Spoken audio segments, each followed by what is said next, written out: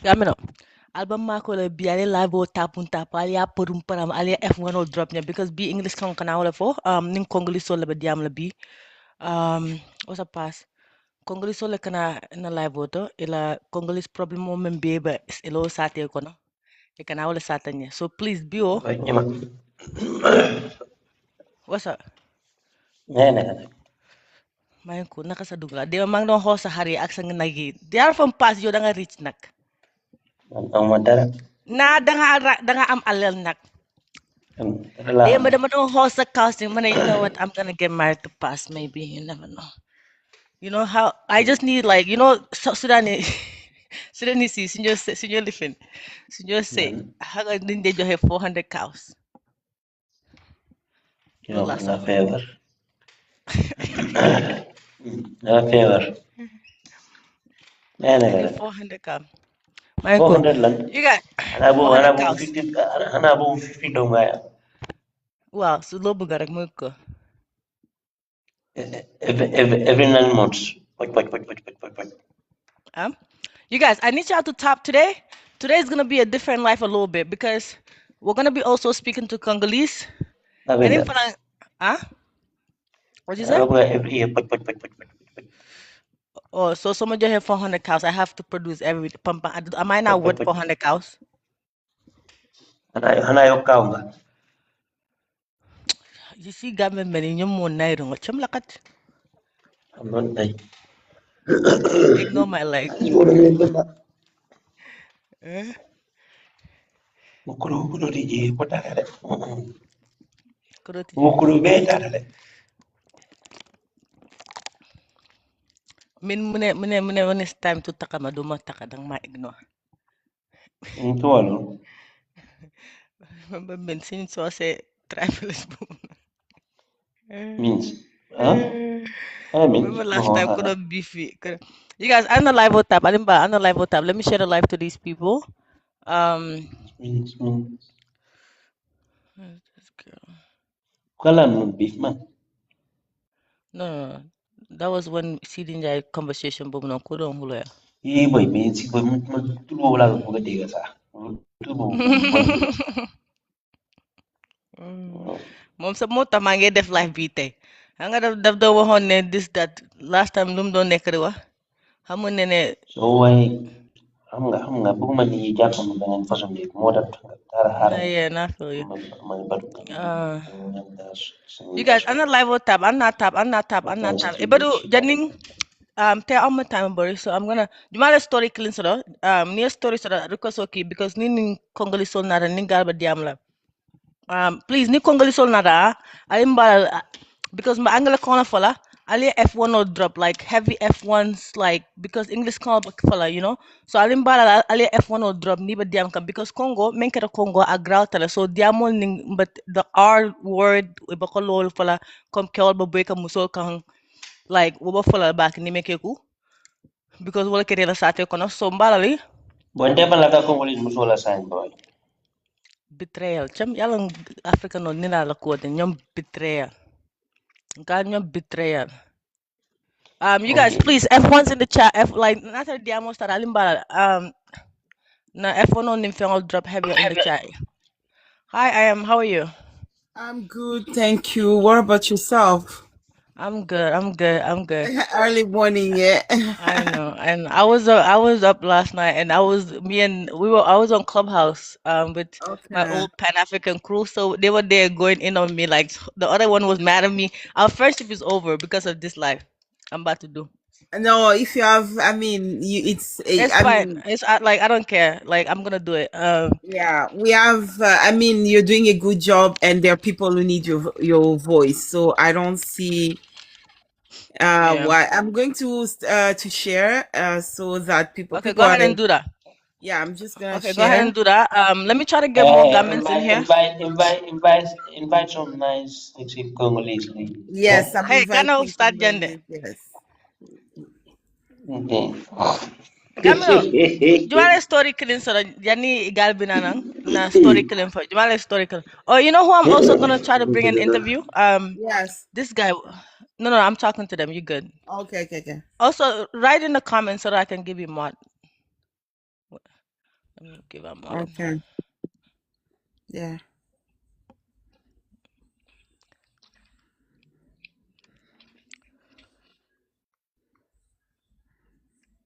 So I might have like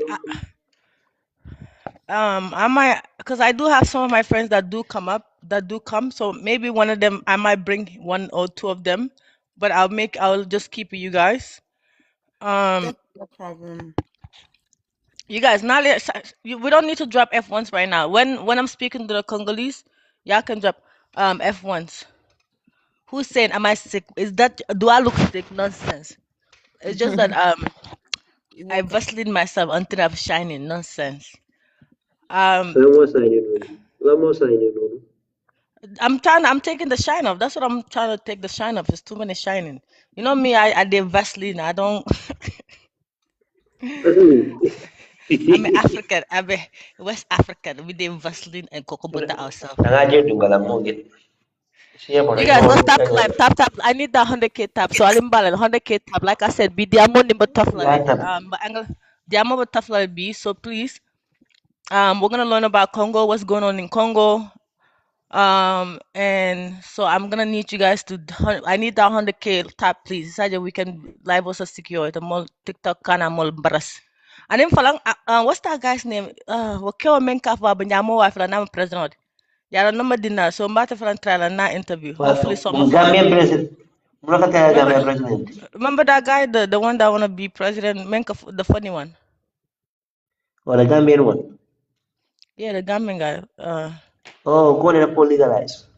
Wow, kuha nila ko legalized active num funny. Why nako fuck na you know some what's his name again? I forgot his name.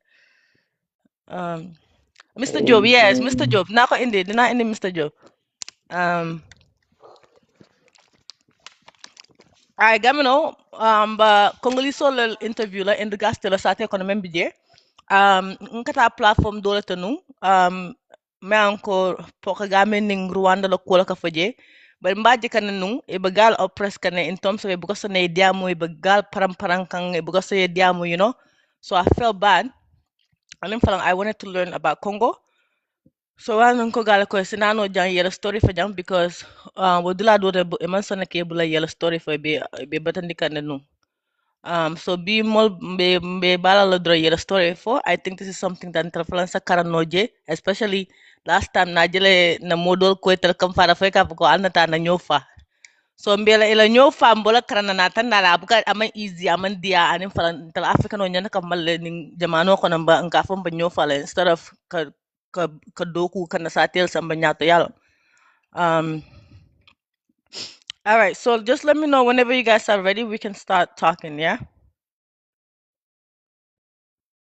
Son of the Yeah. soil, how are you? Son of the soul, are you there?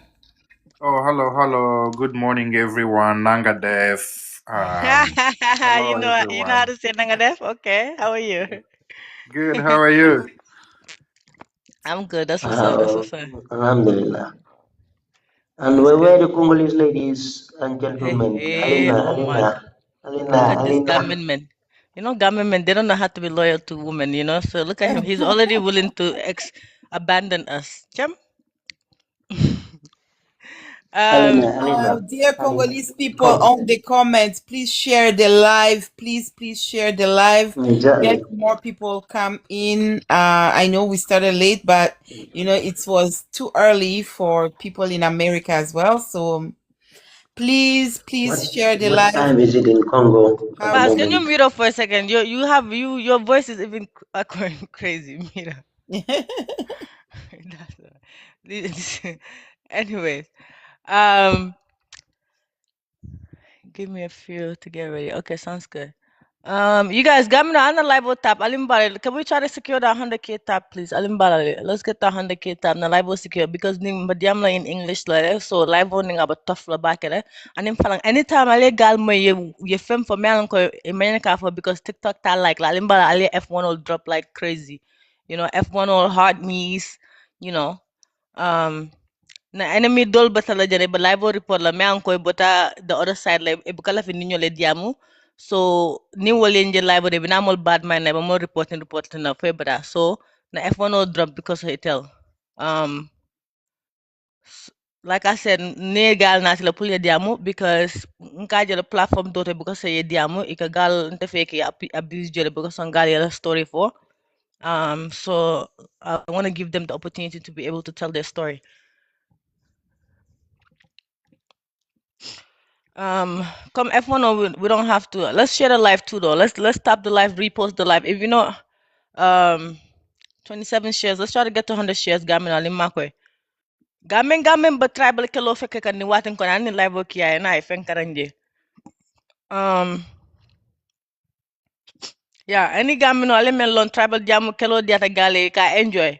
Ani live okay gale yame. And if you want to learn how to repost the live, just click on like this. And then any yellow one or yellow. Yeah, repost please. Thanks for the heart me.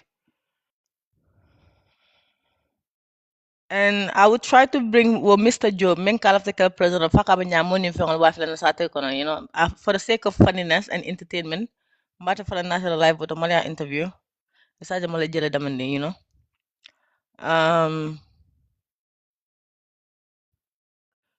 Good afternoon, Lamin. How are you? How's everyone?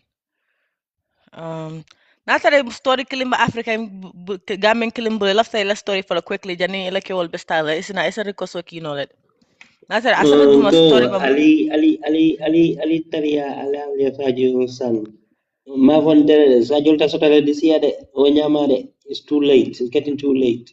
Please. Yeah, I'm not saying about me, but personally, the world that's going on at the moment. Hi, man, what diga sama ala ka Luma dembe. Jina dembe ngin alta ala sajol san because sajol te siala. Ani Senegal pang sajol man siaji. I understand. So please, Alita Aliasan. I'm 100% sure I cannot give all of you a shape. I know that. You understand?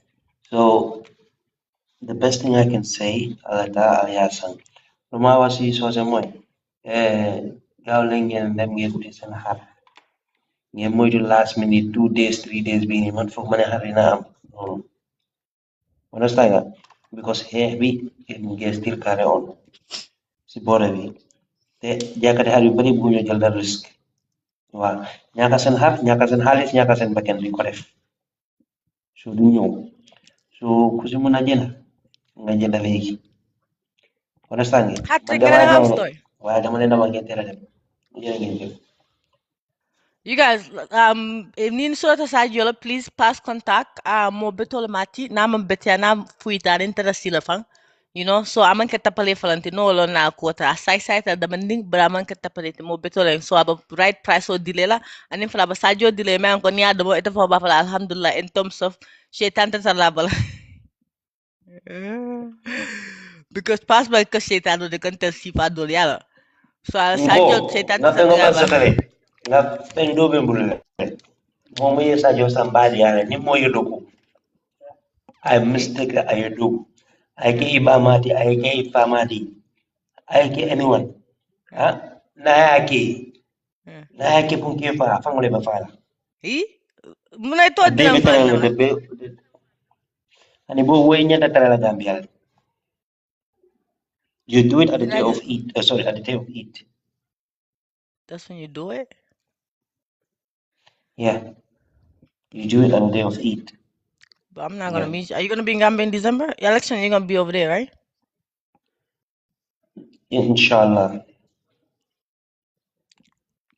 But Simba, yes, she's a mod. Mind your business. Nonsense. Are you jealous? Kafante, she's a mod, so that if you misbehave, she beat you in the chat. Nonsense. Who is that? I have Congolese haters now. That's some Congolese haters. I hear you. I have some. Yeah, you guys, if you're not interested, just follow me. No problem. I can show you out and show your family. Ngo jumale story soro ni story soro maybe in story nding start soro no jani mobina. Jumale story soro.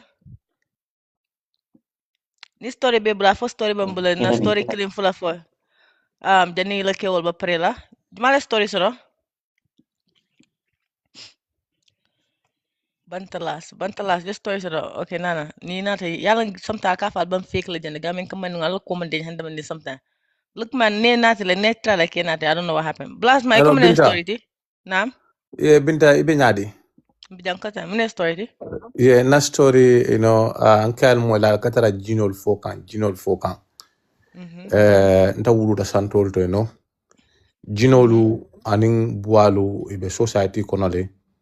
They come in different forms. Then kambandi ma ndara nisi kantol la. Son of the So Soil and I'm gonna let them tell their stories a little bit while you guys are prepping so that you can help bring the live up, okay?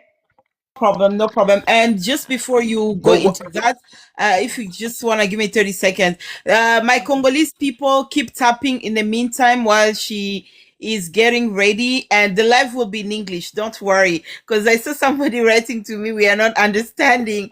No, don't worry. The live is going to be in English. Banta, We one will second. be speaking in English. So in the meantime, if you can share the live and tap, that would be great. While she's Yeah, you Binta, guys, we're gonna I don't want hold to on. distract Hey, you. Mbatu, ite no, Batu, it's ite okay. Go Mbatu. ahead. Hold We're on. still sharing. Banta last Mbatu, iba diamla. You guys, I'm waiting on them to get ready. Then we will start the program. While that is happening, I'm gonna be speaking to my Gambians because this is what we do here. We tell stories in our language. So while they're prepping and they're getting ready, once you guys are ready, just let me know we're ready, okay? Okay. Yeah, but I don't want to distract you. Go Your story people. phone. Telephone left the phone. Phone telephone for nana. All right, okay, that's fine. That's all right. I will go ahead with it. So this the entire nisi kanto la sama bala be kikan sama ba. You understand? Kabin sama ba keta durong sama dunta dibo dunta ning suotema. Dula doctor dibo dunta ning suotema. Barje mang amang suda la fana damang ka wula ba fana konate. So on kombe ni sol din la nan konko duma, ni sol ke bor kata wulo kono mafang. Yajala. Nin kombe ni saba I wonna o nan wala be mbulno at the time. Nin kombe ni sol fenkala ni sol ke bor kata wulo kono. So na manage ni sol nata. Fo slending do to drong nata nying bida baje. Ay mini na warte camera ko trakito. Munen bida ti. Bida sale musa. Oh. Banyin sa nyum waratale fo camera ko like nin trakito asingo. Nin trakito singo yola landi. Baro time man fotin fonsi. Nkije yem fara. Mbor rantara te ma fongola drong na kolon koto fana jodo. O kolon fana do man dimmina bulal kolon ko na kolon fana kono jibe ten drong na tata sifa jeladen kolon fana ko. Yajal. Wat wolem na ni sol bula. Na ni sol bula drong nim borba kiti mbeji kan nan konko duma drong nam fama jolore. Anen kido.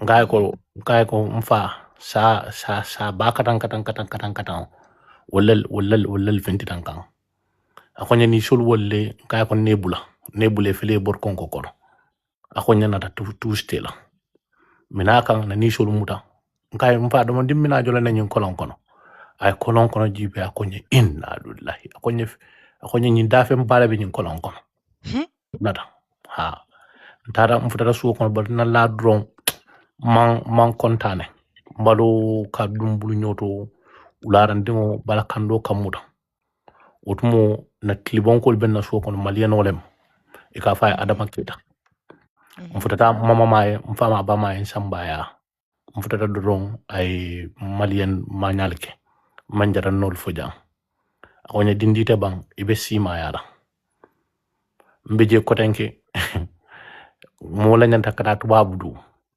bar ko min mul kana tubabudu e kasara bara nyanda kata anata farfenya moto ta kata bara for bara to farfenya ajita silokan kabira ajita silokan ajita daru Akabato mata ita duanyi no la daru. But after the daru diamond to drone, daru muro nyinka ko kanata de.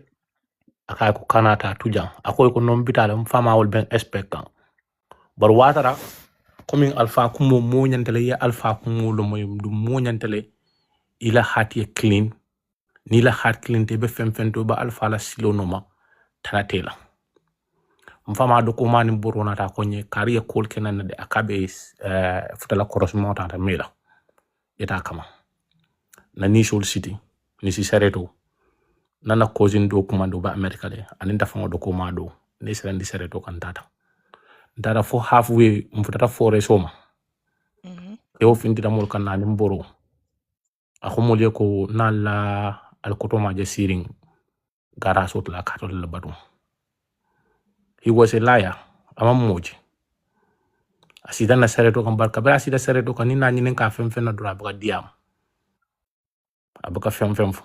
Ndara na mfutata mbe futala usata auto drone dobo sama keta fola ban ibeka dula fonje na ta jindi nkay ko kewole man tara men ni moje dol dunta sata suwol kono dunta samfilia dunta pabi do fana e ka fay ba alpha nde o pabi lo nam fama kanki ya lanu o konye no mu man na jang na nisol toni ndi ten kombe sela nan drone binta dimba kenyambu kamul bunna dimba kenyambu dimba kenyambu ko fa bona santo la bam fa bona minto la bam ba sama be ko ba kekan yalla ne sama ba kekan dimba ma nyana kamala technically ne sama mal ka charcoal charcoal that you use for barbecues. The charcoal was on fire and then the charcoal was throwing at me. Dindol be fay sareto kan ngol kumul mur binta ni sol be borra nyamo kono sareto tatal fo blado sareto ko lupale. Believe me, billahi wallahi tallahi, I was only maybe 15 years old. Nga sareto mutatana na sareto wafunante ni sol ko be na nyamo ko ni sol be sareto bala. Binta nying fen kamul bandi na mul bandi akamul bunan dimbala dimba ka bunam from northwest everywhere. Na di no serendi sareto kandamento drone ne muri fankola atondi baso puruto nyaka na jemembe kekan labaw nimbe ni na sareto ni so lipa na ni so lipa ko be fanka rek e ka jende fon simfulol be tarabasin koto nga na busande fo sareto kan kuruntu isaje ni so la barankaro ni nkala wala kam na jarjara nka busandi na bar nka I don't know how nka manage no nka sel sareto kan kotenke dimba nyemul bande ay mul bande xamul bun dimba damal woto fananto because nte man na alfa la ko musoso yem bula men nan tata wala mbefta kan sata we bantala salekenya sata we bantala mbefta kan je dron wallahi nam famaje duso babu kido babu la nen koto mal akonye muneketa you understand nka mfa nkomba fenkel rek ay ndamuto yaja ha so wala sabu jinolu nde o sifa jaman leketanna so ita pe ninki nankole jetelo non taman ninki nankaje nte nyaay menje e jinole mu bar jina setanon so for so many years. One day after my dad was late asafa sifa fanam fintitan nan kotenke wa ay fain kan na param bara ala kam boosta ko the same sade bar o dol la waratate daja ko awuz billahi min wotom balanya ba mala farola beji igen kilna bulantara faran ko awuz billahi min shaitan rajim nka say ko bida burta kan fana wurta sanyin kan binta la fonna tan tambita dan nawla bar mbe tambla dama dum dinni I was about to collapse. So kono je mbeje ke ba dole ben na sata auto je data ya atala na ba kacha kan yajal ata ke ban tanam na ni story fight alata fo nya ko ni da fa men ka finti kan akonya ko akele ke ala jibe fo ke wala muti ba nkai ko mun defensive akonya fo sa na finti kan ka fa ake ba ko mbaya kale nkai ko ha aha bilal fonye finti ngala akonya keji be ro ke wala mudi. You understand? So after kabiru yo fonye cool namna usa ko namna boda. Bari ni jinolu isiatale and then Gino the mamantara caring. That's what we need to understand. We don't live in this world by ourselves. We live with other people. Yala nako hanama dingo membe suwo kono akayela mamuti da fontle ke barandi KGB fota be hanilata nyala bang. You understand? KGB fota be hanilata nyala bang kayel meti salti ka kukurul kela. You understand? Because nta nunko sa nte o sa mutar ko ordinary sasa. But this old man was the one me afonya ko o sa nying fo fenol man findi kamban tenin ta konya ikeji bela fo imu kewold. You understand? But nta never want me to explain this. He never want me because nte o membe je men kambu ndimbala ninkomba explain nam fama what. He always distract me. Mastermind, whenever you guys are ready, just let me know, okay? You don't have to wait. I think we should start. You ready? Okay. So Okay, I will stop here. Banta Soma, mbe follow la. Ntala stay na ko tende Soma yame. I've been sending you invites, but you're not coming up. What's up? I'm already up. Okay, tomorrow. Bye. Banta Soma nanam paskin lafta ntani diam mo yame. Yeah, nyinin ka mo and I will tell you. Okay. Mon men yalan ko yela mata nyato ye cool men kenna I will tell you. Okay, Soma nanan Soma o nasa gal jita bifam, but ne follow back sa ne fonko kiye anytime. Okay, bye. Okay? I thank you, my guy. All right, you guys, Gambian people, how is everybody? And it's a big welcome to the Congolese, the African. Shout to everyone in the building. I'm very happy to have this conversation. This conversation, it's gonna be a learn. We're just learning. We're not here to argue. We don't do that here. We're just here for people to tell their story and for us to learn from each other, pretty much. So it's not a debate. We're not here to debate. That's not what we're doing. We're just here for Congolese to come and tell their stories and what they think is going on in their country for all of us to learn from. Congo is a country that is very, very important in the African continent, and we've been screaming free Congo for a very, very long time. Pas, can you mute up, please, because you have your background noise. Yeah, we've been screaming free Congo for a very long time. So this is a good opportunity for us to learn about what's going on in Congo from Congolese. Again, we're not here to bash anybody or any tribe. We're just here to learn and see what can be the solution when it comes to Congo, when it comes to Africa itself. So I just want to welcome you guys, and I think we should start with maybe a small description of yesterday. I was watching a lot of videos on the history of Congo itself, from when when Germany had Congo, then Belgium to Patrice Lumumba and Mobutu. I actually learned some stuff yesterday. I was like up for like 4 hours watching a lot of documentaries on Congo. So Mastermind or son of whoever want to speak, whoever want to give us like a background information about Congo, that would be great if you guys want to help us out with that. And you guys, can we keep tapping the life like crazy, please? Gamino F1 all your drop because we're gonna be speaking English, but report lale. So please, the only way we can counter that is if we're dropping F1s and we're tapping the live. I need that 100K tap, please, so that we can secure the live. So please, let's try to get that 100K tap. All right, go ahead, my guy. So can I take first? Yeah, go ahead. Yeah, sure. Well, so I'll start a little bit before colonization because our story clearly does not start with colonization.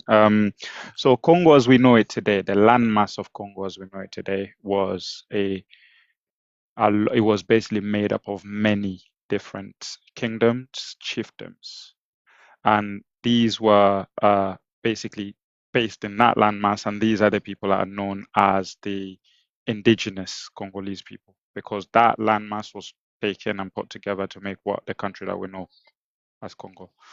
Now that landmass was mapped by the explorers that went out. I think it was 2 different explorers that went out and traveled the length of what we know today as Congo and mapped who they saw there, who they met there, and basically all this is documented with a list of the people that was met there in terms of tribes or chiefdom or kingdom, and what language they spoke, and which landmass within Congo they inhabited. And that landmass today, in the Congolese country context, we refer to that as a territory, right? So, and then the Belgians came, or the King Leopold.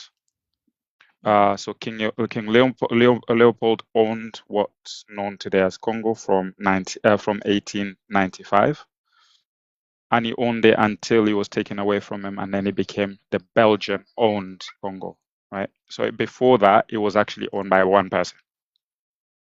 And that's when Congo, I guess the history started changing a little bit about Congo, because at that time when the Belgians owned it, not long after that, it was the Belgians also owned two other countries, neighboring countries to Congo, which is Rwanda and Burundi.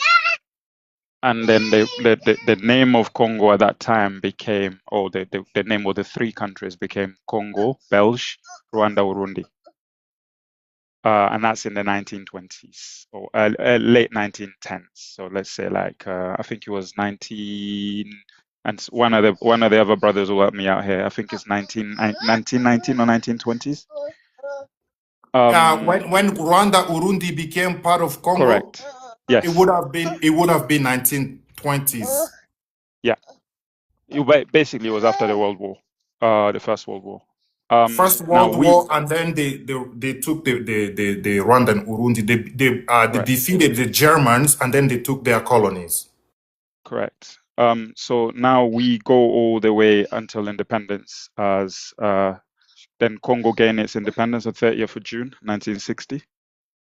And at that time, the country that obviously you know as Congo and Burundi at that time, Congo, Rwanda, and Burundi basically was two different entities. At the same time as Congo was getting independence, the other countries also getting independence. And at that time, we then saw the first migration, or the first major migration, or refugees, sorry, should I call it, that fled from Rwanda into Congo. And that's because obviously Rwanda at that time was under monarchy, and in their country they wanted to become a democracy, and they got rid of the monarchy. So we saw a lot of the influx of a lot of Rwandans that came into Congo at that time. Now, fast forward in the late 1980s, 1990s, we saw a lot of the Rwandan people of Rwandan descent that crossed over into Uganda to go and help Kagame in his bid to go and free and liberate what is Rwanda today. Now, that is what most people would say is the beginning of the war or aggression or invasion, depending on what you want to describe it as, that has been running for 30 years in Congo, over 30 years now. Okay. And that's a bit of a genesis of what's happened in Congo in the past, I guess, 100 and something years or so. Okay, so I heard when Patrice Lumumba was on alive, I heard that there was another situation that did happen in Congo, whereby a lot of Congolese suffered from that situation. Is that a thing that happened, or this past 30 years is the worst you guys have ever seen in your country?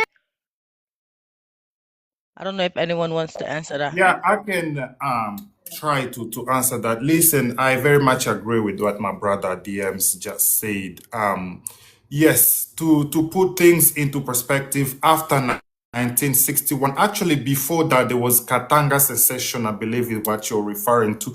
There were a lot of groups who were trying to balkanize the country. The rebellion of Kwilu, which made Laurent Désiré Kabila, who went to the east then to start a Simba rebellion. And there was also Katanga secession taking place around that same era. So there was a lot going on right after the independence. So I think that's what you're referring to. To go back to what my brother just said, just to put things into perspective, look, We all have heard about the Berlin Conference, also sometimes known as the Congo Conference, where the Bismarck the Chancellor of Germany, Bismarck, together with Leopold II, summoned 16 European heads of states in Berlin to do a conference where they would divide Africa into the spheres of power.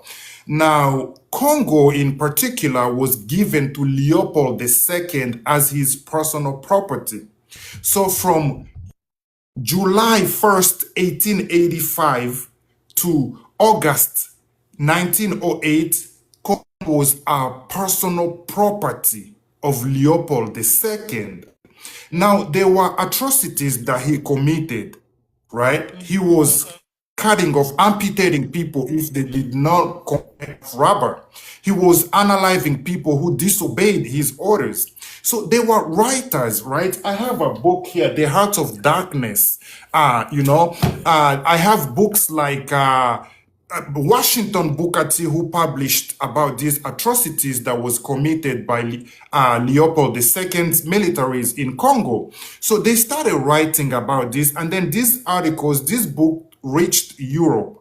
Now the Belgian government decided to take the colonies from Leopold II, right? So that was in 1908. So from 1885 to 1908, Congo underwent personal rule of Leopold II.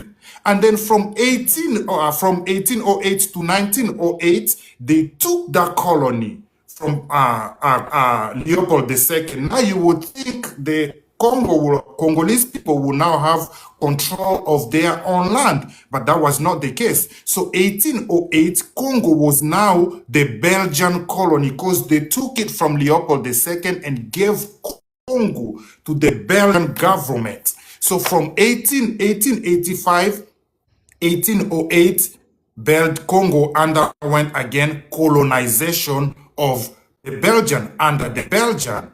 Now in 1960, Patrice Lumumba, together with his comrades, finally got secure independence. Congo got independence in 1960, June 30th, 1960.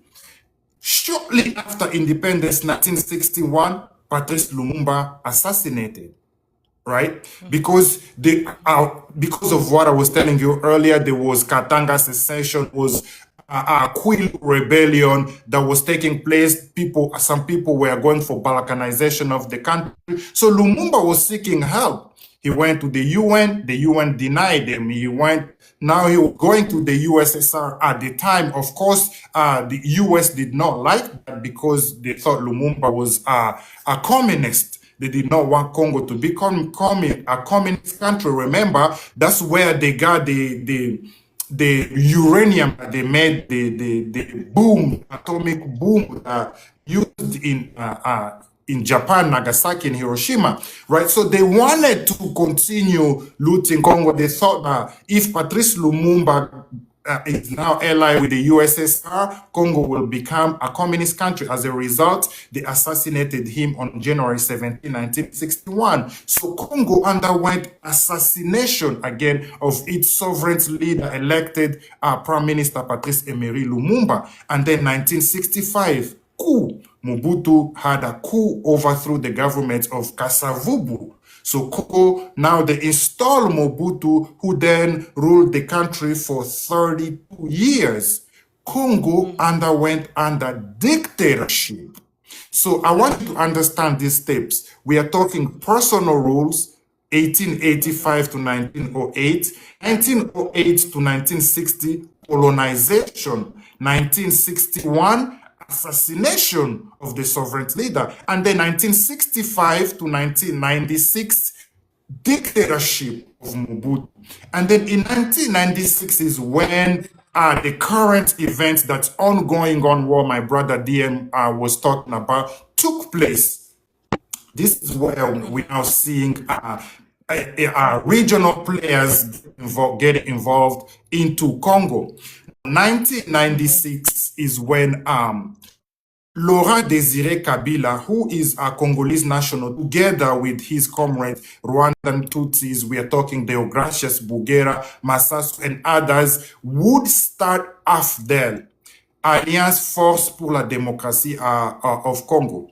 So now, 1996, in this book, Holocaust in Congo, Charles Onana spoke about the AFDEL, how the Rwanda and Uganda planned to invade Congo, right? There is also a documentary known as Afrique à Morceaux. In that documentary, you get to see Paul Kagame, Museveni, James Kabarebe, Deogracias Bugera, all of those elements speaking in their own words how they started the FDL and how they planned to invade Congo. Right? So 1996, we saw Kabila, who was the spokesperson of the AFDEL, together with the militias supported, backed by Rwanda and Uganda, invaded Congo, overthrew the government of Mobutu.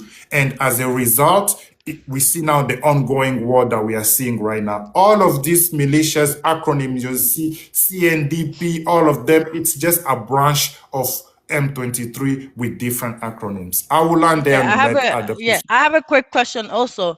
When the whole drama that was happening between the Hutus and the Tutsis in Rwanda, Mobutu, during that time, did he already choose sides in terms of supporting the Hutus against the Tutsis, or did he wait until after they came to Congo as refugees, then started supporting them? Yeah, on that, saying that Mobutu chose side, we wouldn't sound like that. Mobutu supported the legitimate government that was in Rwanda. Because here it's not really like a Hutu Tutsi affair or situation.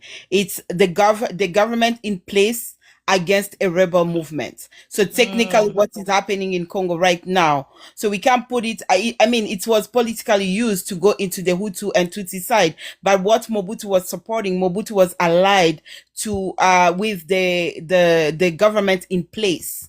We can call the government whichever way we want, and everybody else has their description of the government, but we can all agree that the Habyarimana government at that time was the legit government in Rwanda.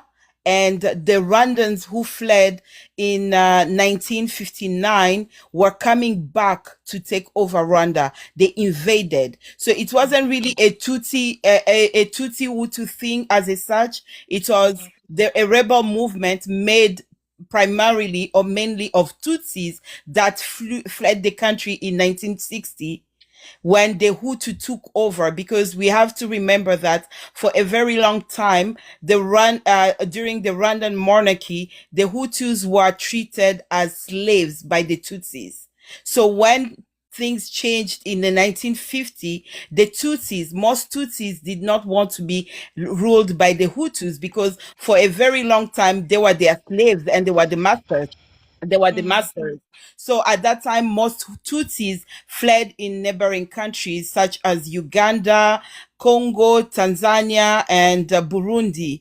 And they tried to overthrow the president at that time, which I think was Kaibanda. It didn't work, but they kept on trying it. They kept on trying. That's basically what it was. Because in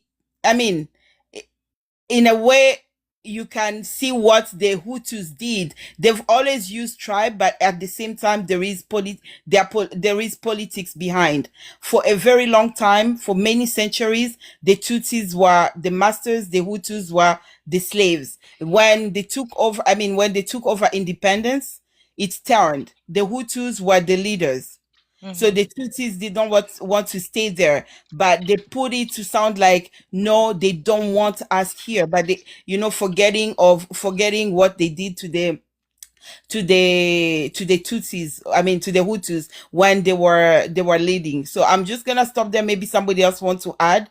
But it's clear we need to be clear on this. Mobutu did not support a Hutu over a Tutsi. Mobutu supported and allied himself to a legit government. That's clear. That's basically what it is. And the people, the Tutsis that fled, came back to invade the country. So Okay. yeah. All right. Fair enough. Can I? Go ahead. I think the blessed one. You want to say something? Yeah, I wanted to say something. First of all, I'd like to greet everybody on the panel, and thanks for actually like hosting us. On the question that you asked us about if Mobutu was, supporting one group over the other, we have to remember one thing that's very important, which is before we bring Mobutu into this, before we can bring even, the Congo as a country into this, we have to take something in consideration where internally in Rwanda, they had their own friction. Before we can even bring Mobutu and any Congolese leader into this, internally in Rwanda, they had their own friction. And where did that friction come from?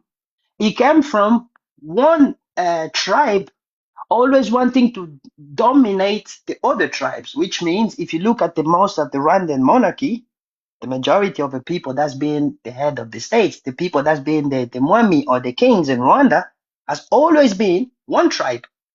And if you look at that one tribe, they're the one that's been always on top of everybody. And in reverse psychology of that, what does that create?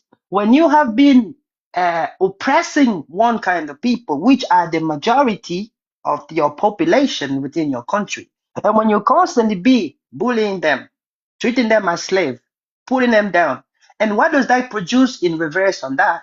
Then people are always going to put what? Whenever they are going to be in a position, they are going to do to you exactly what you did to them. And this is not even nothing to do with Congo.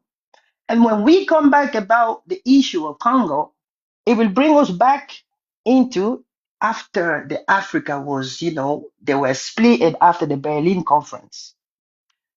Congo got taken away from Belgium in 1908. I mean, it got taken away from Leopold and it was given to Belgium. Now, if you go back few years ahead, because Rwanda and Urundi used to be a German colony. Now, after the end of the First World War, over what Germany did in the First World War, that's why it results into Rwanda and Urundi getting stripped away from Germany and given to Belgium, which means Belgium that had a largest land mass within that region, they gave them a new colony because of what Germany did. Now, during that time, we need to take something very important in consideration. We were bang on in the middle of the Industrial Revolution. Now, the colony that Belgium was holding had so many strategic minerals, especially on the southern part of, the region, which is the Katanga, the region very, rich in minerals. Because in the other side of the border where Germany was holding, Germany had so many people that was only focusing on one thing, which was agriculture and all that. Now, Belgium taking that is they took an extra labor force in order for them to keep the new colony running. They needed to do what? They needed to start transplanting people for opportunities of jobs. I'm talking about the 1920s. And that's probably the first wave of people leaving from Rwanda and coming in Congo to work. That one I have to mention it so that way we are clear. Now, them people that came into Congo, they never went back.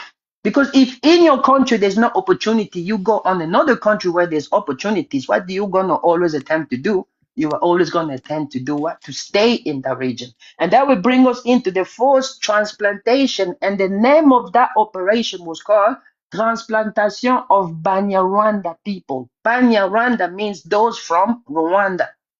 You know what I mean? And within that group of people, we have both tribes. You have the Hutus and we have the Tutsis in the 1920s. And then a few years later, because the demand in the international community was increasing, people wanted more copper, people wanted a lot of minerals, Belgium had to increase the production. And then in the 30s, there was more people that got transplanted again, brought into Congo. Now, because of all them transplantation, you will start to get to understand where did them people today, they call themselves Congolese, landed themselves in the Congolese territory. you know, because before Congo was able, they were able to trace all the borders. What Stanley did, he did a job of what identifying every single tribe that was within the Congolese territory, and his name is documented, and that is very important to underline. Why did they have to do that? In order for you to conquer an area, you need to know who you were conquering, and that's why that job was done. And then a few years later, before Leopold can take control of that land, they have to bully all No. them Give me chief. a second. Yeah, The Gambian moderators, please don't bring anybody on stage. For the Gambian moderators, please. The Congolese are gonna bring. They're gonna do the moderating, please. Thank you. yeah. Go ahead. Now, in order for Leopold to take over that mass land, because before it would become a mass land that we know, the space that we know today as Congo was like a land of free trades. We have to underline all them points, and it will help us to really like direct our debate clear. Majority of our forefathers, which is the chief that was leading different chiefdom and kingdom within that region, they got lied on to give on the land so they can create one major country that we know today as the Democratic Republic of Congo. But before it was called that, under Leopold, that space was called the Congo Free State, which we knew back in the day in French, we call it État indépendant du Congo. That was under Leopold. When they took that away from Leopold, in 1908, it changed from État indépendant du Congo to becoming a Belgium Congo. And that is very, very important. Why? As my brother earlier mentioned, an Irishman, when he came into Congo, when Leopold was under investigation, but why was he under investigation? Because there was a man called Georges Morel, which he was a man working for a company that was based in Liverpool. They had a lot of shipyard.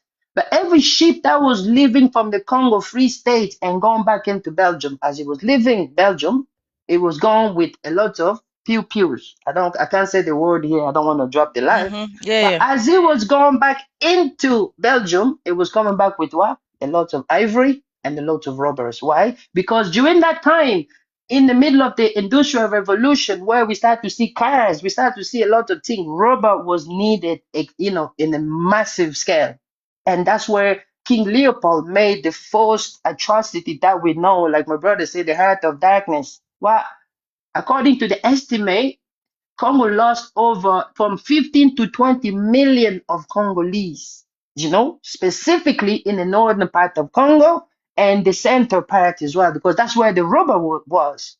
Now, as we move forward, when Belgium took over what already Leopold, mismanaged for the interest of not just Leopold, but for the interest of Belgium, they did exactly the same thing, but by transplanting people that was coming from a neighboring country that did not have the same amount of wealth as the new land that they took had. So they have to spread all the labor force from Rwanda, bringing them into Congo. And that's when you will see loads of people were transplanted. They was not there. They transplanted them, which means they took them from one side and brought them into Congo today. And you will understand now why it will bring us into just before we get our independence. Our forefathers, Lumumba, you mentioned, and Kasavubu, Paulo Maurice, there's lots of them. Now, when all we got our independence, Congo wanted to start to divert this country to a new, a young democracy. And you will see Lumumba unalive in 1961, just a year after our independence. But in the other side of the border, Congo got its independence, but Rwanda did not get its independence yet because they got their independence in 1962. But some events that will take place in Rwanda in 1959, where it will change everything within the monarchy, and within the Rwanda as a whole, which means a revolution of the Hutus, with at the head of it, it was probably the person that became the first president of Rwanda by the name of Gregoire Kayibanda. Now, why did the Hutu did the revolution? It's simply because the monarchy that was there was literally like one-sided. It was more to take care of what was theirs, you know. And the other side, the other tribe that was in Rwanda was being oppressed, and they had enough because they had the majority of the population, which they compose about 80% of the population. They created the revolution that pushed into the monarchy that was in place to collapse. Now, because during that time, the eastern part of Congo that we know today, the region of Kivu, after the independence, like all the country, I will not just put Congo, but I will say like all the country in Africa, when they got the independence, the power did not just settle. What happened in them countries? There's always tension that was created on purpose. Why? Because they did not, the people that gave them the independence did not want to give the African the independence. It's not just Congo. We're seeing that in other, neighboring country, Tanzania, Rwanda, all them countries.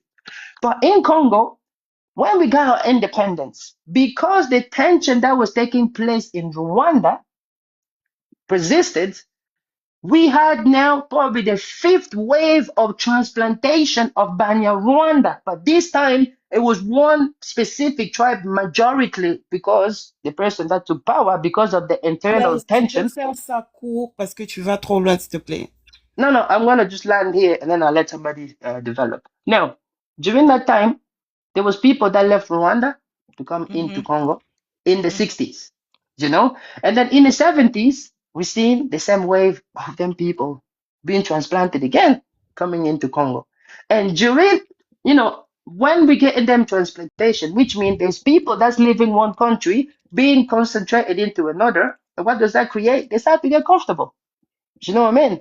And I'll pause here so that way I won't be just the only person speaking. I'll let my other fellow Congolese speak as well, but I will get into more details when my time to talk comes. Okay. Thank the you. question I have is when the Hutus came in first, right? So when the Hutus came in regards to after the unaliving, the mass unaliving that happened in Rwanda, when Paul Kagame took over, right? When they came into Congo, did they find Tutsis in Congo already? And were they unaliving them there in Congo, or how was that situation? Now, the problem Because when it comes, I think the conversation is gonna more directly towards because for me I think we're gonna have to it's gonna maybe dive in towards the M23 really, whether they are committing, whether they're good for Congo or whether they're committing crimes. And allegedly there's over 200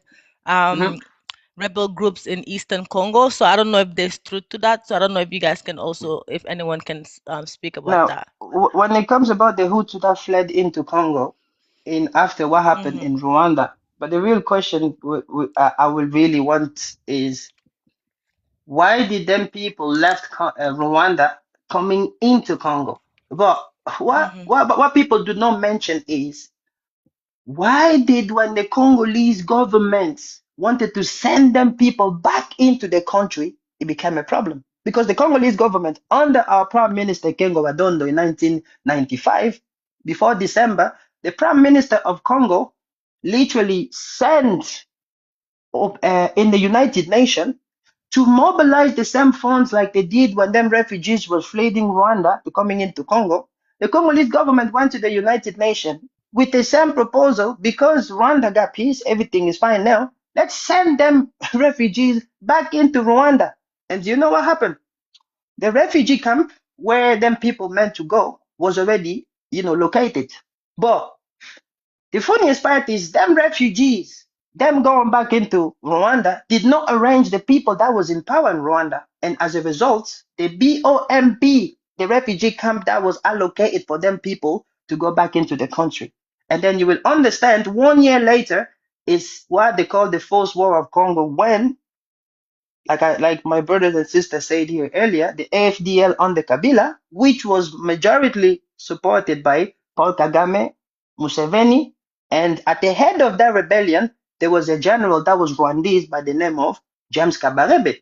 But did they come into Congo to follow them people? That's the good question to ask. But what did them AFDL that was majority composed of the Rwandan army when they came into Congo? The blessed one moment, please. She had a specific question. Maybe you missed the question. The question was, when the Hutus came in, did they find the Tutsis there? Because you're going a little bit too fast, bro. That's why the DMs. I think you got this question. Just let him answer, and let's try to make the answers short because we are teaching people who don't know. So too much information will make it very confusing for them. If we can just do that, and try to have the answers shorter and more comprehensive. Thank you. Understood. Well, the question, the answer to your question is yes. When the 1994 happened and the Tutsis fled Rwanda into Congo, there were already Tutsis there. And if you remember in the introduction that I gave you, is that we already had Tutsis that fled. So the first people actually we had fleeing Rwanda into Congo were actually the Tutsis in 1959. When the follow monarchy or the monarchy happened, and even so before when they that, get there, did they start on a because I understand why Hutus saw the Tutsis as a threat, because I told Rwandese the system, the old system they had, it was a bad system in my opinion, and anytime a minority have power over a majority in a country in a very long time, it's always going to be an issue. So once the majority finally have their power, they're gonna look at that minority as a threat. I don't support the unaliving of them in masses, but I can see them seeing them see the Hutus seeing the Tutsis as a threat. We don't want you guys to rule us again. We've been under you guys' dictator for a long time. I can understand that. So my question again was, when they came, right, were there still so much hate among them that when they came into Congo they were unaliving them there, or was their focus more on going back to Rwanda to capture the government again? Well, the Hutus were mainly placed in refugee camps when they came in 1994. The argument, to answer your question, the argument that was made by Kagame to invade Congo was that those Hutus were in the refugee camps were attacking his country. That was the argument he put forward. Okay, and that's when he ordered his military to invade Congo. Okay, and then they came in with, I forgot the guy's name, who ended up becoming a horrible leader himself, right? And his son later on took over. Not right? quite. I don't know if I know, because I've kind of covered a lot. Maybe someone else can cover that. I don't mind. I can cover it, but No, but I what don't want I to can hold on to say it. is they didn't come in. You had to clarify something there. They went over to look for a Congolese face. You know, we had to put that clear. They went over to look for a Congolese face, so that way that can justify what's happening in Congo. It's like they still pushing the pretext today. It's Congolo The conflict. blessed one, the way you're talking, it sounds like the people you're talking to know the story. You need Yes. to understand here, they don't know the story. You understand? Okay. So when they came in 1994, did they find Tutsis here? Yes, they did find They Tutsis did. and Hutus. They did find them. Did they unalive the Hutus?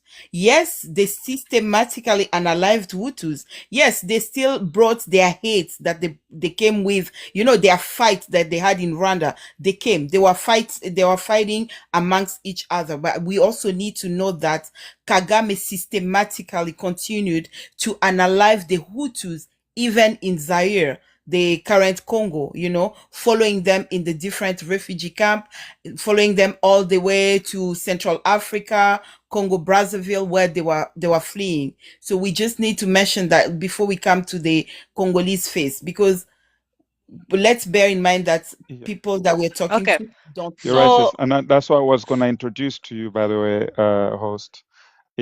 That's when we introduced the mapping report. Okay, so the mapping report is a report that was written by the UN that covers 1993 up until 2003 and what happened in Congo. So if you read the mapping report, it will clearly show you that in 1996, right, Rwanda was giving that pretext of saying the Hutus that are living in the camps are attacking us, so we're going to attack you, right? So what happened is Kagame himself ordered the invasion of Congo. The invasion of Congo started 3 months, so it started in July, right? When what they did is they send the same so-called Congolese Tutsis that they were fighting with to liberate Rwanda to come and invade Congo. So they came and infiltrated Congo, and that took 3 months. And after 3 months, which of basically destabilizing the whole Congo, starting wars and unaliving people, officially the Rwandan army and the rebel group that they created came in what was September that year in 1996. Okay. And I noticed that a lot of Congolese had this anger, a lot of anger towards Paul Kagame, right? So I'm gonna assume you guys feel like, okay, our country was a mess, but when he invaded us, it became worse for us in terms of human right violations, right? Um, we have to, we Congolese people, we don't have, first of all, a hatred toward everyone. We are very hostile people. But the only thing that is frustrated for us Congolese is just the fact where what Paul Kagame is doing, not just in one corner of Congo, but in Congo as a whole. That's why it creates that kind of like a feeling of like sadness, and it turns into anger because we lost a lot of people. It's not like one person, but we're talking into millions. And all we want within all that region is all that to stop because it's been too long. We have other things we need to be focusing for our own country. And that's explained why our frustration is really coming from.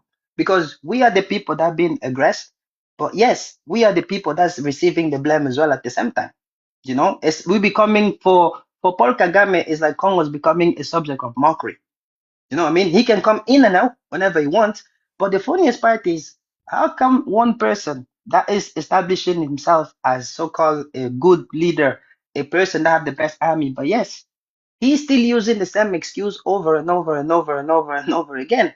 You know, it's just the multiple lies that he's telling that is becoming like a frustration for us Congolese. And that's why you're seeing all of us coming up here to just dismantle all that lie. And I will stop here just to let somebody else speak as well. Thank you. Okay. So Paul Kagame invaded Congo. Binta, can I just say two lines there? You know, to understand what the Congolese people are feeling, these people have been having, it's not the first time. They've been having their back and forth since, you know, the 1900s, you know, and every time they had issues in their country, they came to Congo. We received them as refugees. We did that. And we have people here you can meet who have hosted them. There are people, you know, we hosted them, but they turned against us. You know, now basically the Congolese people are regretting. We've had issues in Congo, but since 1994, for the past 32 years, it has been the part of history that Congo has never gone through. And these people, what they, you know, they have caused all this chaos to Congolese, but they act as they are the victims. Paul Kagame, I'll give it to him, has planned this very well, and he has narrated it on his, I mean, to fit him, and that's what has been told to the world. You know, I don't want to go to their history, but they have used their massacres, I call it. To me, it's not the G side, but to me, they used their 1994 massacres to come and loot, steal, and unalive people in Congo. That's basically what it is. But when they go in the face of the world, they are now using the people that Congo received, the people that Congo hosted. I'm not necessarily talking about the people in 1994, but the people before that, the people who call themselves Congolese. They are using that population, instrumentalizing them, and, you know, causing all this chaos in Congo. It just makes sense. We can't do all this good to you and then you come to unalive us and you expect not to have hate speech. You expect, you know, to be welcomed. You expect to be loved. It won't work because Congo has gone through hell, you know. Congo has gone through hell for the past 30 years. So it's very important to note that. Yes, Congolese Yeah. people feel that way about Kagame. So I wanna get to the M23 situation soon. My question is, because I know that okay, he invaded Congo, which I don't agree with, but I think Mobutu was a horrible leadership. He was horrible in from what I've learned. But okay, so he invaded, they succeeded, and then the person that became president, right, ended up it backfired on Paul Kagame, right? It backfired, and now he have another issue with that person, right? And that's how M23 was formed, right? No, no, no. I have to clarify something. When the person that they came with, Paul Kagame and Laurent Desire Kabila, when they came with him, and the Rwandan that came with him started to loot the country. We have to underline that. They started to loot the country. And him being informed of all that, he asked them people to leave, to go back. That's where the real problem started. He just asked them to go back because that was brought to his attention that them people were looting in Congo, you know? And for him, because that's his country, the people that came with him as his allies, he asked them to leave. And the 2nd of August, 1998, when he asked them to leave, when they left, few days later, it started the Second Congo War, you know, and that need to be clarified. The looting of them people that came with him, and all them, when they started to loot, they didn't started to loot it because they wanted to help Congo. They started to loot so that way that will help Rwanda, and that has to be clarified. And I'll land here. I don't Yeah, want to be I was prosecuted. gonna get into that because allegedly there's a lot of evidence that Paul Kagame, like a lot of these minerals from Eastern Congo, were going through Rwanda, and because he is the president of Rwanda, he have to take accountability for that. So when people saying that he's looting, like for me, it's not gonna be easy for them to defend that. Okay, so right now, who do you guys think do you guys think M23 they're the biggest issue in that country? Because I do see that sometimes Congolese are saying M23 are hurting our people, they're doing this, and other people feel like that's not true. M23 they're not committing crimes, but I've seen videos of women in Congo crying, saying that their children and their women are being violated, and this is because of M23. So I don't know if somebody can help us get into that part. Can I contribute a second, please? I'll go direct to your question. I say that as a Congolese people, if you don't mind, can I speak? Yeah, of course, of course. As a Congolese people, you will struggle. I mean, I'm talking about a Congolese people. It's noisy where you are. Can you? Yeah, it's noisy if you want. Mastermind, you wanna Mm, while he comes Fachi in? yeah, sure. what I would like to Beton, say one first. moment, please. Fachi Yeah. Beton, your account is private. So, I mean, if you want me to bring you up, have your account public, please, guys. Mm. Yeah. No, but So, go ahead. no. One point I wanted to mention here, my dear sister, you have to question yourself. Is this the first time M23, starting what they're doing in Congo? And the answer to that will be no. You know, and if you get to the understanding of what is happening with the M23, is the understanding of what they were before they become M23. But I'll let my brother Raleigh continue. I just wanted to introduce a little Okay. bit. Go ahead, Raleigh. Can you hear me? Yes, we can hear you. All right. I'll say that you struggle to find a Congolese person, be they in the diaspora or internally, who will tell you that M23 is a problem.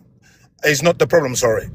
But to reduce it to just M23 would be, I'll say, it would be diabolical on our part, because what I would like you to understand is that M23 is a chameleon. So we are going from, it's the same people who came in 1997 who switch their name whenever they are defeated or whenever they are chastised by the international community. So what I mean by that is AFDL comes in, then we go to RCD Goma, then we go to a whole bunch of rebel groups, but they all have the same leadership. Some of them are arrested, some of them are even in The Hague. Some of them The International Criminal Court wants them, but they are protected by Paul Kagame and living freely in Rwanda. So yes, M23 is a problem, but it's not the main problem. The main problem remains Rwanda. The reason why you asked the question, You're Paul breaking up a Kagame, little bit. and my brother Reese said, "Oh, we don't hate them." Yeah, I think some people don't. Hate is a big word to say, but then again, what word can we use for people who has unalive as many Congolese as they have, invaded your country, looted, stolen your archives, and I've always had a hidden intention to take over our country, steal our identity. Hence why you can look in Belgium, you hear Congolese people marching against the president, and they will call themselves Banyamulenge. But if you look inside, I'm sorry, but they all look the same. Now, we are Congolese people on the panel. I do not look like Reese. Reese does not look like me. No, that's Fachi Beton, but we know ourselves. And it's not tribalism. It's not xenophobia. This is how we know. We identify ourselves. Just like you, Binta, without me knowing where you are from. When you meet your own, there's something that hits within you. I'm not even talking about facial features. No Congolese person marches against his country the way they do. You can march against the government, but not against the country. They've gone all over the world and destroyed our country, our name as a people all over the world, telling people we hate them. We do not hate them. In our government, do you know, there's still right now several Tutsis in government. Several Tutsis in government. They've been there. So we have respect everybody who comes into the country. We have Nigerians who live peacefully. There's loads of Western Africans and Eastern Africans living in our country peacefully. None of them will tell you they've ever faced any violence or any kind of discriminations. Only one particular people. And that is clear. You must understand that. So in short, it's not just M23. It is an agenda which is no more hidden. It's clearly there for all of us to see that a group of people want to take over our minerals. The whole thing, even the invasion in 1997, was pushed by the West, who took these guys, created a rebellion, which at the time, we greeted them assuming they are one of ours. But the person they put ahead, which is Laurent Desire Kabila, if you watch his interviews at the time, he said, when the war started again, restarted in 98, I believe, he said to them, he just said that let's attack the enemies. He looked around him, the same people who marched with him to the streets of Kinshasa disappeared. They all went and joined the rebel groups in Rwanda and began attacking us. So we've always had this issue, and for it to end, is that people who really care about this matter must look at it deeply. You must see how it's gone stage by stage and keeps revolving. Sorry, it'll change. It keeps changing, I want to say, not revolving. It changes all the time. It's like a chameleon. If we defeat M23, do not be surprised to hear about J26 or some kind of rebellion, because the idea has always been to make sure our country is split, to make sure that they take a part of our country. Usually it's where the mineral rich is, which is the East. And that is what I can say for the time being. Thank you. Do you guys, because we get this idea that Rwanda is the way that he was able to develop his country at a high rate. In regards to resources, do you guys believe that his majority of that money comes from Congo?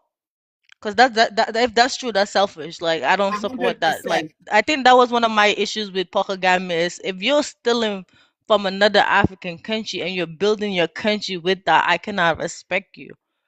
But see, the perfect example of that, right?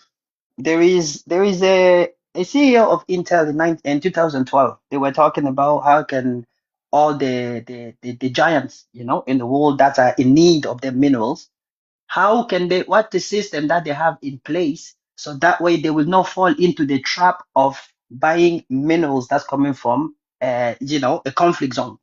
And the craziest part is they were able to do what? They were able to do a geological study of the minerals and the ore from the minerals. They were able to retrace it into one country. But the funniest part is, within the interview, he said when they started to chase the tantalum that they use in the, you know, in the industry, the majority of them, tantalum, they were able to retrace it into one country, and they asked him what country it was, and he said Rwanda. But within that interview, he said we did not understand that how come a country like Rwanda is able to sell more minerals than what they so-called claiming to detain under the soil. And it make it clear to understand that the majority of them minerals that been sold from Rwanda to the international market is being smuggled from the neighboring country, that's Congo. But why did Rwanda calculate it that very clearly? You will get to understand the year that all that war started and the evolution of the dot-com era, which was perfectly calculated under the leadership of Paul Kagame. The position of Rwanda played the fact and where their mineral rich area was. And if you look at the area, I can't say anything, and I'll let you probably conclude the rest yourself. I'll land here. Thank you. Okay. So in regards to Eastern, Binta, can I read somebody else something want to to add? you Yeah, quickly? go Is that ahead. okay? Yeah. Right. I'm gonna send you a link to this. So let's see. It's a big article, but I'm gonna read you the part that answers your question. So it says when Rwanda moved to invade. Wait, hold on. Reference, please. Yeah, I can give I'll give the reference. You guys, let's keep tapping the live, please. If you appreciate what we're doing, if you like the live, make sure we're tapping the live, please. Let's keep tapping the live to secure the live. Thank you. Go ahead.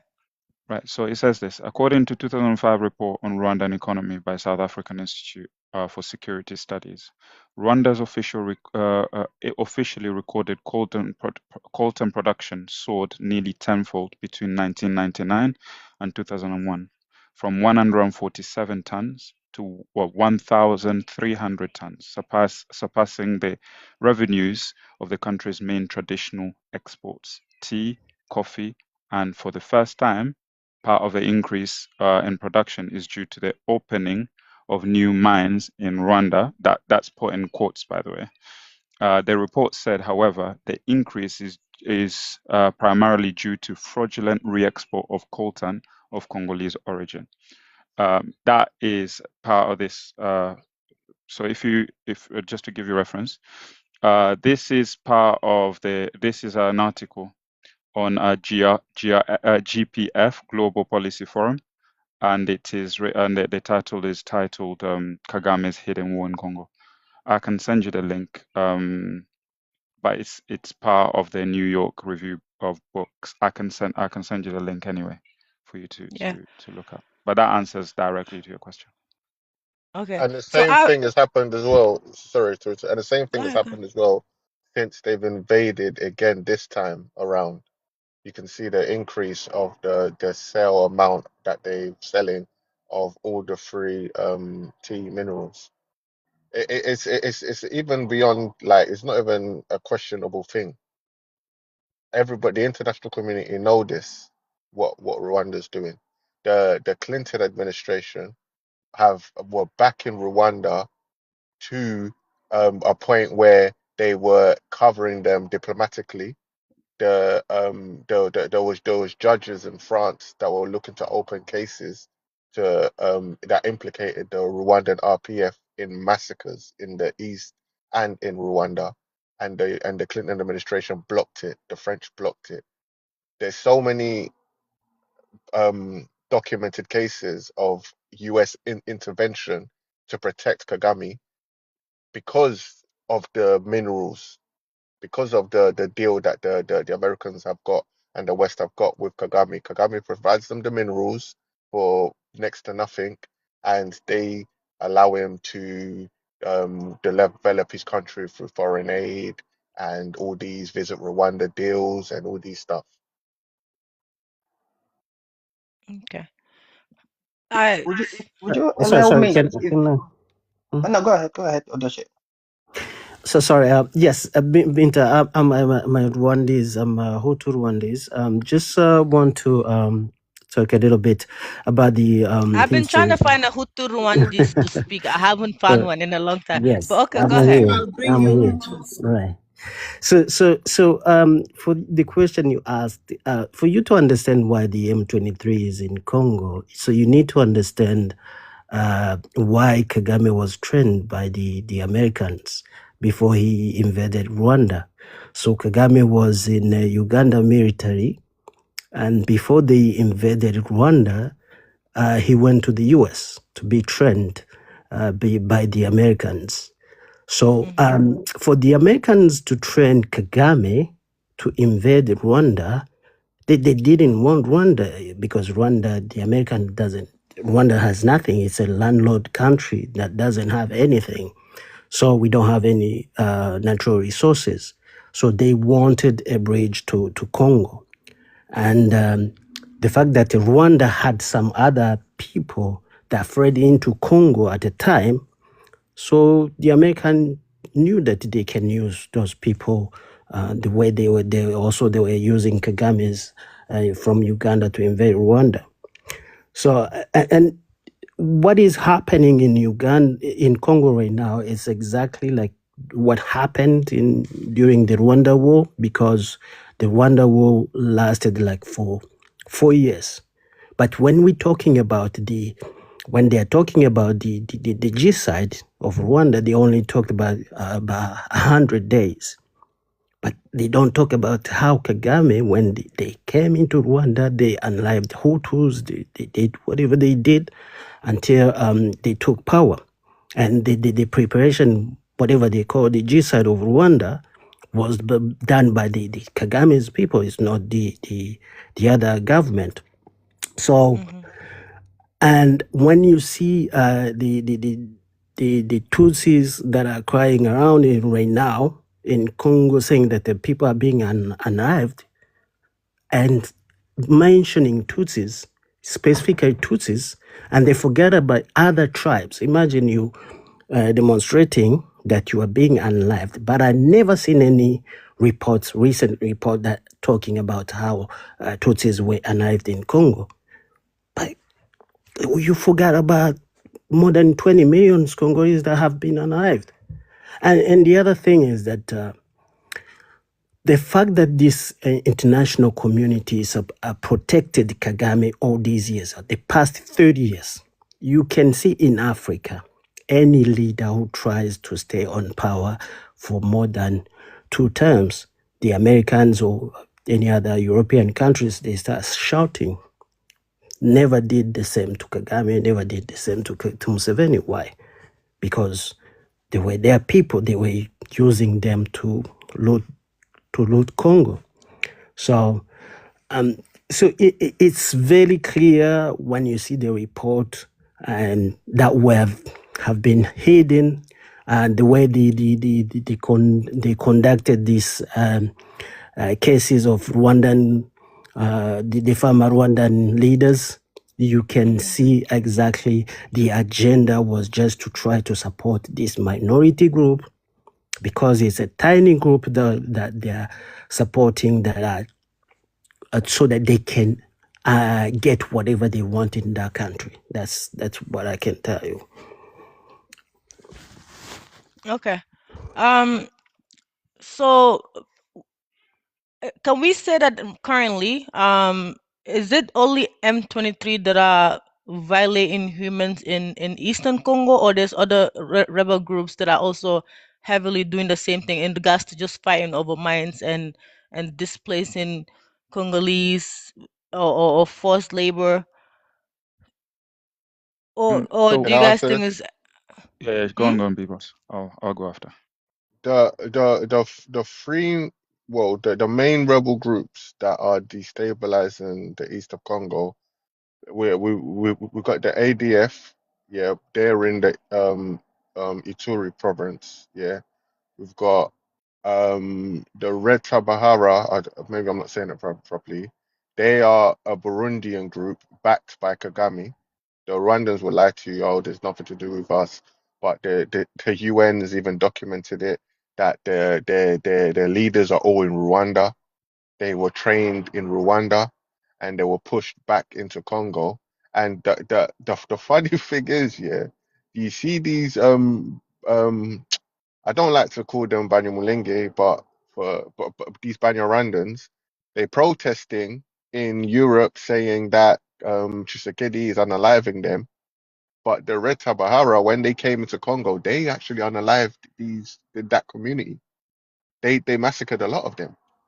So then you got them, you got the Truhaneho, that's the main Banyamulenge group they're operating in Minembwe, and then you got the M23. So these are the main groups. The three of them are Tutsi led militias, and then you got the ADF, which is a Ugandan one, but I guess today we're talking about the Rwandan Congo issue, so we'll leave that out. These are the three main groups. What people like to talk about, oh, there's 100 rebel groups in Congo. No, there isn't. There's self-defense groups, like other tribes have their own self-defense group. Those self-defense groups are fighting against the M23 and these other groups backed by Rwanda.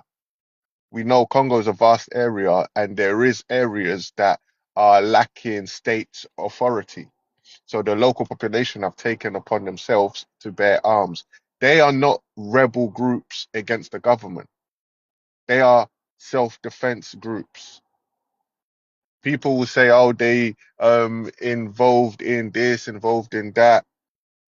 I don't know. But they are self-defense groups fighting against the Tutsi militias backed by Rwanda.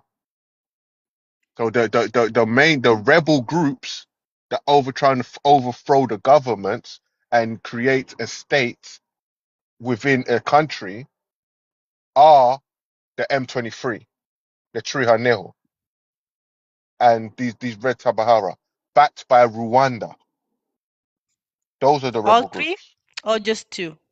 All three of them are backed by Rwanda. Yeah, all three are backed by Rwanda. All three of them backed Rwanda. One Okay. of them wants to go to Burundi because they're a Burundian thing, but the Trihaneho and the M23, they are the Congolese ones trying to, well, they're not Congolese ones trying to create states within the country.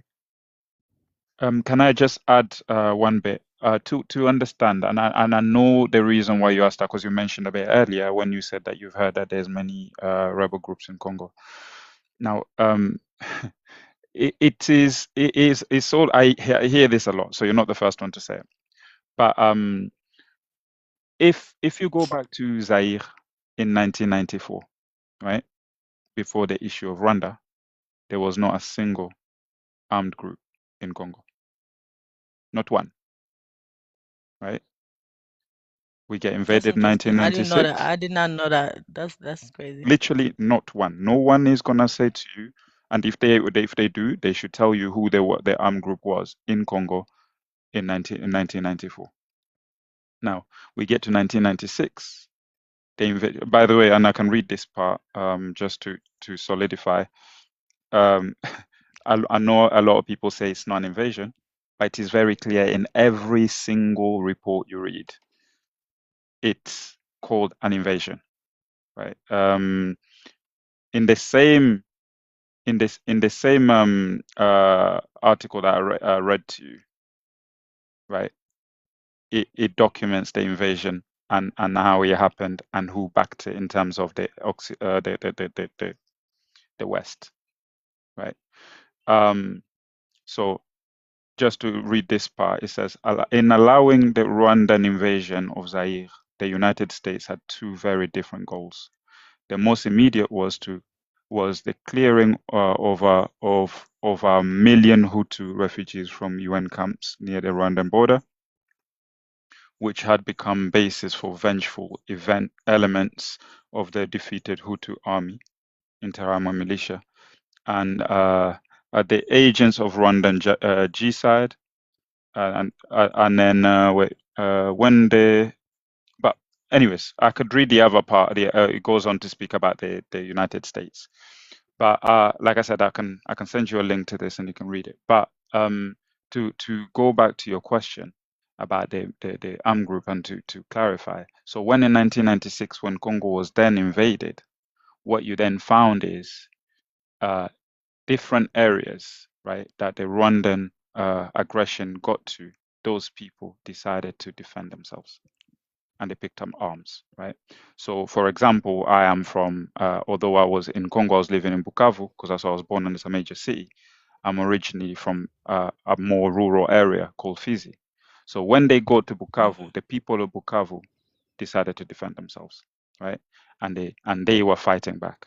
When they go to Uvira, the people of Uvira decided to pick up arms and defend themselves.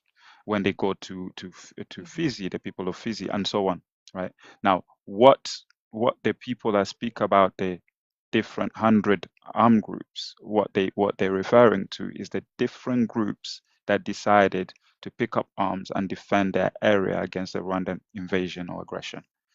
Now, they are not rebel groups. Even by definition, a rebel group is someone that's fighting against the government. But these guys are always fighting against Rwandan aggression, not the government. Apart from, obviously, the M23, ADF, and now the armed groups of the Banyamulenge called Twirwaneho, which has allied itself with the M23. And then you got the one that Bibo spoke about, which is the Red Tabara. Red Tabara is actually a Burundian rebel group that was backed by Rwanda in 2015 to overthrow the Burundian government, and it failed. You need to mention Correct. that. Yeah, that's correct. Yes. But okay. In Gambia, where I come from, thankfully we have never experienced like rebel groups just running in our towns, attacking people, or like capturing, taking people. So how was that for have you I don't know if any of you guys experienced that. Like how was that for you guys as a country to be going through this massive, whether it was the white man or your other African neighbors? How was that for you guys? Now, you have to remember is it's a sudden for us Congolese people, either you from the west or you from the east, even those from the west lived it because when the Rwandan army hijacked the plane, they took over the largest dam that exists in Congo. And we all felt it in the west as well. But what is happening is the impact that impacted the generation that lived under that war, which means number one, the kids that seeing the parents being unalived in front of them, the husband that seeing the wife being raped in front of them, a wife that seeing the husband being raped in front of them, Can and you that say the mass R word in case I don't mind. You guys, let's drop F1s in the chat. If you can let me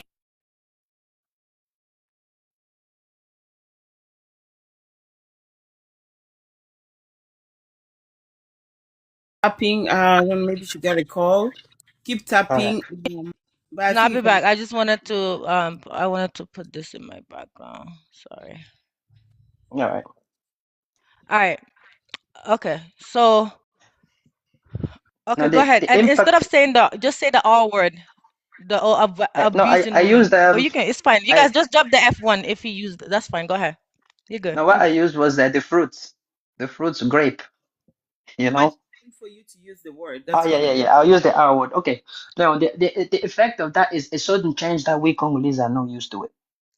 That sudden change impacted over 3 generations of kids that's been born in the middle of what's going on actually.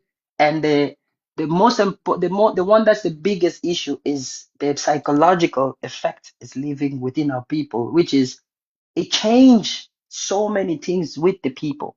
You know what I mean? Of Congo, especially our brothers and sisters that's in the eastern part, because they're the one that's in directly in the front line. And it literally like rewriting indirectly our history as well as people, you know, because it hasn't been going on for a year or two. So that sudden change is the reason why you've seen us coming up in places like this to literally like, I would say, tell the true story about what other people are lying about within the Congolese territory. But I won't be long. I'll keep it short. So that way I leave other people to speak as well. Can I talk about the FDR since we're talking about this rebel group? You see, Binta, Kagame has never denied being in Congo. You can imagine or ask yourself why a government is allowed to protect itself within another country if what they are talking about is true. Because but for me, I know it's not true, because when we're talking about this Hutu movement in the FDRR, that was created in 2012, I think. I can't remember exactly, but the general who created the movement went back to Rwanda, and Kagame put him in his military. Kagame, who claimed that those Hutus are the one unliving Tutsis or unliving Tutsis in Congo and coming back in Rwanda to unlive the Tutsis, he took the leader who created the movement and put him in his military. And it is not just that leader himself, he came back with so many other generals and majors. So the idea that this movement is there trying to come back to fight Rwanda is just a lie. So right now, as we speak, the FDRR is a Rwandan proxy, as they created those other group like a Red Tabara Burundian movement, so that they can remain in Congo. Even though for me, I don't agree, even if there might be another movement that is trying to attack Rwanda. Rwanda has no right to go into Congo to fight. You can defend yourself within your border, protect yourself within your border. You don't have the right to go in another country to protect yourself. And you will hear sometime they're saying that we are there to protect the Tutsis, the Tutsi Congolese. You are in country protecting other people, other countries' citizens. How? It doesn't make any sense. So for me, I don't agree on those narratives. So this is why you will see so many Rwandans who support Kagame coming on panels saying that Congo has so many rebel groups or whatever. But those are most of them the proxies of Kagame and proxies of Museveni as well. So that's what I want to talk about on this. Binta, if I just answer a bit of your question, as someone that basically I was in Bukavu, which is one of the first areas they invaded when they came in. So I'm telling you, the things that the people of those areas, of the first that was in that areas that they invaded have seen, even as a child, seeing basically dead bodies at the age of 6, 7, 8, 9, laid in the streets, seeing families hacked, because they were very brutal, you know. And I'll point you back to the mapping report that I spoke about earlier, the UN mapping report that was released in 2003.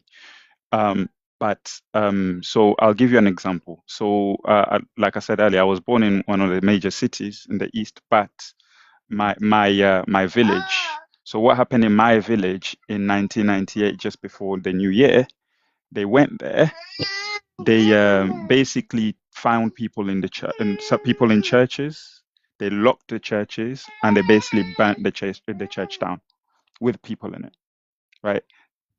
Some people that survived were basically hacked to death with machetes. Some of them were shot. It's horrific. If you even just see the latest Human Rights Watch report that came out, with the pictures that are published in there of what M23, forget even the Rwandan in 1996, but M23 between December and January did to the people in Uvira, you will come to understand the sort of upbringing that the children that witness that will suffer. Because there's pictures of literally what they did to some men, where they bounded their hands behind their back, unalived them and threw them in the toilet. You know, how back home we'd have like the system of toilets where you dig. It's a sewage system. Yeah, exactly. There's literal pictures in the latest Human Rights Watch report. But yeah, and that sort of thing leaves people traumatized. But if you do want to see the report, it is in the Human Rights Watch website that was released a few days ago. I saw the church one yesterday. I was watching a documentary. And I another saw thing the is, church one. And And that's another just thing as one of well, many, by the way. before 1994, yeah, Do you you will guys have those victims on the internet that would be willing to tell their stories? Many. We hosted a live with I'm the mastermind commemorating the Genocide of Congo in August, and we had plenty of people that came and told their stories. we're gonna be doing another one in August. Well, I don't know the exact plans, but you're welcome to come and listen in and thing. In August, Yeah, of our course. commemoration, we're gonna do another one. And I just wanted to say that you will find it difficult. You'll find it even impossible to find any form of massacre happen like that in Congo before 1994.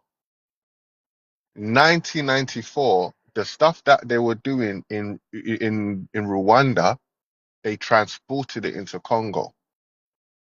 The everything that you heard about the stuff, the 100 days that happened. And remember, we only concentrate on the 100 days.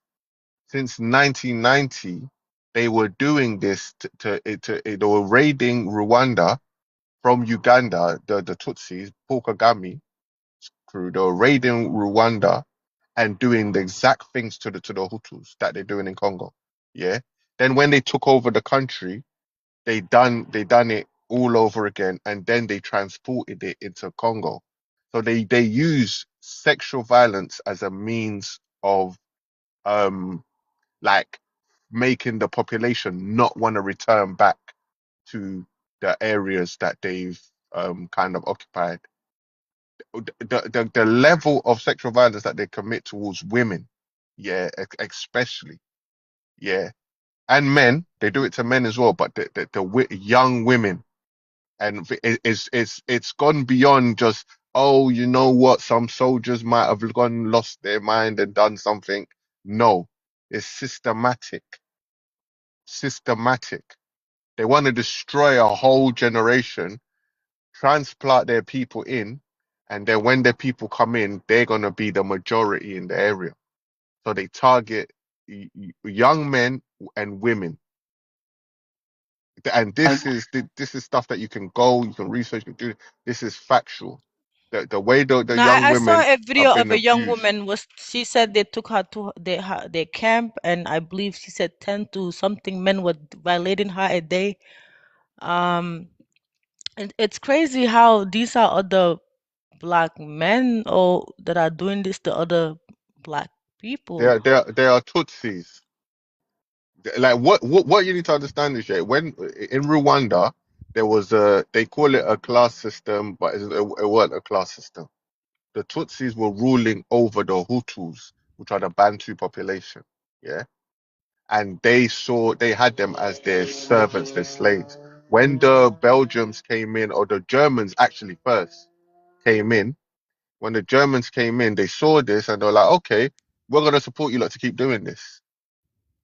And then the same thing when the Belgians came in, they just carried on the system until the Hutus revolted in 1959, and then that was when the first that's when the Tutsis started coming in to Congo, and they're running away because the Hutus took power. But the Hutus never took power for no reason. They didn't do this for no reason. They were their slaves for about 200, 300, 400 years. I don't know exactly how many years. But they see, call it, Yeah, oh, it's a class about system 400 and all this years. stuff. Now, yeah, I did read that there were forced labor was happening for sure. So that can be considered enslaving people if you're forcing them for labor, and it just a minority. Anytime a minority is ruling over a majority, it's always gonna be an issue, to be honest. Um, and another thing, Wanted to add yeah, something on what Bibo said. So they have systematically used rape in Congo, and they don't only start on women. Today we have young girls as early as 10 years of age who have become mothers. So you can imagine what the future of Congo is going to be, because we have these unwanted children, and also with frustrated mothers kids who are not ready to become mothers. It's not because they chose, but this was forced onto them. And it's it's they've been using rape as well to destroy families, and the way people said, so that people don't come in their villages. But the other thing that we need to mention, they're replacing those villages. So they are replacing with Tutsis from Rwanda. You know, the thing is, we need to mention that the war in Congo is about land. Rwanda wants land in Congo. And that's not being said. They replace, they scare people, they put fear into people. People run away, they go in different countries. People decide not to come back again and leave their villages. But what happens behind that? They replace with other people that they bring from Rwanda. And right now, the Congolese government does not have control of the area. We don't even know. People are coming in with their reports, their videos of the M23 bringing other people in the name of bringing back the refugees. But that's definitely not how you bring in refugees back to a country. You understand? So, we have heard so many people reducing what's happening in Congo to an ethnical war. It's far from being an ethnical war. It is really about the minerals and the land. And that is happening in front of our eyes every day. And yeah, I just wanted to add that. And then another thing that's very important as well, you need to understand now the I would call it like the bad idea that they had when what happened to them in 1994 happened, and you will get to understand why did they have to call a G side against the Tutsis, because when we look at the international community as the statue that was given to them, the Tutsi people are so-called the people that went through the G side. Now, actually, in Rwanda, if you speak about the thing of Tutsi or Hutu, oh no, we are all Rwandan. But how come those people that's a Rwandan when they're in Rwanda, but when they come into Congo, the name Tutsi reappear again? So is that some sort of hypocrisy, or is that just a narrative that was well calculated so that way the mission, what they wanted to do in Congo, can continue on and on and on? So you would get to understand it's not just a war that we're looking at. It has two ways to see it. Number one, it's a war that's being pushed by proxy. And then the war number two is an ideology that they're trying to push in to reach the final target, which means either they push the issue of minority, which will capture the attention of the international community. And then number two, the final destination is because of the rate where the Rwandan population is growing, over the years to come, they will run out of space. What do they need? They need a new land. And you will see in loads of meeting in the UN where Paul Kagame was talking about we need to review the borders. You know what I mean? So this war is nothing to do with all these people. No. This war is the agenda that Kagame has. You know what I mean? And it's very sad the barbaric way of the approach they're taking under the Congolese soil. Because when they were coming in 1997, there was a refugee camp that was the name of Tingi Tingi that was hosting over 100,000 people. And as they were coming, them 100,000 people that systematically unalived.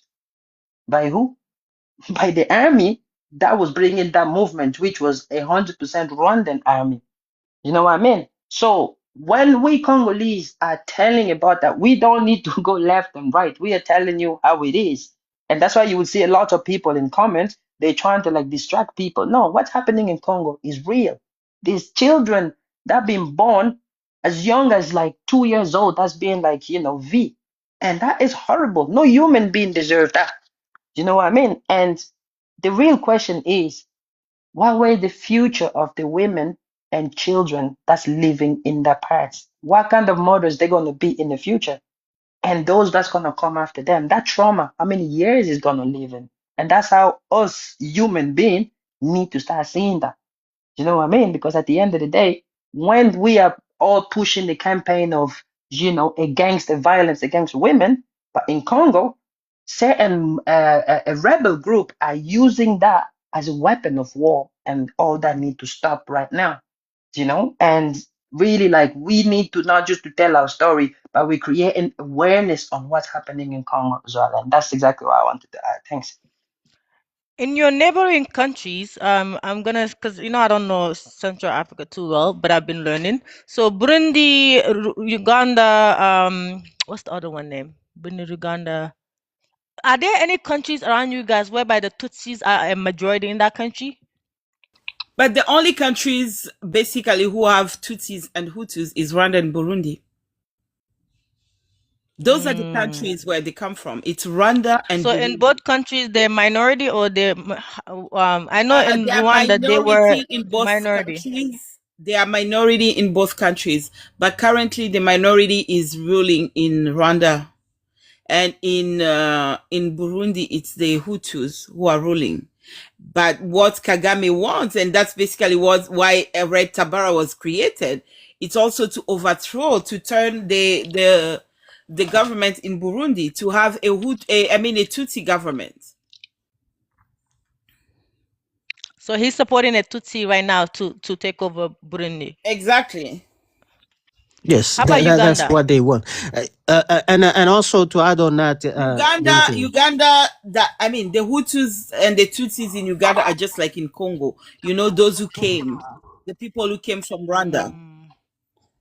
But you should also listen from the Ugandans and understand how the Rwandans infiltrated them. And now, everywhere they go, they change. Somebody has their mic open, please. Everywhere they go, they change names. In Congo, they will give themselves a name. They go to Uganda, they have a different name, but they're the same people. They are the same people. All I'd ask you to say, sis, is maybe you should read. I'm gonna put the name of the book in the comment section. It's called A Historical Analysis. Send me the name of the book. I'll send it to her. Yeah, of the invasion of Rwandan Patriotic Front, and basically this speaks about the RPA or RPF, the one that's by Kagame, their genesis from Uganda and all the way into Rwanda, and then he speaks a little bit about what they did in Congo. But what you'll see is the modus operandi that they did in Uganda, right? Because that's where they started off. Is this exact same thing that they did in Rwanda, and then they transported that into Congo, which basically is rape and mass unaliving of people to create fear, and then leading on to rule, right? It's exactly the same thing. And this book basically breaks down exactly how it started in Uganda and what they did in Uganda and aliving 3 million Ugandans, and then what they did to in Rwanda, and then obviously what they've gone on to do in Congo. But I'll put it in the comment section. Okay. Okay. What I would also people propose in the chat, is let me quickly say this for the people in the chat. For the last month or so, I've been hearing from a lot of Tutsi Rwandese explain their side of the story, right? But I was not able to hear from Congolese. So this is what this life is about. Congolese that are anti-Pokogami. And I was actually looking for a Hutu also. But go ahead and finish what you were saying. Then I'm going to ask this question to Odo, yeah, now who's from I was Rwanda. gonna say one of our sisters who just came up, Mama Africa. One of the things that she does is do a lot of work in Congo, helping some of the people are greatly affected, like the kids that we've just spoken about. The kids have been raped or were born as product of rape. I'm sure she has many stories that she can share with you about the people she currently is helping, not past, as it's today, right? And their stories are how they ended up in the situation I ended up. I'm sure she can give you a few stories on that. But yeah, when we get that time. Okay, I don't know how to, let me make sure I spell Oduchi. For me, I believe Africa, one of our biggest issues, election fraud in the African continent. And then I see that Paul Kagame is claiming that he's getting 99% of the votes in Rwanda, and I don't believe that 99%.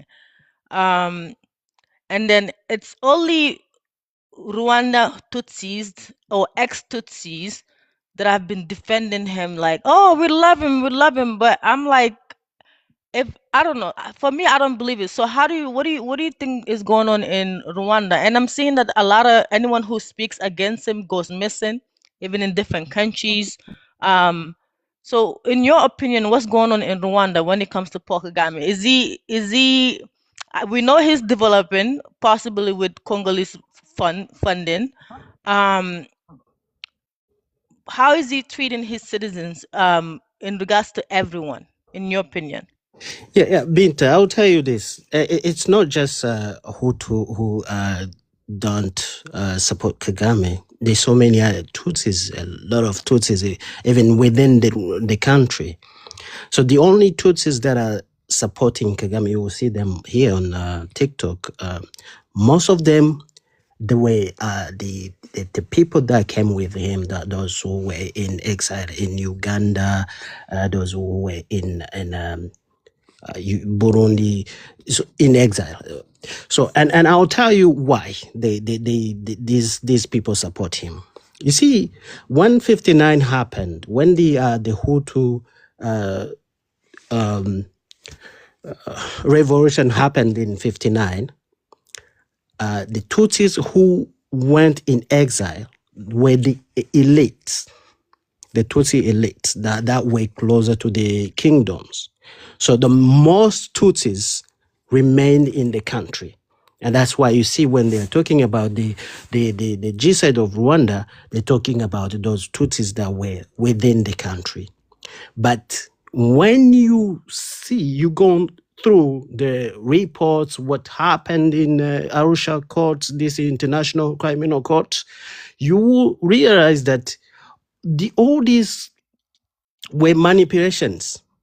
And you understand that even the genocide of Rwanda was planned by those people that wanted to take over the country. I'm talking about Kagame, because the former government was in negotiation with these people. But because they knew they were minority, if the negotiation were successful and there would be the sharing of power, in the next election, Kagame wouldn't be the president, because the majority of the population of Rwanda, even the Tutsis that were within the country, wouldn't vote for him. So the manipulation that Kagame is supported by the Rwandans, it's a lie. It's whoever, even recently, last week, they unalived a Tutsi who dared to speak against the Kagame's government. So he's unaliving Tutsis, he has unaliving Hutus within the country and even outside the country. That's why the Rwandan within the country are very scared. You see what these Banyamulenge are doing, demonstrations. In Rwanda, you cannot do any kind of demonstrations because there's some Tutsis that tried. The Banyamulenge who are in refugee camp in Rwanda tried to demonstrate. Kagame unalived them. And for some reason, these people, they don't talk about it. And he's the one who unalived their people in Rwanda. So the idea of Kagame getting even 40% of vote, he cannot get the 40% of vote in a fair election. Yeah, I noticed that he always get rid of the competition. If Paul Kagame is that great, for the comment section that are talking, if he's great, if he's this love leadership, why always eliminate the competition? Like you guys cannot even argue that. As an outsider, I've seen that every competition that he have in election, he's getting rid of them. So if he's this great leader, if he's this successful leader, why just feel threatened by even women oppositions? He's always getting rid of them, which makes no sense to me. Yeah. That's always I say. Even a woman. See, these dictators, when they're calling them the strong leaders, for me, I feel like these are even the coward people. If it's someone who calls himself a strong leader or a dictator, he's feared of a woman. You put a woman in a prison for just trying to run against you. That doesn't make any sense. Yeah, I cannot support him because of that. Again, I know he capping. Okay, we all come from Africa. We know how Africa work. He not getting 99% of the vote like that. He's lying. Like that alone tells me that this guy is capping about information when it comes to Rwanda. Um, and then I did see a Tutsi Rwandese the other day who was against Paul Kagame 100%. Who was saying that we need to learn what's going on. And I'm gonna assume probably his human right violation is the reason why she's not into him. So what for you guys as Congolese or Rwandese, what support do you guys need from other Africans in regards to what's going on in your country? And your government in Congo right now, what are they doing? Like, are you guys still struggling when it comes to good leadership? What's going on with that? Or do you guys have a potential politician that you guys think that can actually fix the situation in terms of standing against Paul Kagame? Well, Um, if I can say it in the go on. clearest way possible, I'll start from the first question.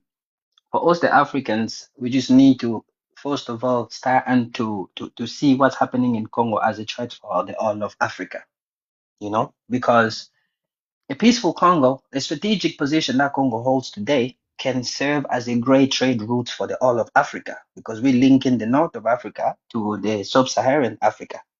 And with the issue of our internal politics, there will be no one politician today in Congo, okay, that will be able to come in and still pushing into the development of country as long as one person still like a little rock in our shoe, you know.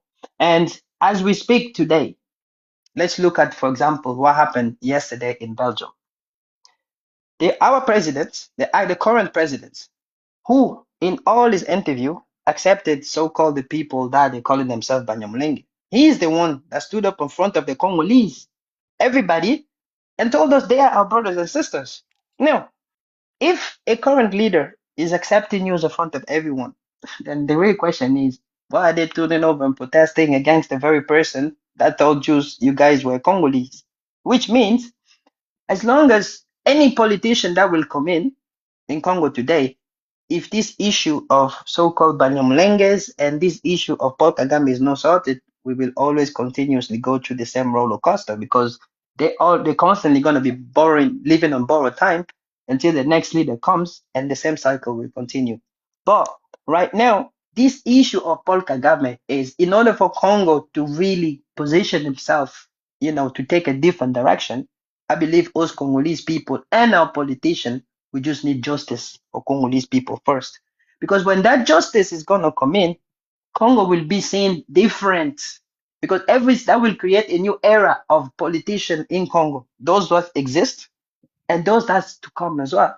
So for me, as a Congolese person, I believe that every politicians that will come into Congo, or if there is any politicians, this issue that's we gone through now need to be solved. And we Congolese are pleading more, not for money, but we need justice and compensation for those that are directly affected in order for our politics to take a different direction and our country to take a different turn as well. And that's really what I wanted to say. I did see a Baya Mulenge, I hope I said it right, a Baya Mulenge Congolese who was actually complaining about Paul Kagame, and he was saying that the M23, they're using my tribe as an excuse to commit crimes, and by doing that, they're making people dislike us more. They're becoming an issue towards us ourselves, and he was acknowledging that Yeah. everyone was being affected. Oh, So but the I problem with definitely that did is witness that. Paul Kagame is creating something else even when he's not going to be there because today we're looking at what the M23 is proning. They're using the name of Banyamulenge to push it forward. But the real question is when the M23 is going to go, how is the other people are going to be looking at them? Because I'm not going to say like all the, Banyamlenges are supportive of Paul Kagame because I know a guy here, Maziwa, which he actually denounced some of the stuff that happens over there. But the way they're doing it is to put everybody under the same umbrella to kind of like plant something that those Banyamulenge tomorrow will become a victim. And what he's created will again weigh more if the Congolese people react. But as smart as we are, We are now reacting.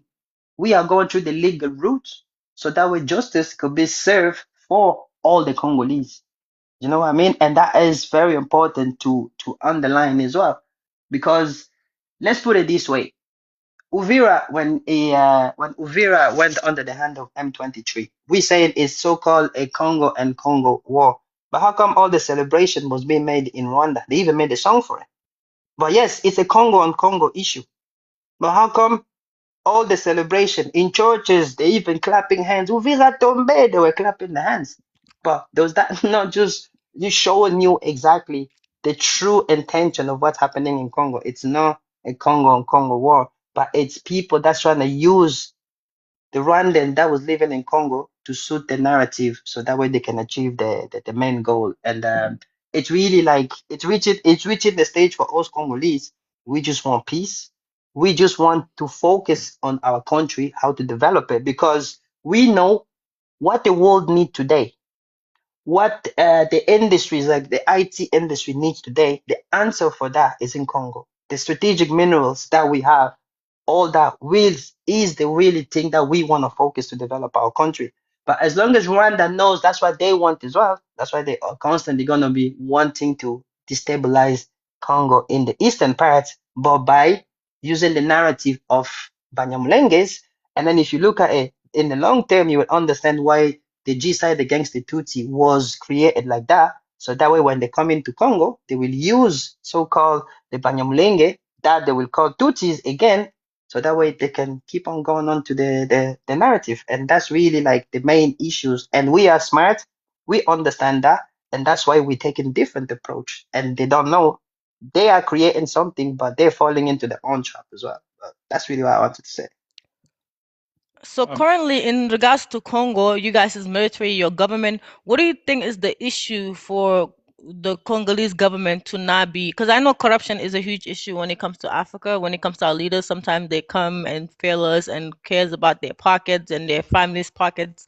I think that is something that all African countries do suffer from. So, what do you think is the issue with the Congolese government right now in regards to them not being able to take control of the country? Do you think it's because of the minerals you guys have, the West always supporting other groups, or what do you think is going on? But the real question, Can I, oh no, go ahead, go the ahead. blessed, can I? Just a moment, please. BabyBinta, we also need to acknowledge that between the fall of Mobutu, Musée Laurent Désiré Kabila, up until now, we had 18 years of a government which was complacent, with the Rwandan government. They worked together. So that's really betrayed the country. And it opened doors to infiltration. It opened doors to where Kagame was basically leading the Congo, They put this man in power, which up to today, I would say is Congolese, but I still think that he has Rwandan origins, right? So we had him as a president for 18 years. It's not something that will be, you've mentioned it, African governments are what they are. But again, on top of the African governing problem that we have this neighboring country which has caused all this mess. I will not come here and say the corruption in Congo is because of Paul Kagame, but Paul Kagame is definitely causing instability in Congo, especially when it comes to Eastern Congo. Eastern Congo is a big part of Congo, and when that part is unstable, it's definitely very difficult for the country to be led. What is happening in Eastern Congo is very deep. What is happening in Eastern Congo is really, really deep. So I'm just gonna let DMs to make his comment on what he wanted to say, but I just wanted you to realize that, yes, the Congolese government is there. They are trying to do what they are doing. It may not be perfect. They are trying it, but it's not that easy. It's not as easy as it may sound. Congo is a huge country. Congo is very big. You understand? Just to give you, Congo is 219 times your country. That's the size of Congo. It is very big. So it's not like it's a small country, it's a continent country, so it won't be easy. Your question is said, what do you want other Africans to do? What you're doing here? We want things like this, people to speak about Congo, people to give their platform to Congolese people, to let Congolese speak and listen to their side of the story. Because these, apart from being the war on ground, it's a narrative war. That's why you can read the comments and things that are being said, because that's how they want it to go. That's how they want to direct all these and to shift the real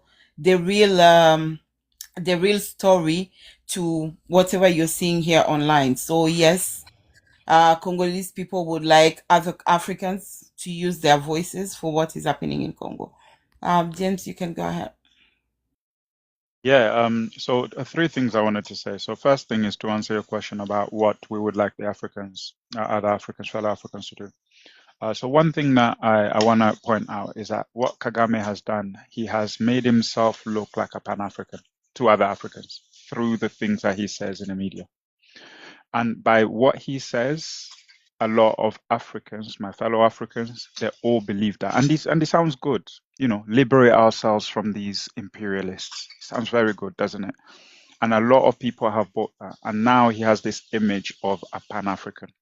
But the problem is a lot of other Africans, because they don't know the history of Congo and what's happening in his own country, they believe that. So what I would ask our fellow Africans to do is first what Mastermind says, open lives like this, speak about Congo, let the Congolese people tell their story. The other thing is just read. I always tell my Congolese people, we have no reason to falsify the truth because it's all documented. Right? It is all documented. It's there. You can read on it and you will find the truth. And you will be able to understand that how can someone that says he wants to get rid of imperialists is still receiving $1 billion per year in aid from the same imperialists? The same person that's doing that is still selling Congolese minerals to the same imperialists and signing contracts for mineral contracts with them, like he did with the EU and the US. But he will come out and say, let's get rid of imperialists. Let's not let them meddle in our affairs. But he is literally doing the same thing in the background. So that's one thing. The second thing you asked about the government. So one thing I want to remind you, and I touched on a little bit about earlier.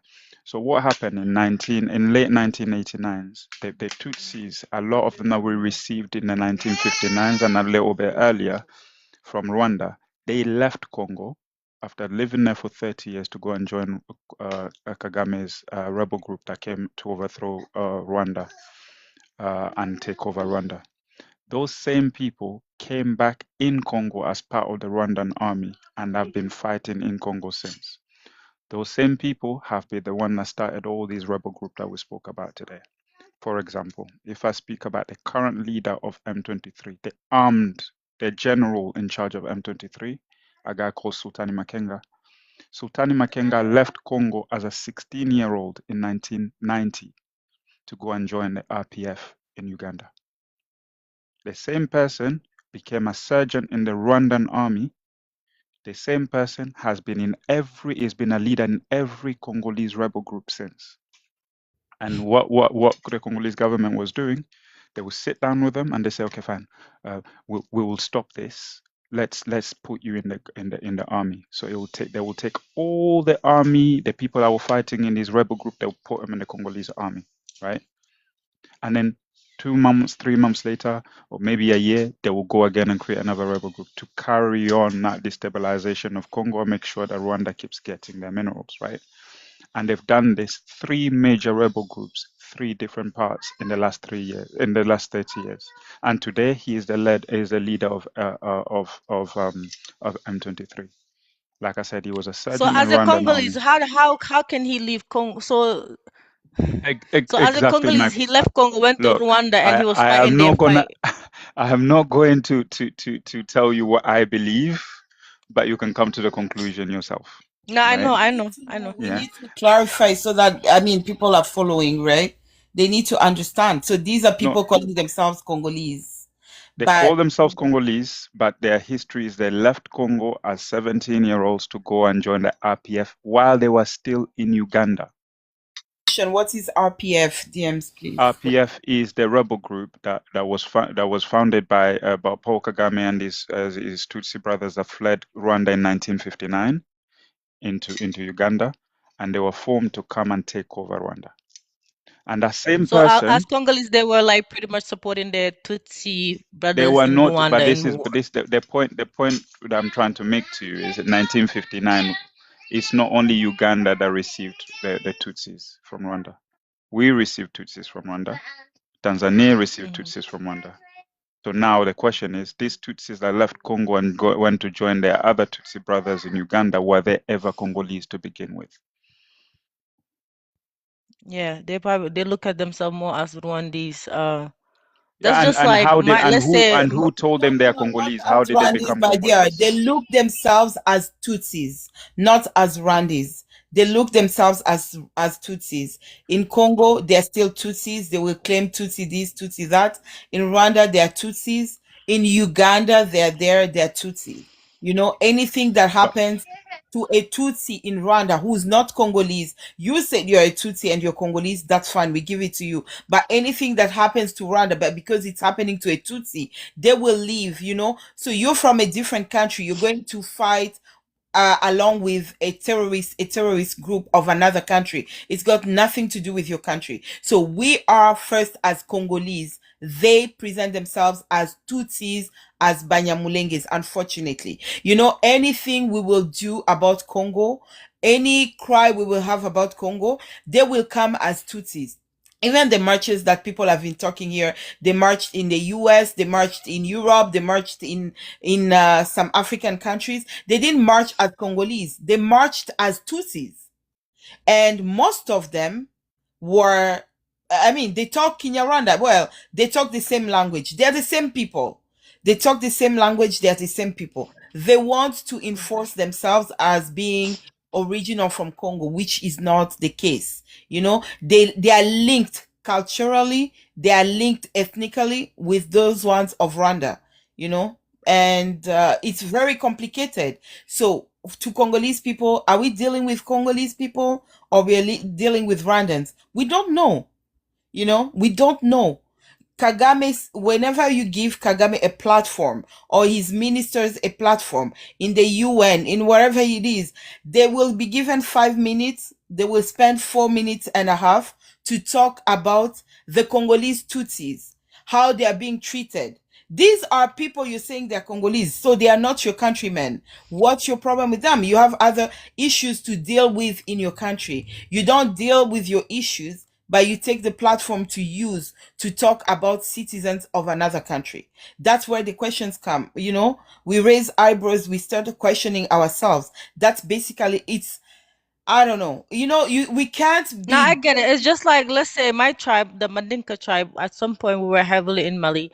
Then we migrated. Some of us are in Senegal, some of us are in Gambia. So now, if Mali have their issues, the Mandinkas in Gambia are going to Mali, inserting ourselves Exactly. in that. It doesn't make Exactly. sense. Exactly. And like The only way Africa. I Go wanted ahead. to add on what my sister said there. This is very funny. That's why I'm saying you can lie for 100 days, but there's always gonna be one day you're gonna be caught. Look at the pattern of all the protests that took place worldwide. I mentioned 3 countries, no 4. I'll mention Kenya, I'll mention Belgium, I'll mention Canada, and the USA. If you really look at it today, where do you find the largest diaspora of Tutsis? You will notice it will be in all them 4 countries. You know what I mean? The USA, there's a large majority of them there. Canada, exactly the same. And in Europe, where do you find the largest Rwandese diaspora in Europe? Is in Belgium. Same way with Kenya. Now, why did they pick them strategic countries? You will get to understand the answer yourself. That those that are protesting today, those that are standing up, even Adelki Basumba, when they put a microphone in front of her, they ask her if she can condemn Kagame. They cannot. Do you know why? It's a simple fact Explain of who is are Adeleke those, Batumba. You have to explain who she is. yeah, Adelki Basumba, which claim to be so-called Congolese, you know? And when they go in the international community, you know, in the diaspora, all them become Congolese. Even those that you ask them questions of like Congo, they don't even know anything. But because we are in the international stage, we all need to play the same game. You know what I mean? So you will get to understand the ideology of what's going on here. When I'm in Congo, I'm Congolese. When I'm outside Congo, it's a different story. You know what I mean? And gradually, slowly but for surely, is we are getting to understand the pattern. We are getting to know exactly the game that's being played. We seen what happened in Kenya. But when they talk about the issue of there's loads of Congolese refugees that's in Kenya. There's over 400,000 of them. But when you see them protesting, for instance, yesterday in Belgium, you know, and you look at it like, why are you just pinpointing the location where there's the largest Rwandan diaspora? Look at Belgium. What other country in Europe that have the largest Rwandan diaspora in Europe? It's Belgium. Why did they choose that country? Do you know what I mean? And there's a lot of them as well that's being paid to come into platform like this to push their narratives. Do you know what I mean? How many debate we have with them and we debunk every single lie that they've been telling. But that's why I will back up what my sister said. This war is a war of narrative. There's a group of people that will play the victim, but if you go on the ground, they're the one that's committing, major atrocity. When Goma, they took control of Goma. If they were freeing people, how come you lost over 7,000 people? And now, very recently, we've seen the Human Rights Watch over what happened in Uvira. If you came over there to free so-called people, why are they finding some people in sewers? Do you know what I mean? Or the funniest part is, are any of them people Banyamulenge? You will notice, no, it's not the case. But why? Because as long as you guys are there, you are pushing your narrative, but at the same time, you are unaliving people, but nobody is able to stand up and admit what's happening. And you will get to understand the rest yourself. I'll land here. Eva. Thanks very much. For sure. Yeah, this is crazy. Yeah, I need Rwanda's Pokegami to step down because y'all claim that you're this great. At least, like I said, for the last at least close to a month now, I've been hearing from a lot of Tutsi Rwandese, and you guys on the chat that feel like you're not being treated fairly. I've seen Tutsi Rwandese or ex-Tutsi Rwandese mistreat Congolese in regards to not allowing them to speak, dropping them off stages, like muting them, literally like you guys actually doing the most. That's why I actually did this room because I feel like they were being oppressive, and I witnessed it. Um, so and again, Paul Kagame, I don't believe that. I know he's lying about his 99% vote, and there's a list of journalists that just go missing, and it seems like the amount of balls he have, because he will literally go after you in different countries also. Um, he needs to step down. I think he should step down because I don't think the We behavior need to he's doing correct. is just gonna. We need to correct that Go ahead. part. I don't think Paul Kagame need to step down. After he steps down, Paul Kagame need to answer to every single crime he committed all over the Untouchable, world, no. and that's very important to actually like underline. He's a criminal, and that's how I see it. Yeah. Hello. Hi. Hi, Mama. How are you? I'm good. How are you? I'm good. Um, okay, so I'm Mama Africa. I'm from the eastern part of Congo, and I do run an organization that takes care of the kids and a few other people that we can on the eastern part currently that is occupied by the Rwandan people. I have two houses where we have in total 55 children. One has 33, who are majority are orphan. About 90% of them are orphan. The other 10%, they have one parent who they're just not able to take care of them. They range between the age of 3 to 13. Yeah. And the second house is the house of 22, and 22 of our kids. And we have 11 babies. Actually, today is one of our babies' birthday, the first birthday. And the other 11 are their mom, their teenage girls who were raped. And that ranged between the age of 13 and 18. And actually, the 13-year-old is the one whose baby is turning 1 today. And this is something that we kind of created basically overnight after the M23 officially took over Goma and Bukavu. This was January 2025. And we've been helping our people on the ground since about 2023, 2024. And what happened is that by December, we worked in one particular camp where we had a total of about 1,300 people. And in that 1,300, 900 of them were children between the age of basically 1 and 16. And the majority of those kids that come from Rubaya. Rubaya is the town, the town in which the kobolds come from. So they've been chased out of Rubaya for a very, very long time. So they end up in those refugee displacement refugee camp that happen to be in Goma. So, and that's how a majority of them end up losing their parent because they were separated. Some of their parents and the older siblings were kept to work in the mines, and others basically were unalive because whenever they attack a village, there are people who will fight back because that's their land, that's their home. And then unfortunately, they will not make it. So and I'm just talking between 2024 and now, and I'm saying this because this is something that can be read through I can say international media. So it's not just like Congolese people are making this up. So if you're following the UN report starting 2024 December until now, between the 3 weeks of I think by December 2024 and January 2025, the children that we were helping in that one camp, we had a total of 20 camp, but the one particular camp, 55 camp, but one particular camp we were working with where we spent Christmas with about, again, 1,300 people. In a blink of an eye, we went from 500 children who were under 13 to 32.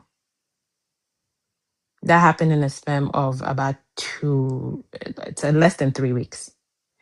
And it's very interesting that, even with that being evidence, even with that being visually seen in Congo, we will still have people who will push back on that, right? And this is where the people who are claiming that Congo is doing XYZ are not understanding the position they take in situations like this. When we were talking about that level of you can't just in 4 days, the Red Cross reported about 5,000 children were unalive in about 4 days. That's not my report. That's the Red Cross. And we also know that in the international media, sometimes they don't have their number right. Their number is never, the number that actually is there. Not necessarily that they give you more, but they usually give you less than what's actually happening on the ground. Because there were mass grave. To now, we're still recovering mass grave and also container where you find bodies of children. And who took over Goma and Bukavu in January 2025? It's M23. M23 is a Rwandan military. So that's how we end up creating this safe space with what we could at that time. And the team that you have here talking to you right now, they have been a big part on trying continue to support that initiative on what we are doing. It is hard work. It's a lot because you have to constantly explain to these children what is happening to them. These kids were born under these same circumstances because these things have been happening for the last 30 years in the eastern part of Congo. It's the reason why I migrate out of home.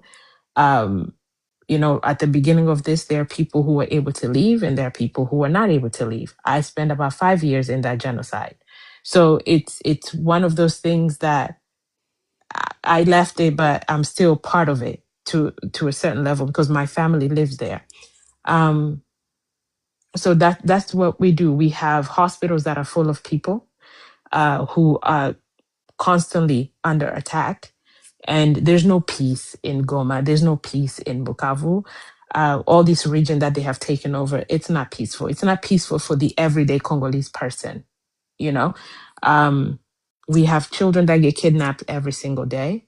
We have girls that are being violated every single day. We have elderly. We have a community of elders that we help.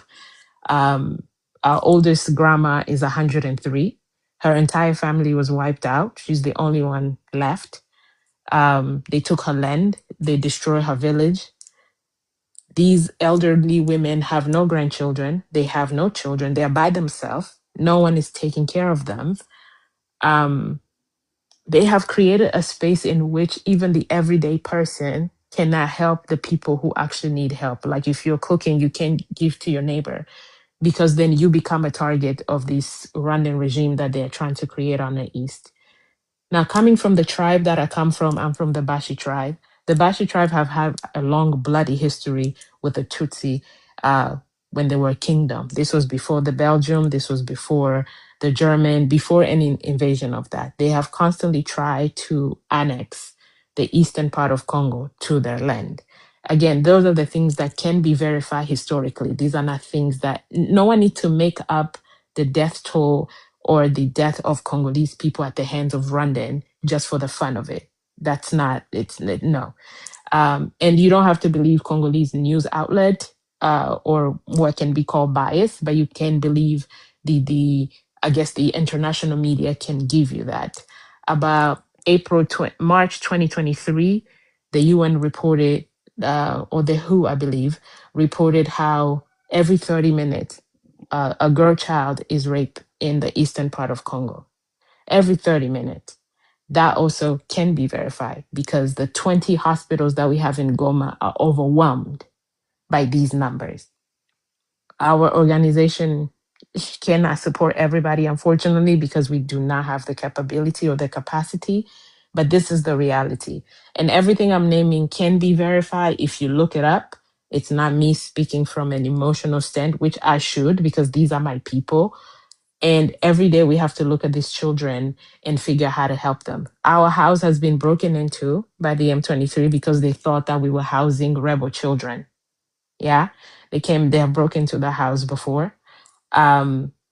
This is what they do. They came in and decided that all the children who happen to be homeless, they labeled them that they were Wazalendo, so they unalive all of them. We have mass grave across the eastern part of Congo.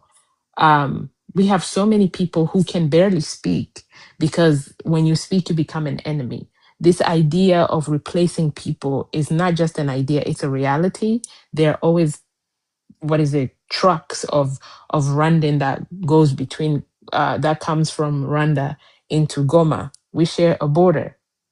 So, of course, we are neighbor. So they come in. And it's interesting to watch how Rwandan civilian will respond to things like this in the name of them trying to protect Kagame, which is fine if you believe in him and you agree with his ways of things. But if we are complaining about what he's doing to our people, you don't get to overtake that. But yeah, that's what the organization does. We currently have all of our babies that are turning 1 are a product of rape, unfortunately. And we are trying our best to see how we can help our 22 girls. And we have a waiting list. We just don't have the capacity to accommodate all of them, unfortunately. So these are the few cases that we have that we can handle. There's millions of other girls who are going through this. We just not able to house everyone, but from what we can, even the 55 is a lot because these the regions, the eastern part of Congo is labeled as a red zone. So when it comes to other charity organization to try to help, they can't really help right away because we are under a thing that's labeled a red zone. Therefore, the help is now coming from just regular everyday people. Crowdfunding is all that we move with that. When we have, we do. When we don't have, we sit and it's like whenever we sit, the cases just accumulate and they add and they add and they add. So that's where we are with that. And again, on one side, the government is doing what they can in order to end this in a diplomatic way. On another side, we have the aggression of the same people.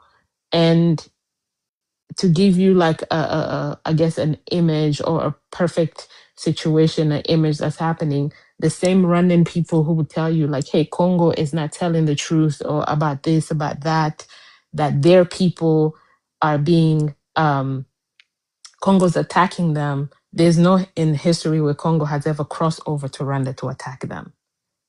Our military never did. The civilians never did.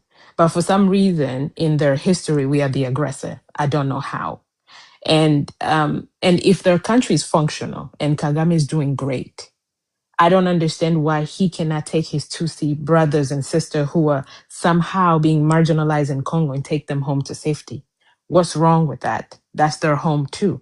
So it's not that when Congo say they are part of the problem or they are the problem that we are dealing with, is that we're trying to send people back into the hellfires. No, your country is functioning. You are doing great according to your president and the image that you present to the world. Then take your people home. It's okay. It's okay. You have space. You have a functional government. I don't understand why you would send more Rwandan into Congo knowing that Congo is in the middle of a genocide. That would defeat the purpose. So yeah, thank you for the platform and thank you for listening to our people. And again, you can read up more about Congo and keep up with what's happening through How can international people media. support you in regards to funding? If anyone want to help you with your your nonprofit that you have going on with the children, if any, my daughter woke up, so but Master, if you want, you can control the live, bring people for them to express themselves. You're more than welcome to. I can come on my other. I'll be listening on this phone. Sounds Okay. But how can you guys can definitely continue the live and bring people up, whoever you want to bring up. Okay. How can they support I you have in regards to yeah, funding? so I have a group of volunteer on the ground, so I am their liaison between here and there. So there's a link tree in my bio that has all the information. And back in 2024, we used to be able to take object and things. People would donate, like they will send clothes and medicine. But because the regions are occupied, we are not able to do that. So the only thing that is working right now is monetary support. And again, there's currency exchange. So don't worry, a dollar can make a difference because we have cases in hospital where we also help as well. So anything that anyone has can be sent through Cash App, PayPal, Venmo, anything that is possible. There's also GoFundMe and then there's PayPal. So yeah, thank you so much. Definitely. All right, you guys, I'll be listening on this phone. I'll probably send a request with my backup account and be on stage just like you guys. But I want you guys to continue, talking and bring more Congolese up if you guys want to share your story. It's really sad what's going on in that country, to be honest, and I just hope, it stops. And Africa will only work if we're fair to each other. Like, it's never gonna work if we're being unfair and thinking that I'm more superior than this. It's never gonna work. So I just wish that all Africans can put that in their mind. I think this is something that my country we can also learn from. We've been having these unnecessary tribal drama. People talk about let's fight. And we see what happens in these situations with children suffering the most, women suffering, young men suffering. I don't wish that on anyone, to be honest. But you guys definitely support her movement, like she said. It's kids that she's protecting, elders, young girls, 13-year-olds as mother, you know. So please let's send help her out. I see somebody dropping the PayPal or just go on her page too. But Mastermind, go ahead and just control and my moderators that are Gambian, please let's not bring anyone on stage. Mastermind, she's gonna do that. Thank All you right, you very guys. much. I'm gonna go. I'm gonna be on my other phone listening. No problem. Thank you. Congolese people, come tell your stories. It's an opportunity for us. Whoever has stories to share, come up. Let's do this together. Yeah. Mama Africa, Anya, I see Mamu. Guys, come up. Let's do this, you know. Is Kagame the problem in Congo? Whoever, you know, come up. I see Stallion has been wanting to speak for a while. Stallion, are you there? Yeah, I'm here, but I've been Hi. requesting for a long time. What I wanted to speak, it's gone away. Wow, it's because I don't know this name. Why didn't you write to me? I was like, who's this? No, it's just that I wanted to. The host say that the host was like, "Why are we black people doing this to ourselves?" I Yeah, but just you wanted can to still say talk that. about it. The life is not over. We're still telling the stories. Take your time and explain, please. I just wanted to say to people who are listening, the Tutsi do not see themselves as black people. First of all, they see themselves. First of all they call themselves as the Jewish children of Israel. But basically, what is going on in Palestine is how the Tutsi view themselves. So to every tribe that they live around, they see other tribes as if worthless, nothing to respect of. So that's why they commit this type of atrocity without remorse or humanity within them. You understand? So there are people like they might have same skin color like us, but within them they don't have that spirit as black people, as you might consider. And Doche say something that the USA wanted to use Rwanda as a bridge to invade Congo. That's actually true. I don't know if people have explained this. Before the USA invaded Congo, obviously, they went to Abiyarimana, who was the president during that time, who was a president, but also a Hutu president, not Tutsi. They approached him they told him to invade Congo, and he said no.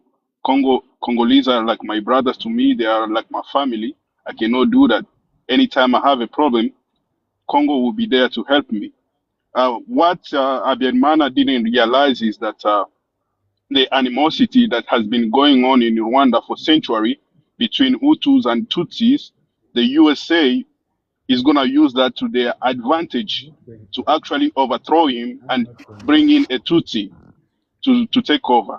You understand? So he didn't realize that the USA had the power to go around him and they used the Tutsi who left Rwanda after colonization. They left Rwanda saying that they cannot be ruled by the Hutus and ran to Uganda. They went to Uganda for that reason because they didn't want to be ruled by the Hutus. So these refugees, Tutsis in Uganda, who were claiming that the Hutu chased them away from Rwanda, the USA empowered them to come back to Rwanda as the freedom fighters, which they are doing today in Congo, claiming that they are freedom fighters while they are unaliving people. So they went to Uganda, the USA went there and used them to come back to Rwanda as freedom fighters to overthrow Abiyarimana. The sole reason of why they came to Rwanda, it wasn't about liberating Rwanda or trying to defend everyone. The sole reason was that the USA wanted to use them to go overthrow Mobutu during that time. You understand? Because they were looking for a way to overthrow Mobutu. Like I said, they went all around the neighbors of Congo asking the countries to invade Congo, but those countries refused. So is Rwanda too. The president that was during that time, he also refused. But since they have always used the Tutsis, even during colonization, they have always used the Tutsis. So the Tutsi are like Western agents in the African continent. That's how I take them. Because every time that a white man needs something, you always go to the Tutsis.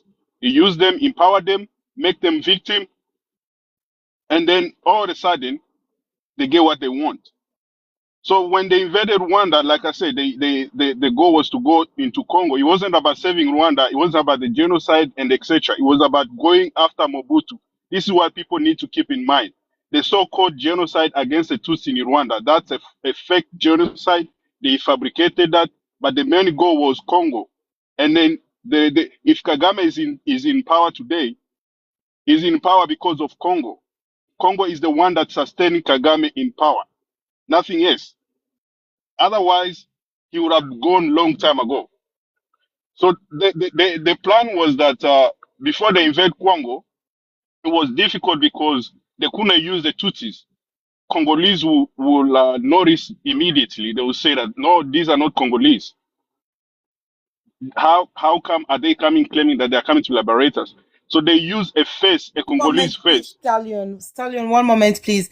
BabyBinta, if you can hear me, can you change the setting of the screen? Because people on the comments are complaining that they can't really read the comment.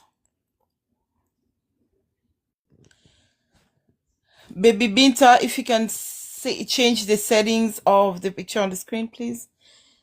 Yeah, I was just saying, yeah.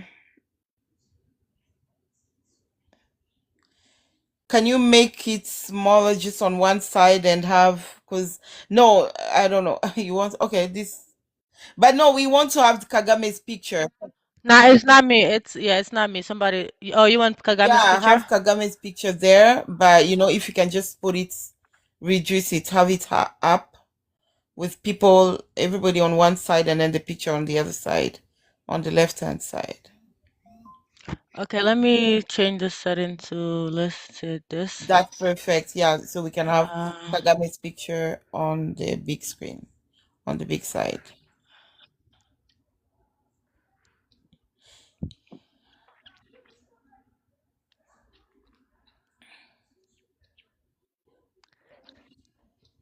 Yeah, this is perfect. Thank you. Sorry, Stallion, you can go ahead, please. Yeah, so the thing is, the main Also, goal. if you guys want because if I'm not here for a while, it can shut the live down. If you guys want the live to continue, once in a while, maybe expand to the person that's talking. I noticed that that does keep the live going long. Sounds good. Okay. All right. No, I'm saying the goal was to try to when they used Kagame to invade Congo, the goal was to try to divide eastern part of Congo and then give it to the Tutsi to rule over all the tribes in that region. You have to know that in the region there's more than 100 tribes, but they wanted to divide the country, that part of the country, and hand it to the Tutsi to be the main rulers of that area. And then if the fight still continue today, that's what Kagame is aiming to achieve. But he doesn't realize that his plan has failed and his plan will not work because every Congolese today knows that plan. And we're not going to let him to achieve that goal. He can analyze as many Congolese he wants, but that goal will never be successful. In no way Tutsi will rule over Congo. And in no way in the right mind of Congolese will ever vote for a Tutsi. They don't have they have to know that they don't have to they will not achieve whatever they want to achieve like what they did in Rwanda by shooting down the plane of president and then imposing themselves as the leaders. That won't work in Congo. In Congo, you have to go through a vote. People have to like you, and these people know that in Congo, everyone don't like them for what they have done. We don't like them because how they look. We don't like them because they're intelligent, whatever. But the thing they have done to Congolese people is what Congolese people don't like them. But I'll stop there. The girl from Fist can also take from there. Thank you, the Stallion. Can you guys hear me? We can hear you, girl from Fist. Yeah. Okay. What is going on in Congo? So Genocost is what's going on in Congo. Genocost is what has been going on in Congo since the Belgium discovered that there is natural resources on our land. There is, all the other things that they need. America discovered that they capitalism and all the other ism cannot move without Congo. It's Genocost that has been happening to us, and Kagame is part of the Genocost that is happening to Congolese people. And his Tutsi compatriots who are even here on this panel, they are also what's happening to Congolese people. Right now, across Africa, there is Congolese refugees in every other country. But Kenya is busy trying to clean up Kagame image. Kagame is being accused by the entire world to be a genocide or a genocider or a person inflicting harm, a person making millions and millions of people to forcefully move away from their natural habitat or natural environment into refugees or into disappearing. But Kenya is hosting him. I don't know if you guys watched the Afro Forum. I watched it and I was like, this is a cleanup of Kagame image. Because why will you host as a country a person who is rebelled by the entire world as a person committing crime? We only see this in Africa. African people have failed Congolese people. African people have failed Congolese children. African people need to be ashamed for trying to clean up Kagame image. Kagame is not a Pan-Africanist, whatever that means nowadays. He is not. He's a person killing babies. I'm going to stop there because when I speak about Congo, it's often coming from an emotional place, and we need mothers to be emotional. If you are an African mom, you should be emotional. If you call yourself an African mom, you should be emotional over Kagame unaliving of Congolese people. Thank you. But girl from Fiji, you cannot blame the African people. You know, a lot of people don't take time to read or do research. Actually, African people are the victim of Kagame manipulation. And life like this help people to understand what is happening. For years, for nearly 3 decades, there has never been somebody challenging Kagame. All the medias, all the big medias, all the African pages, either be on Facebook, YouTube, here on TikTok, whatever, they were all praising Kagame. Why? Because he has sold himself this image to the African continent. He's the Pan-Africanist, is the role model we should all follow because of the fake propaganda that Rwanda is the Singapore of Africa and etc. and etc. So you don't have to blame Africans. It's life like this that bring light to what is happening in that region, because the thing that is happening in Congo did not only start in Congo but Uganda. That's where we can trace this thing. They started in Uganda, then went to Rwanda, Congo, even Burundi. You understand? So we actually thank the host for actually taking the time to do this, putting our story as Congolese in the lights of people to know really what is going on, and to never again always failing for people's speeches because they sound better to us, and then we immediately think that that person is for us when they are working with the enemy to destroy Africa. Somebody else can take there. Very much, Stallion. I don't know if Odoche, Mama Africa, do you guys have anything else to add? I see Adama, who just came up. I don't know. Adama, are you there? Hello, Adama.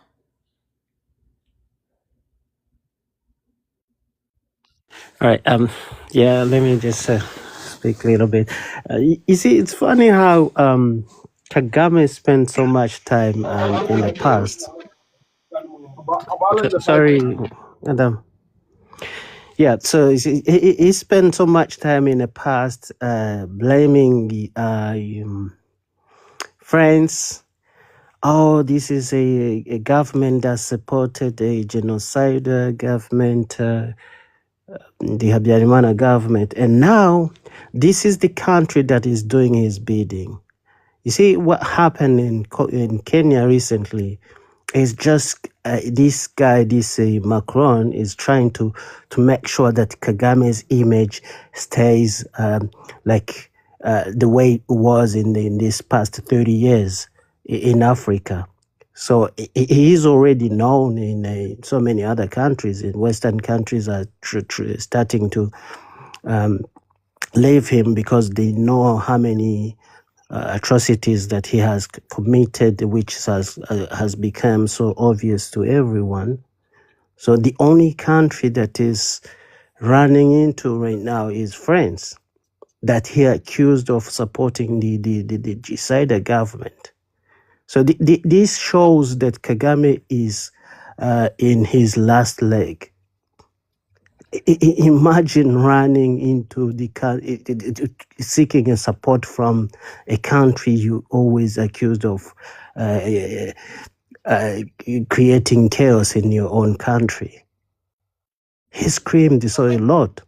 So for me, I would say, Binta, to your question, what you asked, what can you do for Congolese or for Rwandans? What you have started, speaking of giving up gas platform is good, because I know there's so many people, so many Africans that has fallen into the media propaganda, because Kagame has spent a lot of money in media, buying media so that they can make his image clear.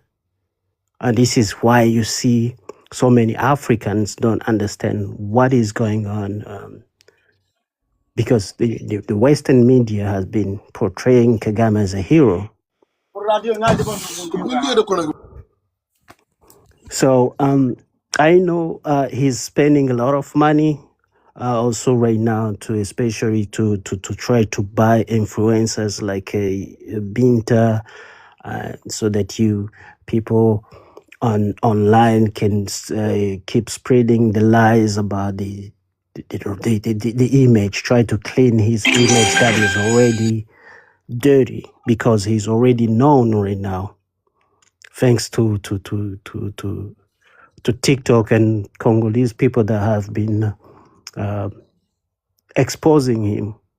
So this is what I would tell you, Binta. Thank you for giving us this opportunity, and also I would ask you to keep up, don't give up, to keep spreading this information. Tell your people so that they will understand how this government of Kagame is unaliving Rwandans, unaliving Congolese everywhere. He went to Mozambique, he went to South Africa, he went to unlive dissident. Whoever tries to speak against him, he unlived them. So he never been shy of committing genocide in Congo.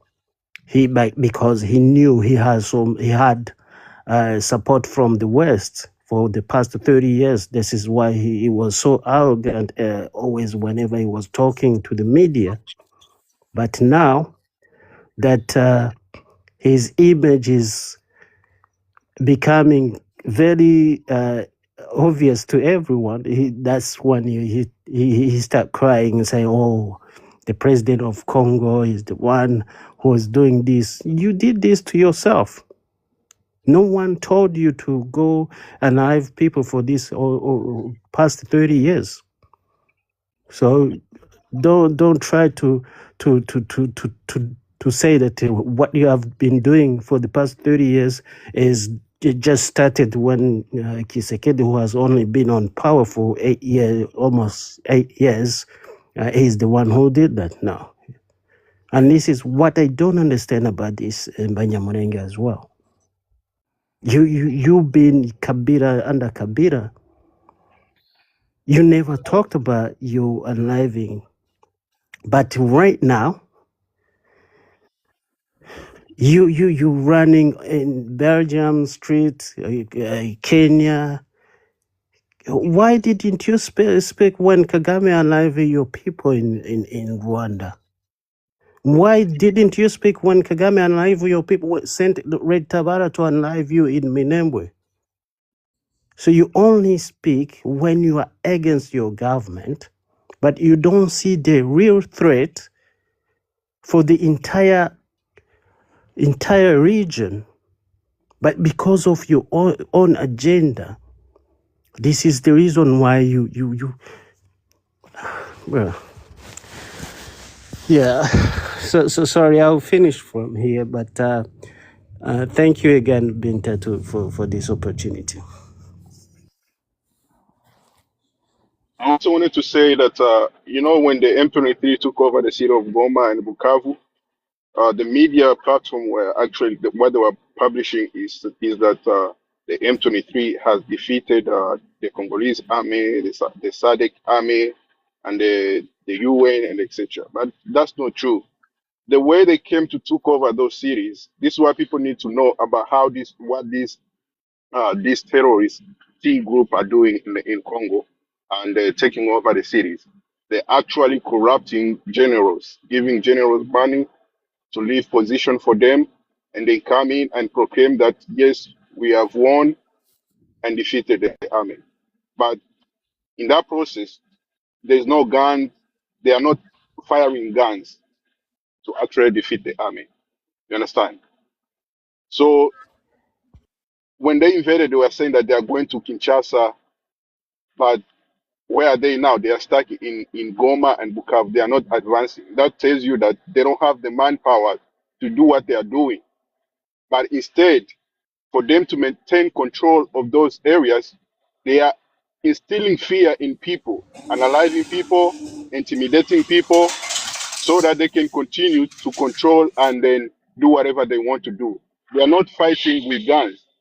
And now that they have realized they have failed, their plan has failed, Kagame is sending these Tutsi wherever they are in Belgium, Kenya, USA, to stage forced protests, saying that they're being marginalized, they're being unalive, but they are the ones doing all the crime in that part, in that region of the country.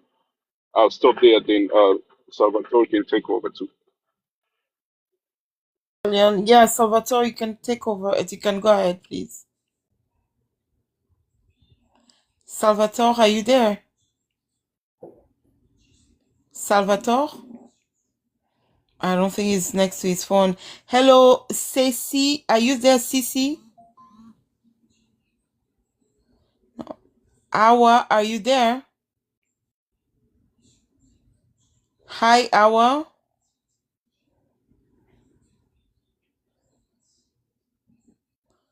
Salvatore.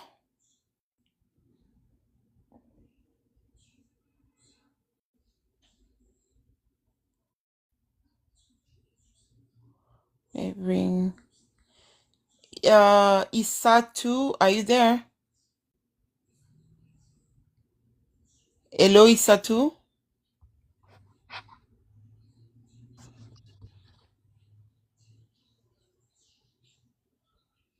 Me. Yeah, you can go ahead. Yeah, sorry for that. I was checking It's something. better. So, They probably accidentally send requests, because sometimes they do that. They accidentally send requests. Okay, no problem. okay. So I was in and I was coming in and going out. Like I was in and out. So I don't know if we still have the same topic on the screen. We have the same topic. So Kagame and the war in Eastern Congo. It's basically about Congo raising awareness and telling other Africans about what is happening in Congo. Yeah, you can say anything you want about it, things that you feel that people must know. Yeah. Okay. Thank you. Yeah. So the first thing is that like what worries me the most is that there's a lot of lack of knowledge on what's going on in the Eastern Congo. For years, people have been praising Kagame as this leader that is going to change things in Africa, as this leader that's like this leader that Africa needs for its development. And yet people didn't know that Kagame was the exact opposite of this thinking of, Pan-African mostly. And Kagame was the opposite of this. And people were praising Kagame without any knowledge of what Kagame is doing in Congo. And when it comes to this, I always ask one question. Like my question is, when you want to know the development of a country, you need to know what resources the country has first. So what's the size of the country? What do they have? So, if we, for example, if we have to talk about, Salvatore, let me correct you a little bit. What do they produce? We know China to be a developed country because China produces most of the yeah, product around the world. I'm going to get there. For you to produce, you need the raw material. And then the raw material, how are you getting that? Like that's what I was going to land with. So we know that country has reputation of what they have as resources, as what they have as service. So we know, for example, Switzerland has no resources, but what makes Switzerland is the service that Switzerland offers. Switzerland offers one of the best banking service on earth. Switzerland offers one of the, different type of services, like, when it comes to watch manufacturing. So it's more like they are more on that luxury side of things and services. The same thing as Monaco as well. And you know that they are not looting. They are, of course, Switzerland is also known as one of the biggest chocolate producer, but it's known that they are sourcing their cacao in Ivory Coast and Ghana. So what happened for that country to be what they are. When it comes to America, we know that, okay, technology is one of the backbone of America. They are so advanced in technology that we all depend on that, and that advance of technology allows them to have all these type of weapons, advanced weapons that other countries don't have. But when we have to look into Rwanda has nothing. Rwanda, Rwanda is not the poorest, but one of the poorest country in terms of resources, because the land size and the type of the land that they have doesn't allow them to have any kind of minerals resources of in that amount that Rwanda is selling. They don't have that. And so the question is, how did Rwanda become this number one supplier? How did Rwanda become this number one supplier on mineral resources? Where is that coming from when you don't have something, but yet you are the one supplying it for the world? So that's the question. That's the question that everyone needs to ask themselves before they praise Rwanda. They need to ask themselves, what's the size of Rwanda? Rwanda is at 26,000 square kilometers, and if you look into the map of Africa, you need to zoom in to locate Rwanda, to spot where Rwanda is located in Africa. So all those questions, those are the questions that people need to ask themselves before making any comment on how Kagame developed Rwanda. And if you look closely, Kagame didn't develop Rwanda. It's just Kigali. Because my question is, I don't even know the size of Kigali, but if Rwanda as a country is 26,000 square kilometers, what's the size of Kigali? Then Kigali must be, I don't know, maybe 500 square kilometers, I guess. So just do the math and see what size of a city is that. And then, which means, like, for Rwanda to be called a developed country, you just need to build a 20-kilometer road and then take videos and then show the world, and then that's what development looks like to them. In reality, it doesn't even reflect that. I was watching some videos where people live in poverty in a way that you can't even describe it in Rwanda. So, saying that, we need to get back to Congo now. And how is this relevant to Congo? How this is relevant to Congo in a way that, like, you can't be like, you have this giant next to you who has everything, and then you have this one next, you have the tiny Rwanda who has nothing. And the only way for Rwanda to survive is to loot. It's like, when you have you see, when you look into people that goes and rob people and do pickpockets, they're mostly uneducated, that they have nothing to offer themselves, and then they have to go and loot. That's Rwanda. They have nothing to offer. The only thing Rwanda can do is to loot Congo. So, looking into Rwanda's income, we know that Rwanda's income is divided into two. two sources actually. Sorry, Rwanda's income comes from two sources. The first source is the foreign aid. The foreign aid that Rwanda gets is that foreign aid of the civil war that Rwanda had in 1994, which wasn't a genocide. It was a civil war because what happened in that was that Kagame was fighting Habyarimana, and then Kagame shot down Habyarimana's plane. On the other side, the Hutus knew that Kagame was coming, and then when he shot Habyarimana's plane, and then you have the Hutu reacting, and then the Hutu reacting, that was what Kagame was looking for, and that's the exact thing Kagame was looking for, to show the world that look what they are doing to the Tutsis.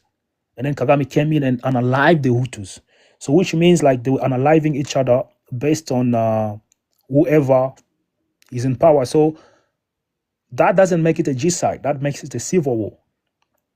Because genocide is one like vulnerable group, defenseless, is being attacked and being unalived. So calling what happened in Rwanda a genocide is like it's a misuse of the word genocide itself. It's misusing that word genocide, because what happened was a civil war between them. And then Rwanda looting Congo, that's the only survival Rwanda has, because without looting Congo, Rwanda has nothing else to offer. Like Kagame has nothing else to offer to Rwandans. That's how we have this Rwandan calling themselves Congolese out of Norway. They can just, like, if you look into people that were marching, like those that marched in America, some of their identity got leaked, and then we saw that they are fully Rwandan, but they're claiming to be Congolese. So when we have to speak on this openly and truthfully, people tend to call us tribalists, and there's many names that will be calling us for telling the truth, and this is something that every African should understand, because what sometimes what saddened me the most is that Africans tend to focus on issues that has nothing to do with Africa. You have Africans that who speak on Palestine, who speak on Ukraine, and they will never, especially I have a lot of Nigerian friends where they'll speak on Palestine, they'll speak on Ukraine, but yet you have Boko Haram slaughtering people in Nigeria, or you have other type of atrocity, but they're not even talking about that. And that's the same thing as for us Congolese. If I have to speak for myself, I always put this forward, and always make sure that I raise awareness on what's going on in Congo. So this is something that every African should know, that Rwanda is not what Kagame, and Rwanda it's not what you guys think. And all this campaign of visiting Rwanda is just it's just a facade. It's just a facade, and the money that's sponsoring those activities of visiting Rwanda is the blood. It's the blood money, like Congolese people suffering from atrocities, and Rwanda making money and using this money to promote Rwanda as a destination. So so I think everything I said here, because I came a little bit late, I know that I can see that we have a lot of knowledgeable Congolese people on the panel that say this. I don't think I've said anything new. Seeing people that I know well, I know that they shared all this already. But I'll just stop there, and unless there's any question for me or anything for me to clarify, I'm here to clarify that. Salvatore, I know Mao said he's going to be muted for a moment. Let's hear from Black Stallion. Black Power. I've been to East Africa. Spent some time in Uganda on business, and Somalia. And let me address the prompt. I've read the history of Rwanda. Is Paul Kagame the problem in the Congo? I don't know if he's the primary an issue or number one problem, but I'm sure that he's playing a role, a part in the problem. I don't know if he's there to solve the problem or to keep the problem going, but according to his own words, he's definitely a player in the Congo. I don't see anything positive coming out of the things that he say for the Congolese per se. At least, well, he hasn't shared them with the world. I don't know if he's doing something covertly on the ground there besides for what I'm hearing, the mineral and resource extraction. I don't know if he's using that to reinvest back into the Congo, or he's just using it for Rwanda. So that's my answer to that question. The next one is he a dictator in Rwanda? Wow. I don't know.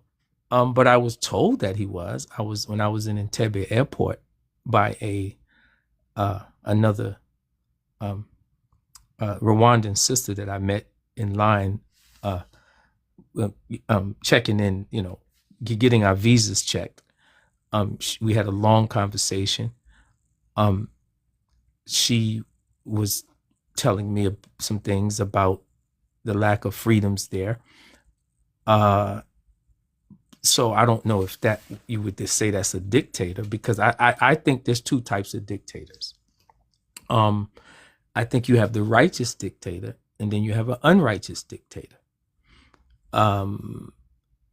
So it appears that Paul Kagame is, of course, he's in bed with the West. We know that. But it appears that his nation, his style of dictatorship, whatever the definition is, right? To us, it seems as though that the nation is economically prospering, and of course, as we know, you have to have order in your nation, in your society.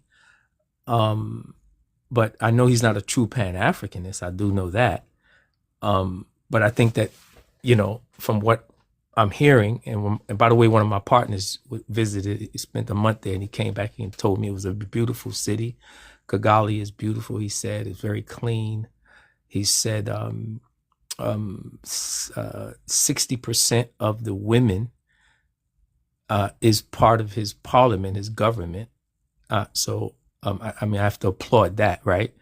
I think he's the only African nation that's landlocked in a small country. By that is that that 60% of his government leadership in parliament, politicians are women.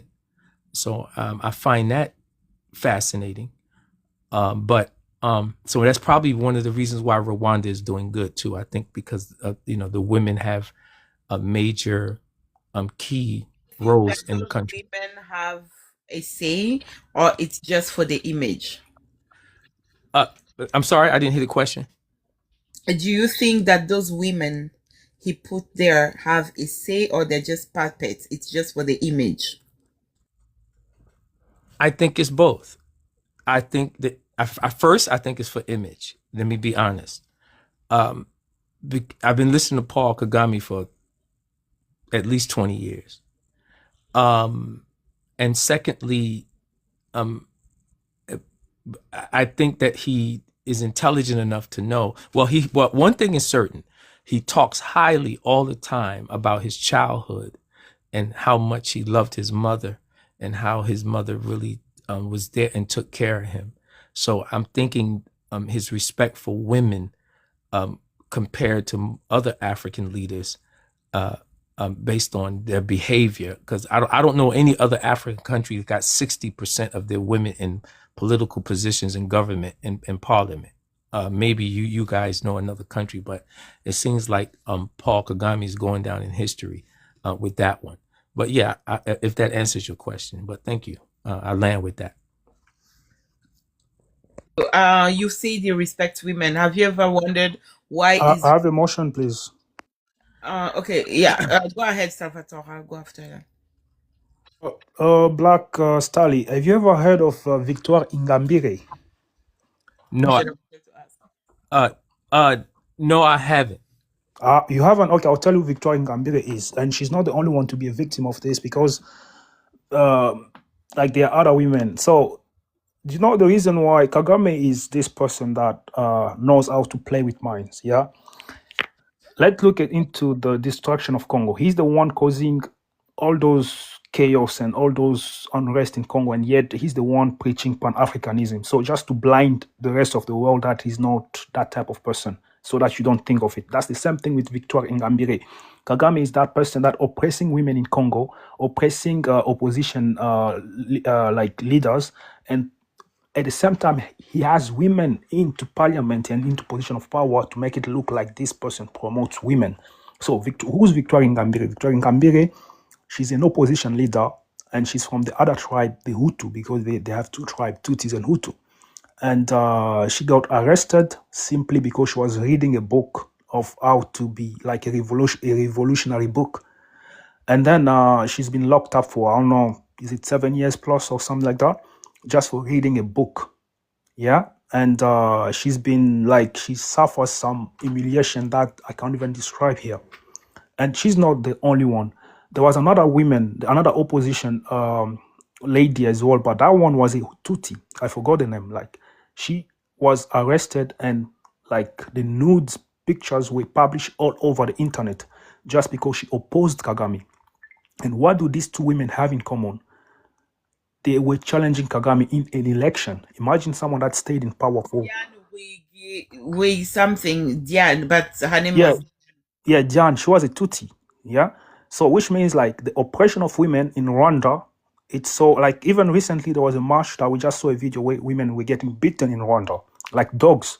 So I do understand that you might not be African, black, or you might not be close to the Great Lake region, so you won't really understand this. You are just watching the news as you're watching propaganda news. I know Kagame is a big ally of these Anglo-Saxons, and you know these Anglo-Saxons, which have a lot of influence in the media. So they'll use CNN, they'll use all these big channels to portray Kagame as that person that you are thinking of. And yet it's the exact opposite, you know. So, like I said, these two women, the only thing they have in common is to challenge Kagame in a democratic election.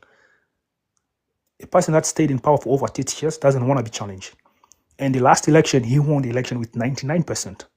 Where on earth do you get a victory of 99% on an election? You know.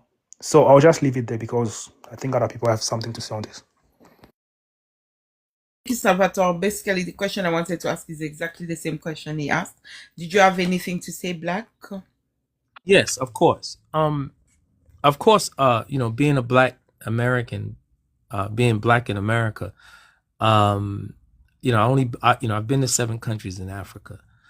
So I've been on a continent 20 times. So I got a little taste of Africa. Let me just put it that way.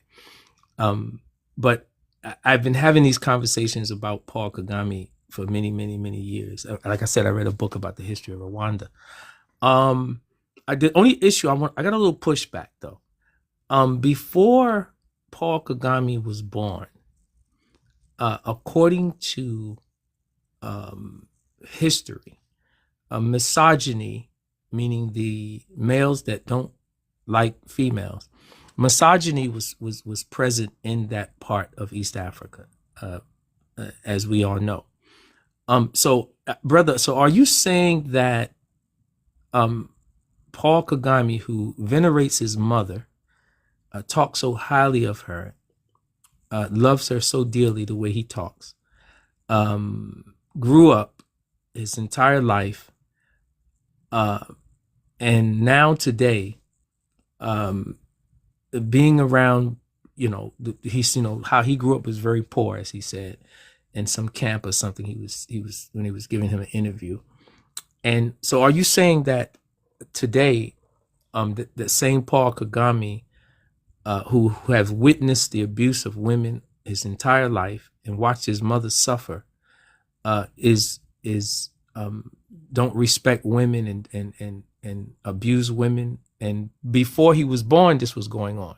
So I'm asking you, do you think that that's what he's, Yeah, I get your practicing? question. I get your question. Okay, I can go ahead. answer your question. I get your Okay, question, but okay. listen to this, yeah. Listen to this. You know what? Even can you name one of the most horrible man you know that ever lived? Anyone? Adolf Hitler. Thank you. Do you think that person hates his mom? And you think that person? Do you think Adolf Hitler will talk down on his mom? According to his history, they say he loved his mother. Exactly. So you have your answer there. So a person, every man loves his mom. I love my mom. Okay, and I can even die for my mom, like if I have to. So every man loves their mom.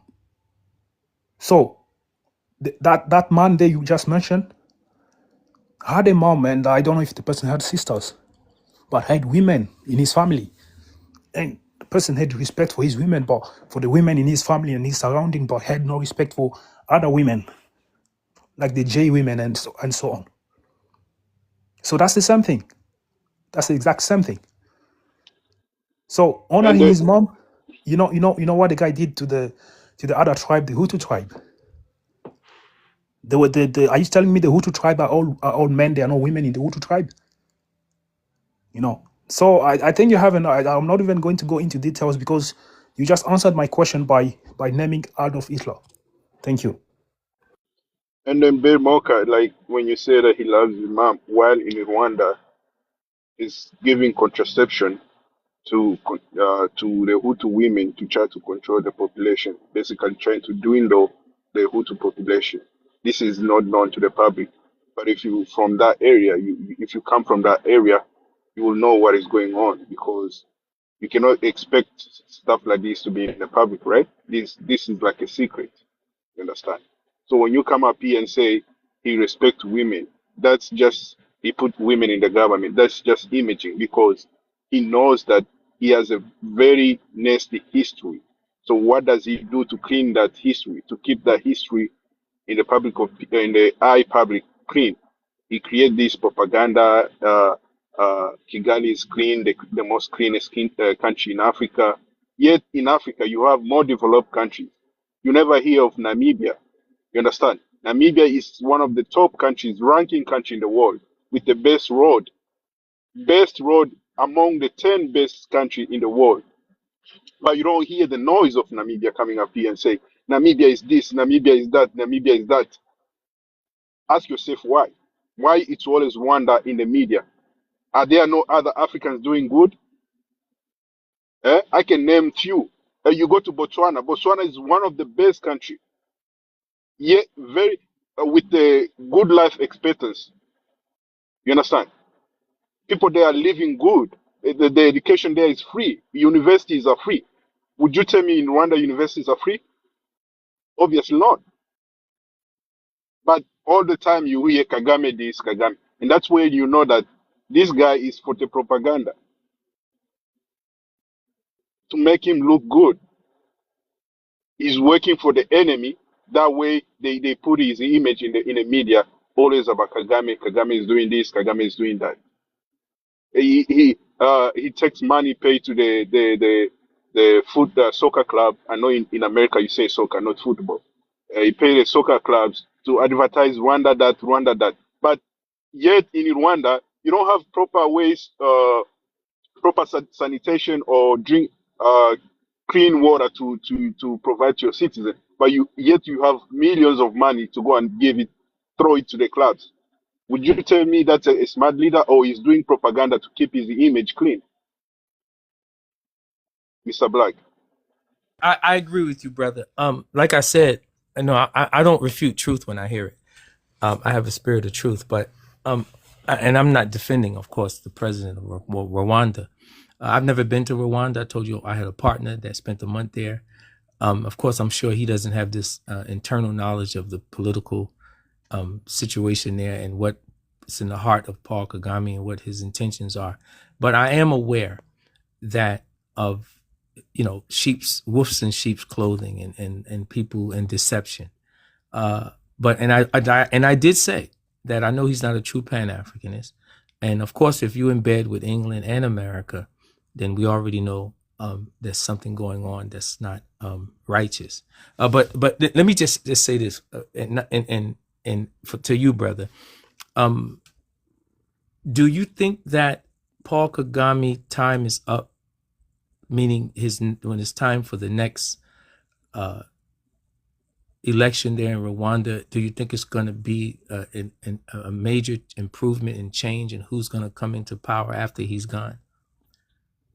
Uh, to answer your question, yes, his time is up, but who's gonna come in power? I don't know yet. And then what happened in 1994 is likely to happen again. You understand? Because the Tutsi wouldn't allow anyone else who is not a Tutsi to take power because they know there might be revenge of what they did to the other. You understand? And when we say time is up, we mean that the white man has the Westerners have getting tired. Basically, they have used this guy. Like Kagame is not the first one to get used by the Westerners, and once they get tired of you, they throw you away. They vomit you. You understand? Mobutu is one of them. Even Gaddafi was one of them. Even Mugabe was one of them. You understand? So Kagame is not an exception. So yes, his time has come up. They use him to destroy Congo, loot Congolese resources, uh, and do all the dirty things that that the Westerners themselves could have done. Instead, they use another black person like us, who look like us, so that we don't point fingers at them. We can point finger at that black person, and that person is Kagame. You understand? So now they're trying to do what? They're trying to recycle it. They are looking for a way to recycle it. Remember, they are the ones who painted him a hero of the genocide, a hero of this. He has elevated his country from ashes to whatever. They are the ones now accusing him of human rights violation. So that's a I have a better preparation. answer for that. If you are done, I have a better answer for that. Yes, that's a preparation of them wanting to recycle him. You can go ahead, Salvatore. Sorry. Yeah. No, I think the better answer to that, asking if Kagame, you think Kagame's time is up, that that question is a very interesting question. But Kagame is an autocrat, and when you say, "Do we think Kagame time is up?" What do you mean Kagame's time is up? A person that came in power with a coup is not going to leave power without a coup. His time will be up when another coup happen, and he said it himself openly and every time. He said that the only way you can take me out of power is by a coup. So his time, asking if his time is up and adding another question about his time being up and elections at the same phrase is like not knowing Kagame. A person I just told you the last two challenging true opposition women that had to challenge Kagame. Like one got locked up, the other one got a nudity published everywhere, and the entire family got threatened and etc. So which means there's nothing like elections. That guy living on like with after losing elections. So his time is up when another coup happens, and the other way that his time can be up is like having these Americans getting tired of him, and that's the reason why Kagame they can that's his time. His time cannot be up by election. So don't mention elections and Kagame leaving And, power the, on the same on the same phrase. and you have to realize that there has never been a peaceful transfer of power in Rwanda historically. Even in the future, I believe it won't happen because the two group of people, the Tutsi and the Hutu, they have never get along. Understand? But what Kagame is doing today, he's trying to say that he has removed. He's claiming that in Rwanda we are all Rwandese. There's no Hutu and Tutsi, Twa, and etc. Right? He's saying that those labels were brought by the white man, the colonizer, but that's not true.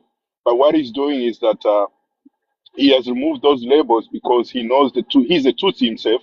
He knows the Tutsi is a minority, and then there is no way for them to win an election on a fair election or democracy. There's no way for them to do that. So what does he do? He removed those labels to try to remain in power, so that the Tutsi can remain in power.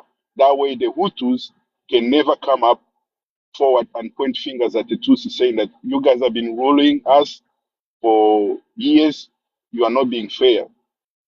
Because if a Hutu come forward and say, oh, you guys are ruling, you are a minority but are ruling, guess what the Tutsi will say? They will be quick to say, you guys are tribalistic.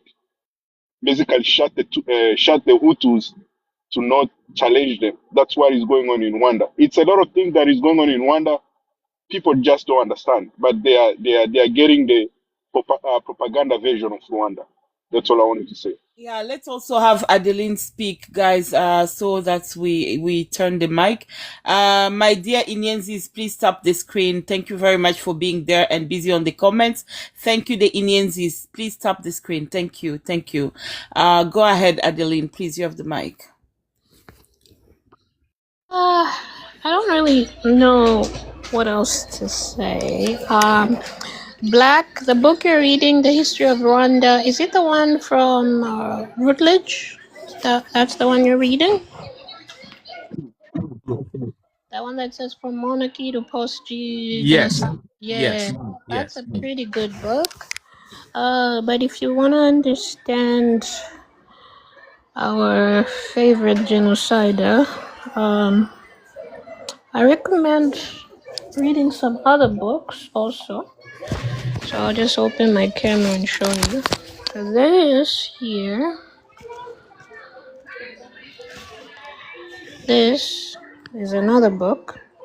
It's called Lies of the Rwandan Genocide in the Propaganda System 20 Years Later. It's a very good book because it has the numbers of what happened post-genocide and Kagame's role in it. There's another one if you want to know about the role in Congo. This here, that's called The Lies of the Tutsi. The Lies of the Tutsi in Eastern Congo Zaire. This, I highly recommend you read that. Another one. Oh, thanks. Okay, so this one. The Lies of the Tutsi in Eastern Congo Zaire, the case study of South Kivu pre-colonial to 2018. It's actually written by somebody who's on the ground. So this, I highly recommend you read. It will help you understand the connection between... Can you read the preface of that book? Huh? Can you read the preface of that book? Yeah. Hold on. So the preface of the book says...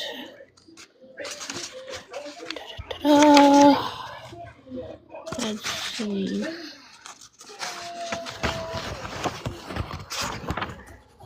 You mean the prologue? I can read that. So basically, the primary goal of Leopold II, King of the Belgians in Congo, in the Congo Basin, was not to divide the tribal population against each other. He was interested in looting its resources. Poor indigenous people mattered less for his enterprise. So this goes a little bit into... it comes from, when people talk about the Belgium conference, actually they should call it its real name, which was the Congo Conference, because it was a conference on how to let Leopold keep his power over the Congo. That's why he never divided the Congo. You will find that when you speak to a lot of people who have been educated in Rwanda, they will tell you that, but Rwanda has some land in Congo. That is not true because Leopold never divided. He considered Congo his enterprise. And another thing though that I recommend you read, that one that you're reading is very good. I don't know if it's weird to ask for your email. I can send you some more, or you can follow me. I'll send you some books. Just DM me. Just DM me. Yeah. I think you can send PDFs on TikTok now. Oh, okay. Yeah. I will Yeah. send Just you. follow me. I will follow Me. you. I will send you some books because you Yeah. seem like a person who enjoys reading. And Yeah. I do. So In fact, I own a Black African bookstore. that's pretty good. Okay, so you need to for you to understand Africa is very very it's a crock pot of a lot of cultures, and it's in order for you to understand you need to kind of read everybody's story. You need to read everybody's story. For me, to answer the question, is Paul Kagame the problem? Yes, Paul Kagame and the RPF are the problem of Central Africa as a whole, I believe. Why? Because when it started, as my brother Salvatore has explained there very excellently, when the civil war in Rwanda started in 1990, they attacked. But they were being pushed back for a few years. At the time that they were attacking, they were being pushed back. So you have to keep in mind, between 1990 and 1994, there was 4 years they were being pushed back. The only way they could win is by getting backup, and they got backup from who? From the U.S. The U.S. wanted routes into Congo. The Congolese have become aware of what their land is worth, so they went refusing to negotiate on the price. And Kagame said, "Give me a way to get into power, and I will let you through to Congo." And that's what has been happening to Congo for 32 plus years. There are a lot of mapping reports you can read on that. There's a lot of books you can read on that, a lot of testimonies you can read on that. For me, I will show you some testimonies from Congolese people on the ground who have unfortunately been victims of this. I call him a parasite because that's what he is. They've been victims of his war. They've been victims of his tyranny. And I'm not only just speaking of just Congolese, because we recently lost a young man called Karas. Otoche, if you're here, you can remind me. But he was so he was a Tutsi young man who survived the civil war in Rwanda, and he does mention that his parents were unalived by Kagame and his men, and Kagame imprisoned him for simply they levied Aimable Karasira.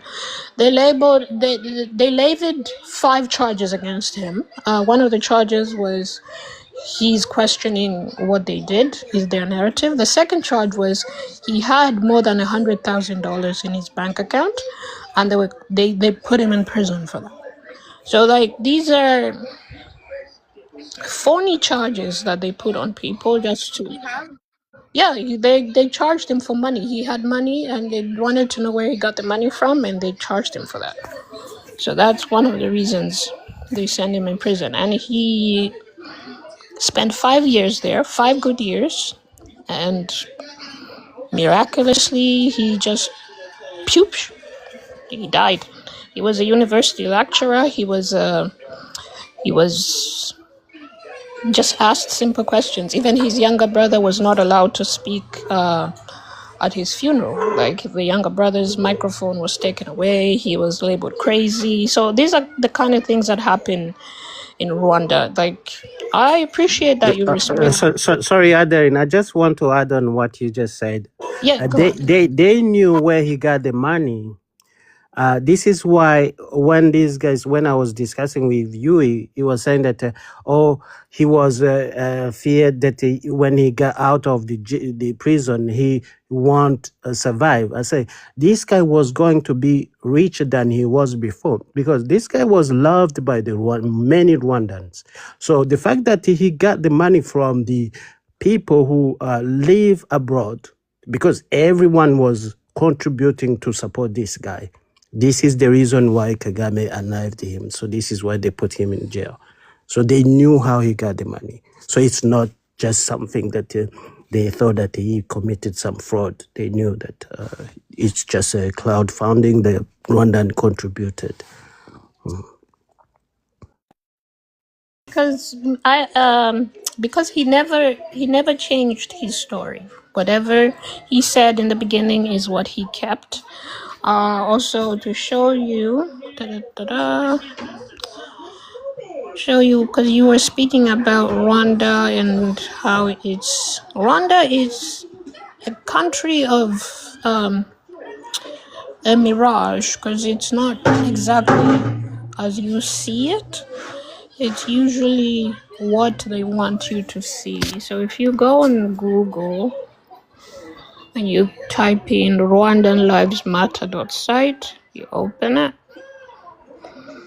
okay? This, Black, just this is for you. This will show you the list of Rwandans that are either missing, imprisoned, or being killed by the RPF government for simple things as writing the news on the M23. That's why he was killed. See, this is a member of Victoire Ingabire. He was also taken out. There's a lot of people. This is the guy I was talking to you about. Amibe, he was a YouTuber. He just asked a simple question. What happened to my parents? Why did you unalive my mom, my brother, and my sisters? And he was put in jail for that. So that's the kind of country Rwanda is. It's where it's literally North Korea, but in black. That's Can what I it say is. something, Adeline? Yeah? And that's a Tutsi, you understand? So in Rwanda, if you are a Tutsi, you criticize the government, you have no chance of survival. You are Yeah. gone directly. But if It you are a doesn't, Hutu, yeah. you criticize the government, all Kagame has to do is to label you a genocider. Sorry, FDR. and you're speaking about women. Like, this is a woman who was just asking for equipment during COVID. They put her in prison. Victoire Ingabire, who is in prison right now, they are not letting her have products for her period. They're torturing the woman for reading a book. There's a lot of Just before you continue with the example that Stallion gave, when you are a Hutu and you talk against Kagame, they label you a genocider. That's exactly what they did to you on the comments, where Princess Revolutionnaire said you are a child of a genocidaire just because you're telling this. This is, what we see here on panels is exactly what happens in Rwanda. A Hutu cannot open her mouth and, think by herself or by himself. I will tell you right now, Black, I've had people tell me that my son, who's 2 years old, drank my milk. So he got the Hutu genocide ideology through my breast milk, and then he now is a genocider. He's 2 years old. He's not even full Rwandese, he's half. So this is the type of place Rwanda is. If you disagree and you're Hutu, you're a genocider. If you disagree and you're Tutsi, you are disagreeing, you're also a genocider. That's just how it works, and it keeps people in line, and people listen to what they want and they hear what they want. So these are sites that I can DM you. You can look at them. These are also on the Congolese side. Because it's been 32 years. Mama Africa here is a survivor of the Congo Genocost. There's a few people on here who are survivors of the Congo Genocost that Rwanda has imposed on the eastern side of Congo. There are people who have. So this is just an example of one of the things Mama Africa does. So internally displaced people in Goma in 2024. This is one of many things. You can go on her page and you can see, because some people were saying that where's the proof of what she's saying. You can look up, Google is free. We live in a world where Google is free. You can look up WHO, you can look up UNICEF, you can look up any of the numbers that she was quoting. They are backed, they are proved. And honestly, unless you are not a human being, she has no reason to come here and lie. Absolutely no reason to come here and lie. So, Everything she's saying it from her heart. I'm coming, baby. She's saying from her heart, and she's speaking for her people. You know, she's speaking. I am coming to help you. Like, this is her people. So these are her videos that she has. These are, you know, things that you can see on her page that are just like real life examples. So, I've been summoned. hi, Mama. Looking So at I'm myself just. is such a strange.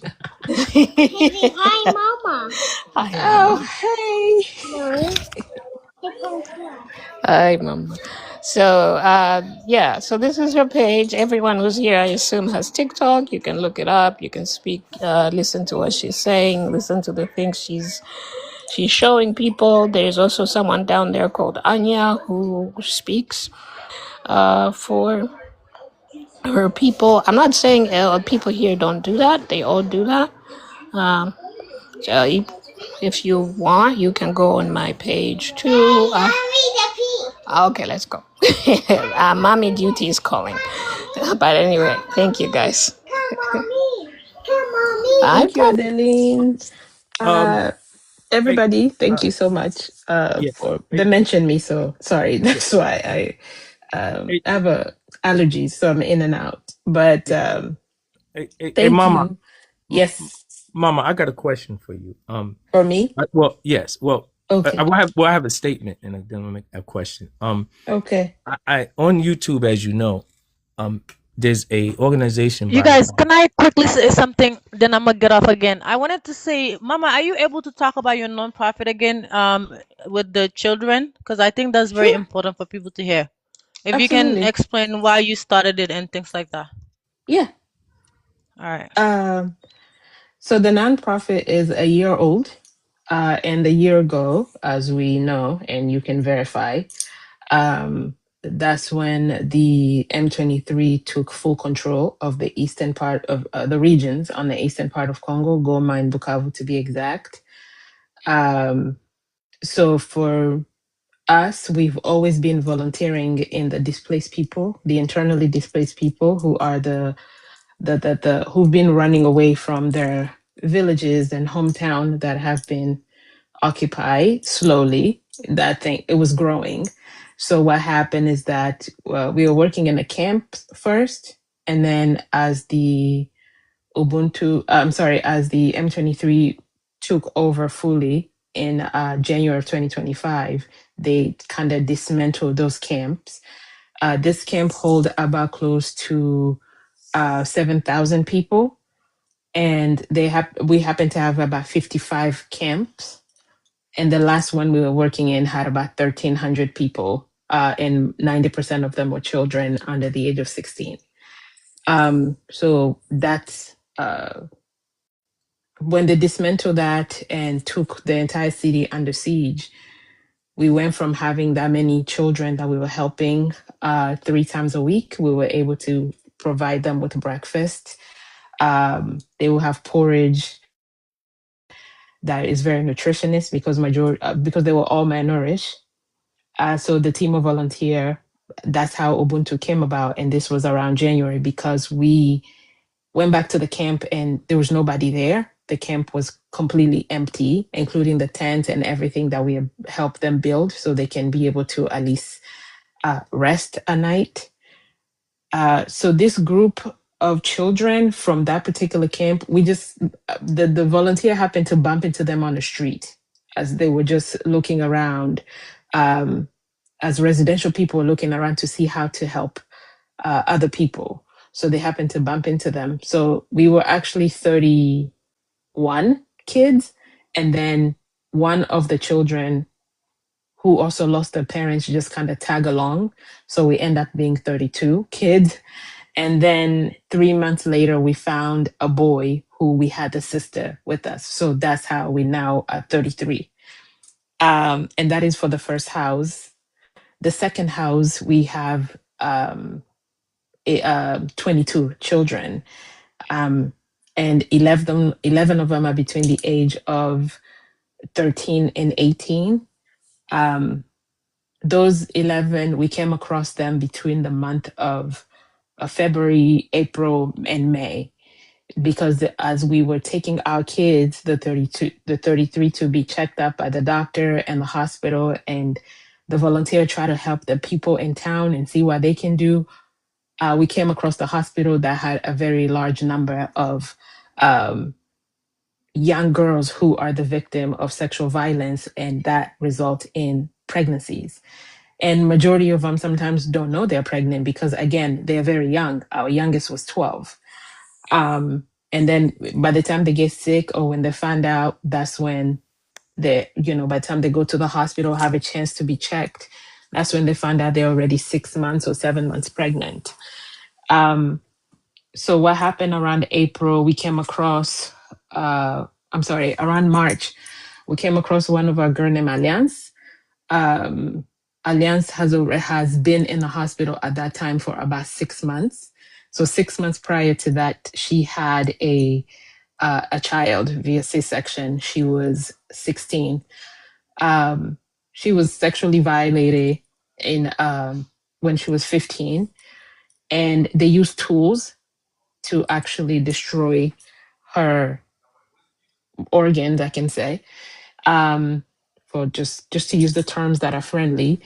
They use tools, which is also one way that these people literally violate our people. So they use tools and weapon. So Alliance was already on the danger side of the situation, not only being 15, not only being essayed, but also being pregnant on top of that. So the reconstructive surgery that she needed to have would have cost $100. Yeah. But in those 6 months, no one was able to come up with that 100 because, again, she is a displaced girl. There's no family. Everybody is kind of like trying to figure out a way to stay safe and stay alive. Her baby unfortunately did not make it. 3 days after that, the baby was unfortunately didn't make it. And the international organization that had her case, they then abandoned her because obviously she was no longer a mom, according to them.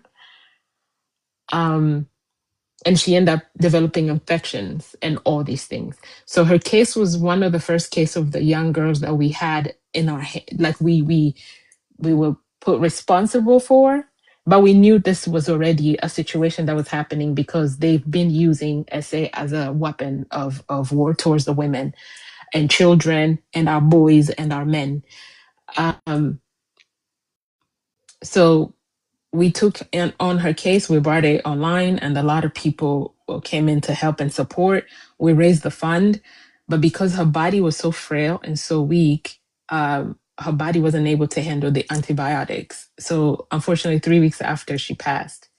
But the one time she was able to speak, she told us, the team on the ground, that she wanted to,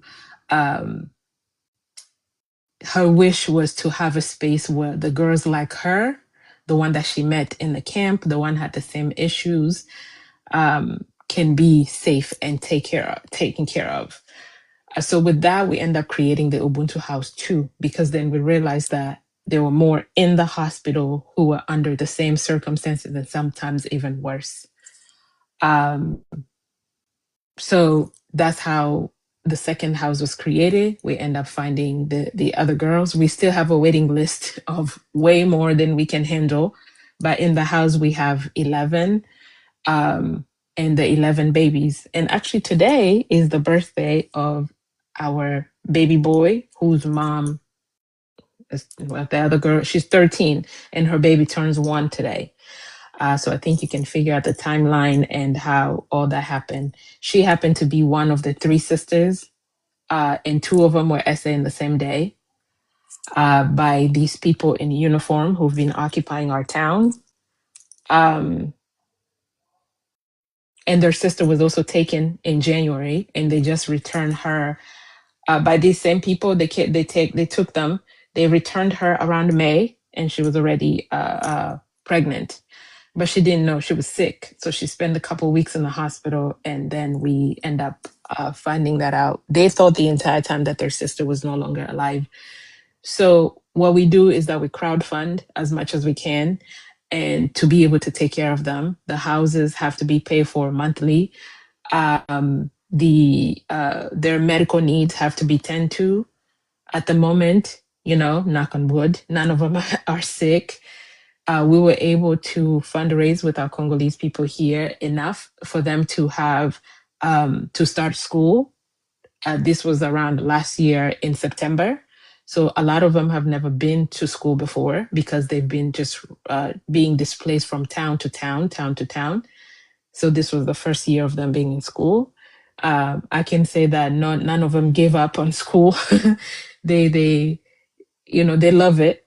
They're about to finish the first year of school, full year, the first full year of them being in one place without being displaced again. So our 33 kids are doing okay. And the 11 babies that we have also, the ones who were born in April last year and May, they're just turning one. So it's also the first year for them as well. And the 18-year-olds that we have, some of them will do trade school. They will learn skills. We were just kind of helping them usher into the new life where they have babies. And then after that, then we can figure what they're able to do based on the skills or the capacity, so that they can also continue to develop, because they're still children and we don't want to hinder them. So at the house, we have the first house, we have 2 adults that stay with the kids. We have 1 security guard that comes in to guard the house at night. And we have the 2 adults. It's a lady and her daughter. So they make sure that they feed them 3 times a day and they take care of them. And we have the doctors that come in once, the doctors that come in once a month to kind of look at the development of the kids, because they were extremely malnourished.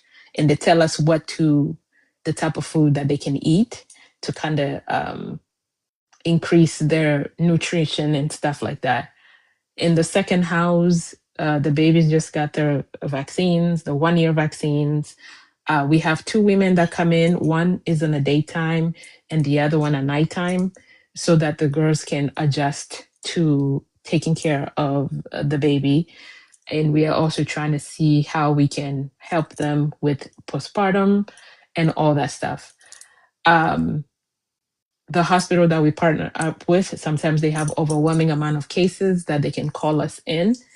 And where we can help, we do. Where we cannot, we just share the information with people, so that anybody who's able to do something, they can.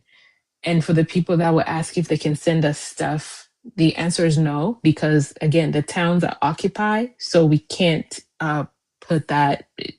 There's no way to receive things because these people are occupying the town, controlling everything. The only thing that we are able to do is a monetary support. So we send them the little funds that we have so that they can be able to buy what they need on the ground so that it can help them. And that's how Ubuntu was created in January after we lost 90% of our kids. And we went from 900 children to 33 in about 3 weeks. So that's how that happened. And there are links in my link tree that can help assist you. We have a GoFundMe, we have a PayPal UK and a PayPal US. There's Cash App, there's Venmo, there's Zelle. So whichever way you can support, that's fine. If not, just share the content on my page so that other people can be aware of the and even for yourself, so you can keep up with the daily update, because we do have people on the ground, so we're able to get daily updates or every other day, depending on how secure the place is for them to be able to go outside, so that you can keep up. And whatever you choose to support, as far as like whether it's a school or whether it's the hospital, you can always receive receipt of your fund that you are donating, so you can see what it's doing. And sometimes if we have enough time, you can give visuals of what your funds are doing and how they're changing. They can help and change someone's life. So yeah. Thank you, Mama. Thank you. Thank you. And Thank you so yeah, much. definitely. Hi guys, may I just speak then I'll drop if that's okay, Mastermind? Sure, I think Okay, if thank you. Baby Binta is done, I think yeah, you can go ahead, Anya. Oh, that's a second account. Sorry, I didn't I didn't clock. Um yeah. Hi everyone. I'm Anya, I'm Congolese, and I help Mama Africa along with her co-founder Museo Viscatotus on the ground in Goma. I mean, everything has already been said beautifully, whether from a political perspective or humanitarian perspective. I would just like to add this because I know that Baby Binta did ask what us Congolese people would like from other Africans, knowing what they know now. I would just like to emphasize that we don't just see Congo as it's good that we talk about politics. It's good that we talk about our president or Kagame or whatever, but our priority has always been our people, especially the young children. So I would advise to the 122 people who are here to definitely go visit Mama Africa's page because she has all sorts of stories and she keeps us updated on a daily basis. And we, again, like she said, we basically just crowdfund. We work with whoever can help. Like for example, I do loads of, sometimes I used to do last year, I haven't done it this year yet, but I would run to raise money. And I know that it may not seem like it will be easier for you to support the big NGOs because they're, they have media exposure, bigger exposures, but you have to remember that the people who are like Mama Africa, Mastermind, myself, we know the actual reality. So when we speak of what's happening back home, it's not as if it's some artificial story or something that we want you to buy. It's the actual truth. Like Mama Africa is a survivor herself who unfortunately has found herself stuck in a loop of the decision between giving up on her people or looking after her mental health.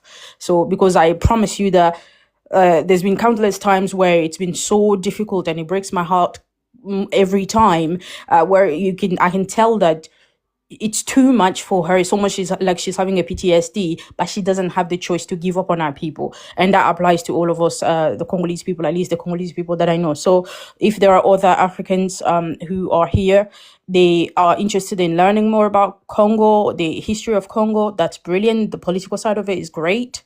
But remember that the Congolese people do need your help. And because the airport is still closed, we can't send things yet. One of the best ways to support is always like here on TikTok. One of the best things that we do send gifts because every little does help. Your $1, £1 really does make a difference. Don't underestimate it. Last year we were able to raise like £30, $30 was able to feed a child for a whole month. And to me, it's more important for me to know that the 33 children that we have, or the 55 in total, that people that we have under our custody, we guarantee that they have a second chance in life. We can talk about the 20 million that we've lost. We can talk about the over, however thousands that have been misplaced that we don't have actual contacts or actual record of. But for me, my priority is to make sure that a child who is under our custody, they have that safety, they have something to eat, they are clean and they're healthy. And like Mama Africa said, so far we have been very fortunate. They haven't had any serious like illnesses or anything like that that's taken us outside of, our comfort. And the progress that they have made in a space of a year, every single person who's on this panel, they know where we started and where we are. It's such a huge difference with their schooling, with their eating, their behavior, the way they're even able to share between them. It's such a huge thing. If you've experienced any form of trauma, you know. Now imagine being 5, 6, 12, 13 and losing your parents. Like the youngest child in Ubuntu House 1 is just turning 2, I believe, or she's already turned 2. They found her outside the compound. So we do everything that we can. There are, of course, other NGOs or organizations of Congolese people who are also on the ground. I would always encourage people to do their research, because again, our stories may not align with you, but you might like another Congolese person, as long as you are helping the Congolese children, because they are the future of tomorrow. Everything that we're talking about here, our brother Black, I hear that you're really into African history and everything. You have to remember that Africa is nothing without its people, and Africa is definitely nothing without its women, and we are nothing without our children. We must guarantee the future of our children, and we are trying to do our best. So, BabyBinta, again, thank you so much for this platform. Thank you to Mastermind for bringing her page to us. Again, this was such a wonderful live. I really enjoyed it. There was no drama, just education and genuine questions and genuine answers. I hope we will get a chance to do more of this. And if we can, why not do some fundraising? I am on the humanitarian side, so if you see me, I will always talk about fundraising and my people. I know that my brother Salvatore is always able to talk about politics and Mastermind, but when you see me, I want to make sure that my children are fed, clothed, and clean, and they have somewhere to sleep. And it works out. How do you say? It's not separated. Like, oh, these people do this, they do that. No, whenever we are in need, if I go to Mastermind, she will do everything that she can to make sure that we raise the fund. And if she has something that like today, again, I'm more on the humanitarian side, but as soon as I heard of it, I was like, I have to be there. I have to be there for sure. But yeah, anyways, thank you so much for everybody. And if you haven't followed Mama Africa yet, please do follow her. Please do follow also Muse Elvis Katoto. I will write his name down because he's the one on the ground and he's a filmmaker. So he has loads of interviews with our women and girls and men on the ground. Thank you so much. And I'll be down commenting and tapping. Thank you so much. No, thank you. And yes, I definitely followed Mama Africa, and I will also connect with Mastermind. We can definitely do like a fundraiser for the kids, and I will definitely keep in touch all the time too, because I really want to know what's going on in Congo and contribute as an African however way I can in regards to supporting you guys. BabyBinta, thank you very much. I don't know. Can I say something, Motion, please? Yes, go ahead. I'm gonna also upload the live on YouTube, on my BabyBinta YouTube platform. So if anyone wants to go and watch the full live and learn, if you missed it, you guys are more than welcome to go on YouTube to watch it. Amazing. Thank you. Yes, go ahead, Adeline. Because some of us know each other, but we have 109 people in here. Some of them don't know us. You know me, you nicknamed me Adeline Video. I always try my best to bring proof. So the things that Mama Africa and Anya were talking about, this gentleman right here, because I assume all of us who are here have TikTok. It's called Muse Elvis Katoto. For those who are saying that Mama Africa and anyone is lying here. This is one of these. He is on the ground. He posts stories. This is a story of young women.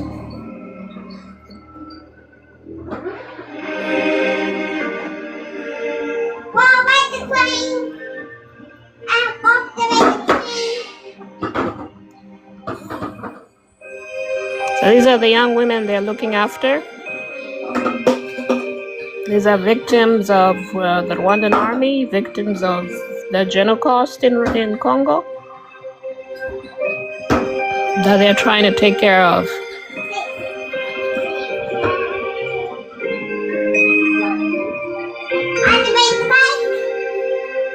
These are just a few among the many. This is Alliance, the girl that Mama Anya talked about, or Mama Africa talked about. They do show what happens when people help. So you can see the results of people helping,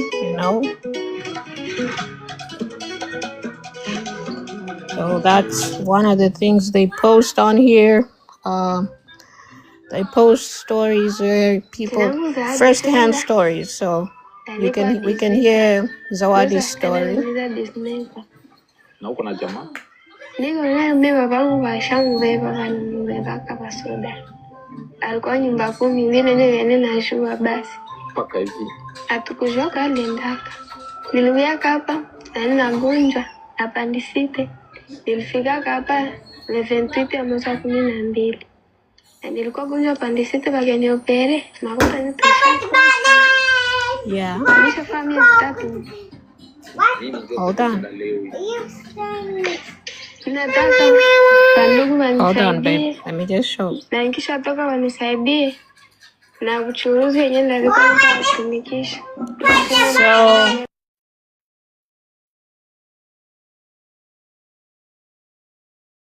this is one among many stories that they help. So they help people in the hospital. This is, sorry, I'm on mommy duty. So this is one of the young ladies who's 14 that they're helping. Look. Kufika kule nikakutana na wasoda mpaka kanibaka kakupela nimebeba nini. Ndio sasa nikafika hapa nikazera mtoto wangu. Nikanibaka kama alikuwa tu wasoda.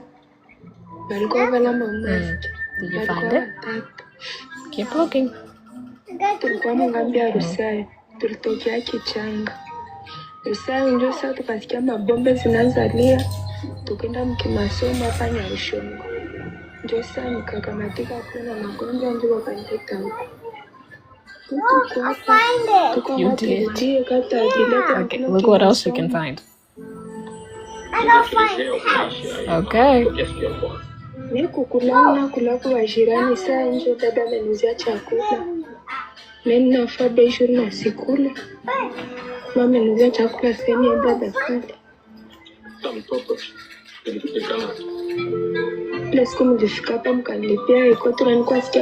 this is what Ubuntu is trying to do by paying and helping these people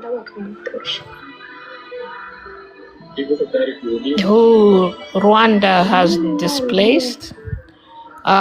This is not the youngest that they have abused. If you go and look at the City of Joy, it's a movie on Netflix. Not a movie. It's a documentary on Netflix that talks about Pansy Clinic. You will see stories of children as young as 6 months who have been assaulted by these people. So, putting Rwanda and respect for women in the same sentence is almost comical. I'm sorry. That's not right.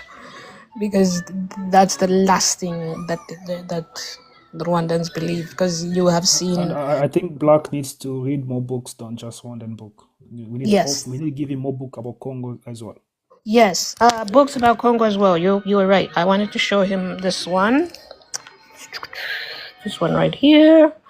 This one is important. Mama Africa reminded me to read it. So Charles Onana, Holocaust in Congo, the international community's Ometa. I highly recommend you get this book. It talks really in great detail about a lot of what's happening in Congo. Thank you, Mama Africa. I'm reading it now. I had put it down, but I'm reading it now. So here it goes. There's a lot. If you even look at here.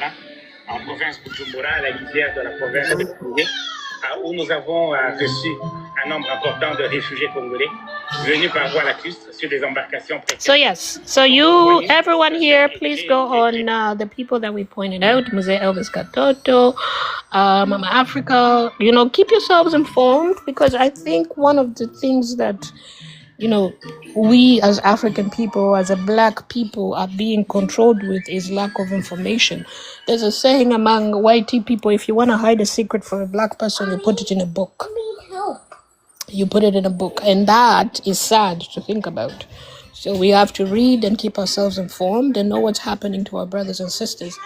It's about time that this silent G side, as they call it, because they know it's happening.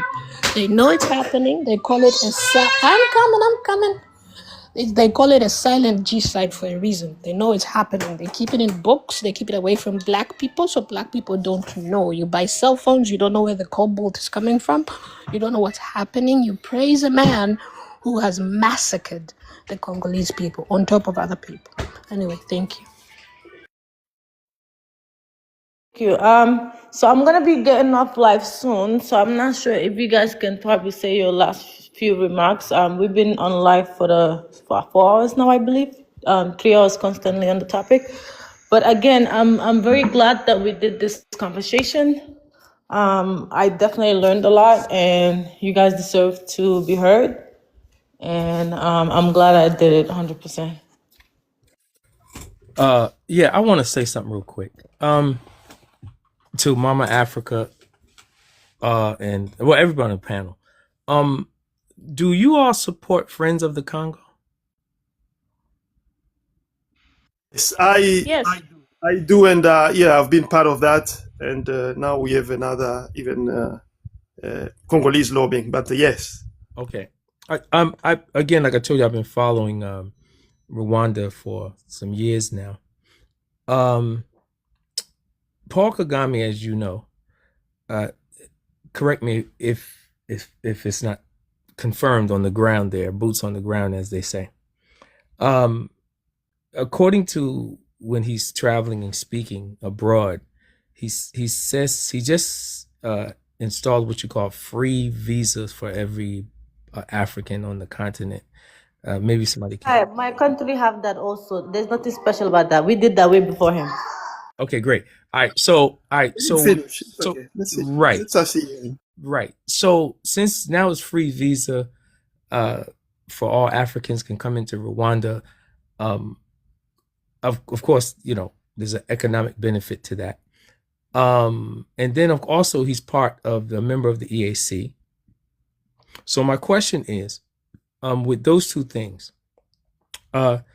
what contribution is the government there doing to assist the women in particular who has been suffering on the ground there in Rwanda and the Congo, since those two? Was that the question for me? Yeah, the question is, you know, now that it's a free What? visa travel into Rwanda, all Africans can come Oh, in, right? And Which government are you yeah. talking about? As Are you talking far about as the like Congolese the government or the Rwandan government?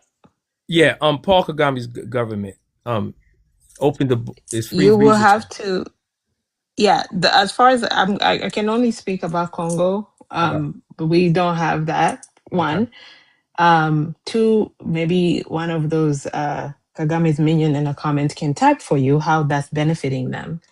But also we have to remember that that sexual violence that has been committed to the children that I have in the Ubuntu house and the people of Congo that we are dealing with at the moment was introduced by their people in 1994 when they came in. So we have to remember that because I saw a few comments, which is why you see their women in the comment section laughing about it because that's quite normal for them. And they think we don't know, but also as far as like our government for our women on the east, it's currently occupied by these rebels. So there's no contact, if that makes sense. There's no way for them to get into that unless it's a full-on war, if that makes sense. So, and for them being on the ground who constantly claim that they're doing something, they're here to liberate their people, they are not helping the people on the ground. They're more committing more crime towards the citizen than anything else, if that makes sense. All right. So maybe Kagame people or the mouthpiece of him can explain to you how that's benefiting them on the ground. But due to the fact that we are neighbor, due to the fact that we also have people that can travel into their country, the women don't have room to speak. And the one that you see speaking is based on how they're being told what to say. Simple. Okay. Quick too, because I gotta go too. So is Ubuntu well known in the Congo and Rwanda, East Africa?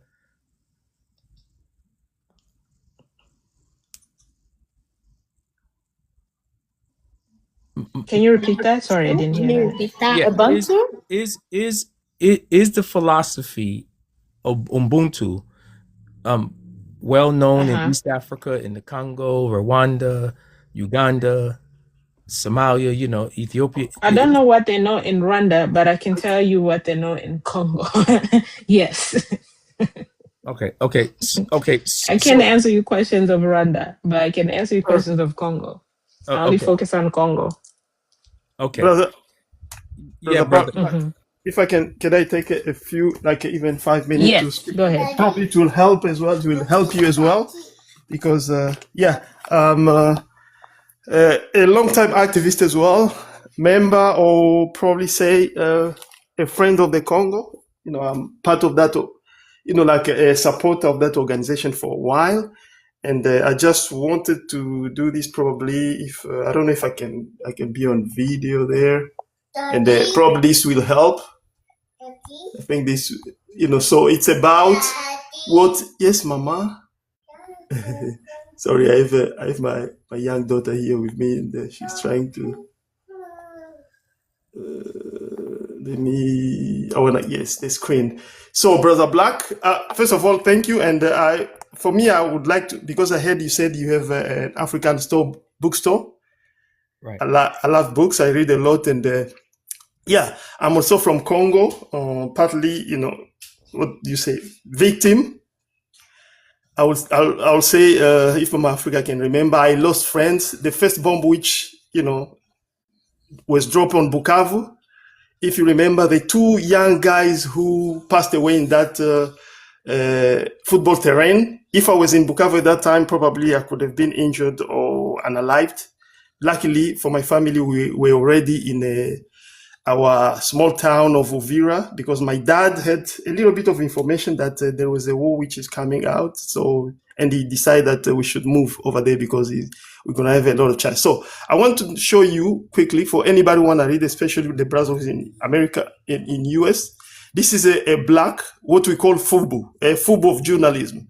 I don't know if you know this newspaper or magazine, the blackagendareport.com. I like it because it's ours. It's by our brothers African American, and it treats everything, but on, with that angle, not with what can I say, a Western mindset, but journalism pro-black. So there is a lot of article which is written about the issue of Rwanda and Congo without that Western narrative or manipulation. Why I'm saying Western manipulation and Western narrative? Because if you read this article as well, you'll understand why even some of the things which you believe on Rwanda and even Kagame, which are not true, but it will be harder for you for now to understand. It's because, like, my sister Adeline, I speak, most of the speak, what I say, I like to show the proof or give references where anybody can go and read.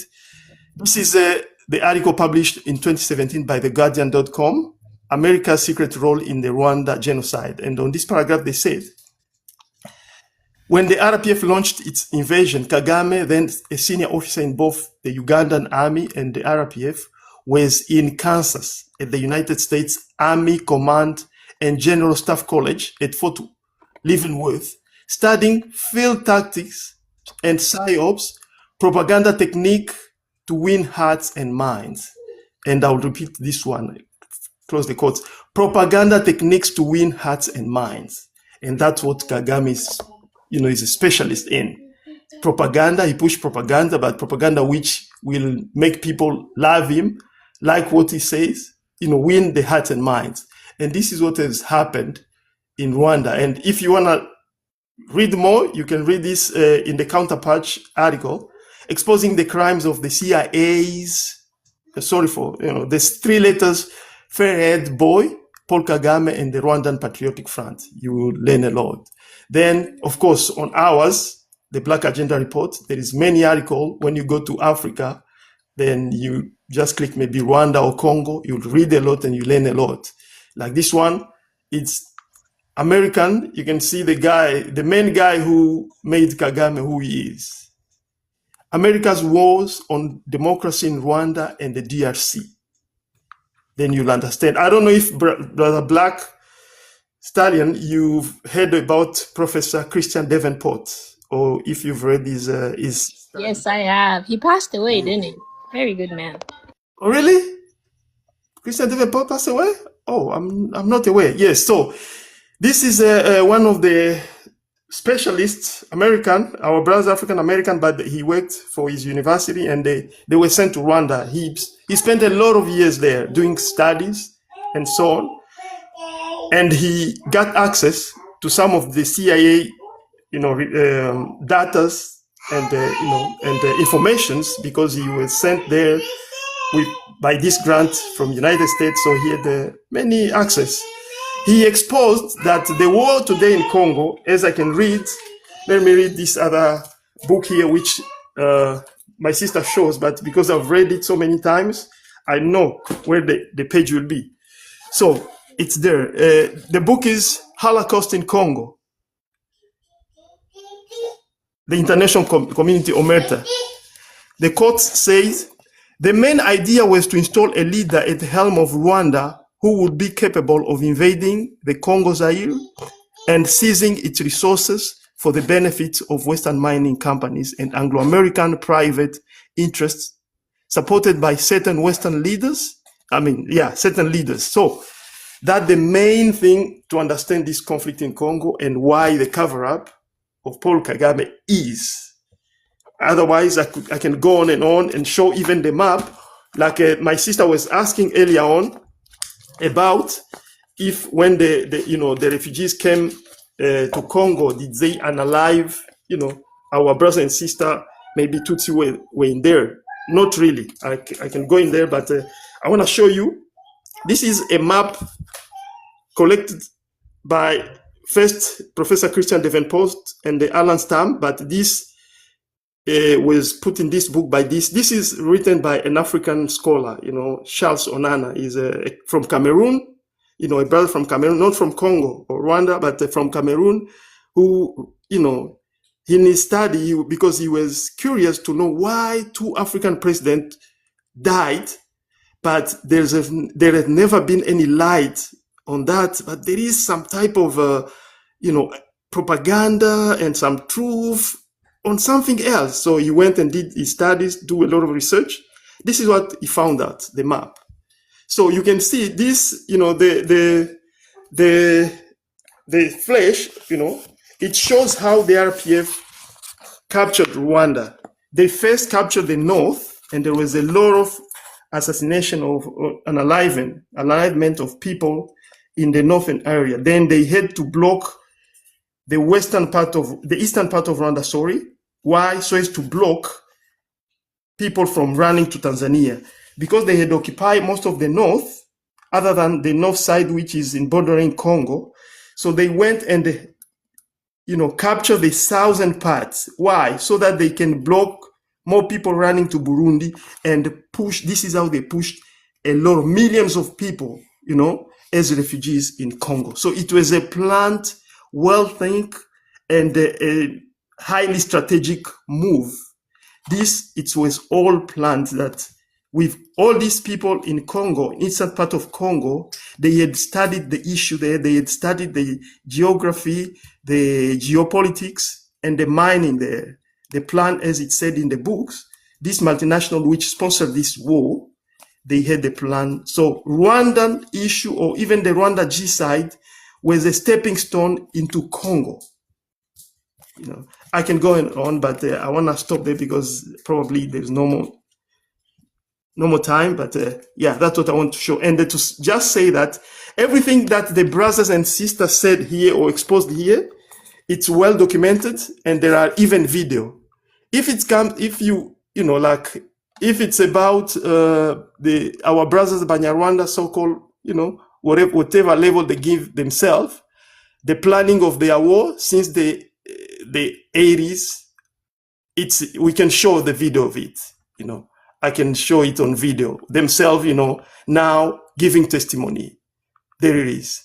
If it's about them, how they came to Congo, the Red Cross published videos. We can show that, they came to Congo as a refugee in 1959, but of course there are those who came as a migrant worker from the 1920s and so on, and even themselves, because, if you've lied to people for this while, but they're still, even if you have a primary loyalty to your group, as studies have shown, when it comes to our brothers, especially Tutsis, who are from Rwanda and Burundi, but among them, there are few people who are tired of these lies and they want to live in peace. So they start coming out and telling the truth. Like this elder brother here, he's speaking Kinyarwanda, but then he can translate. Me too, I can translate because I understand a bit of it. So he was saying that there is no such thing as this label which they give themselves in Congo as Banya whatever, Banya Mu, whatever, Banya Ruchu. So, so we have it now, on tapes, we have it on documents. So everything is documented. We can provide proof. And so let me stop there. Thank you. Just wanted to say sorry. I might have been mistaken. Christian Davenport is alive, apparently. So I'm sorry about that. Christian Davenport is alive, and he's been labeled, also to see how ridiculous this is for everyone who's watching. He's been labeled genocide too. He's a white man from. No, he's an African American. Alan Stam is a white guy. Alan Stam, because there were two professors who went there. Hey, Christian brother. Davenport and Alan Yeah, Stam. he's an African American. He's been labeled genocide too, and Trump was labeled genocide too. Just to let you guys know. Thank brother, you, brother Mayo. I let me end with this. Give me 30 seconds. It's apparently clear to me now that misogyny is a major problem in the Congo and Rwanda. I mean, I knew that misogyny was all over the earth, and I'm sure, in fact, America is a misogynistic country too, but hearing the misogynistic behavior of men toward women there in the Congo and Rwanda is sickening, to be honest. It's appalling. The abuse of women there. As we know, misogyny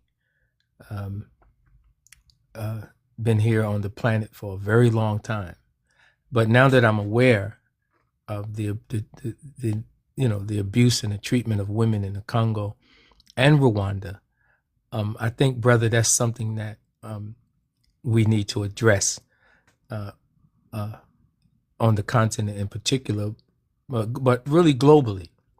But particularly, the treatment of women there is absolutely horrific, and men are responsible for that. So so that's something I think we need to address in the future. Can I quickly motion to that? I'm not going to refute that there is not any Congolese man who doesn't have that sickness.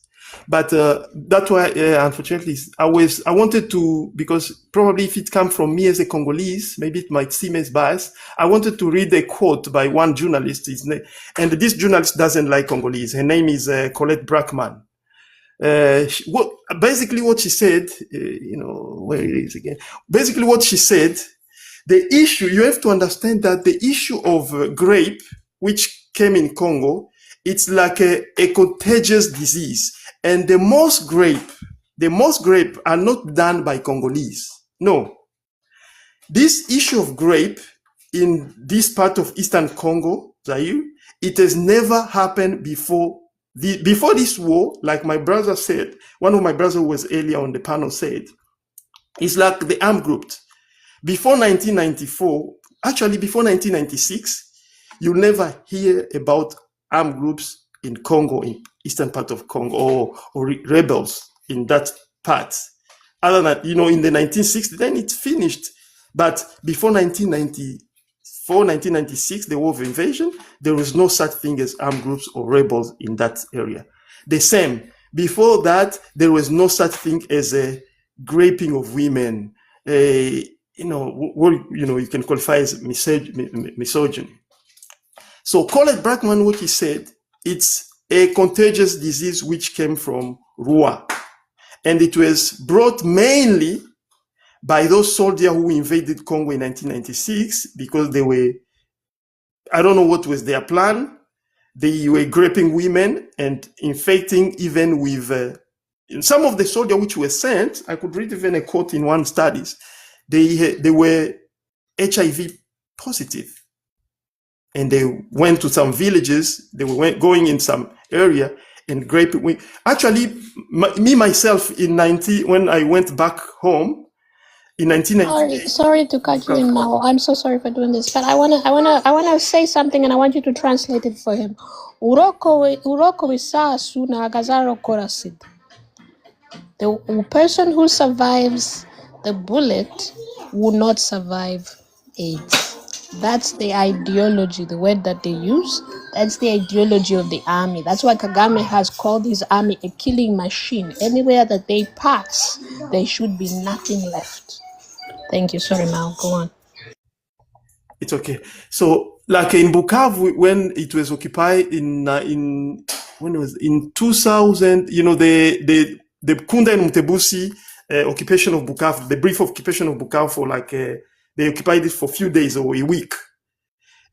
I remember in our area, you know, in Bukavu there was a family which these soldiers, unfortunately, I would love to say, they were Tutsi soldiers of Nkunda, that of Mutebusi and Nkunda, and that's why when they were beaten back, they ran to Rwanda, and Rwanda never extradited them to Congo. Although they were calling themselves Congolese, what they did, they went into a family, and they obliged this family. There was the whole family was there because all of us were hiding. They obliged the father, imagine, to do it with a daughter. This man refused and he was shot there. He was shot right on spot. And the guy is, you know, his son, his elder son also was forced as well on the gunpoint. When with that, you know, because he was that scared, he did it, and that family was broken forever.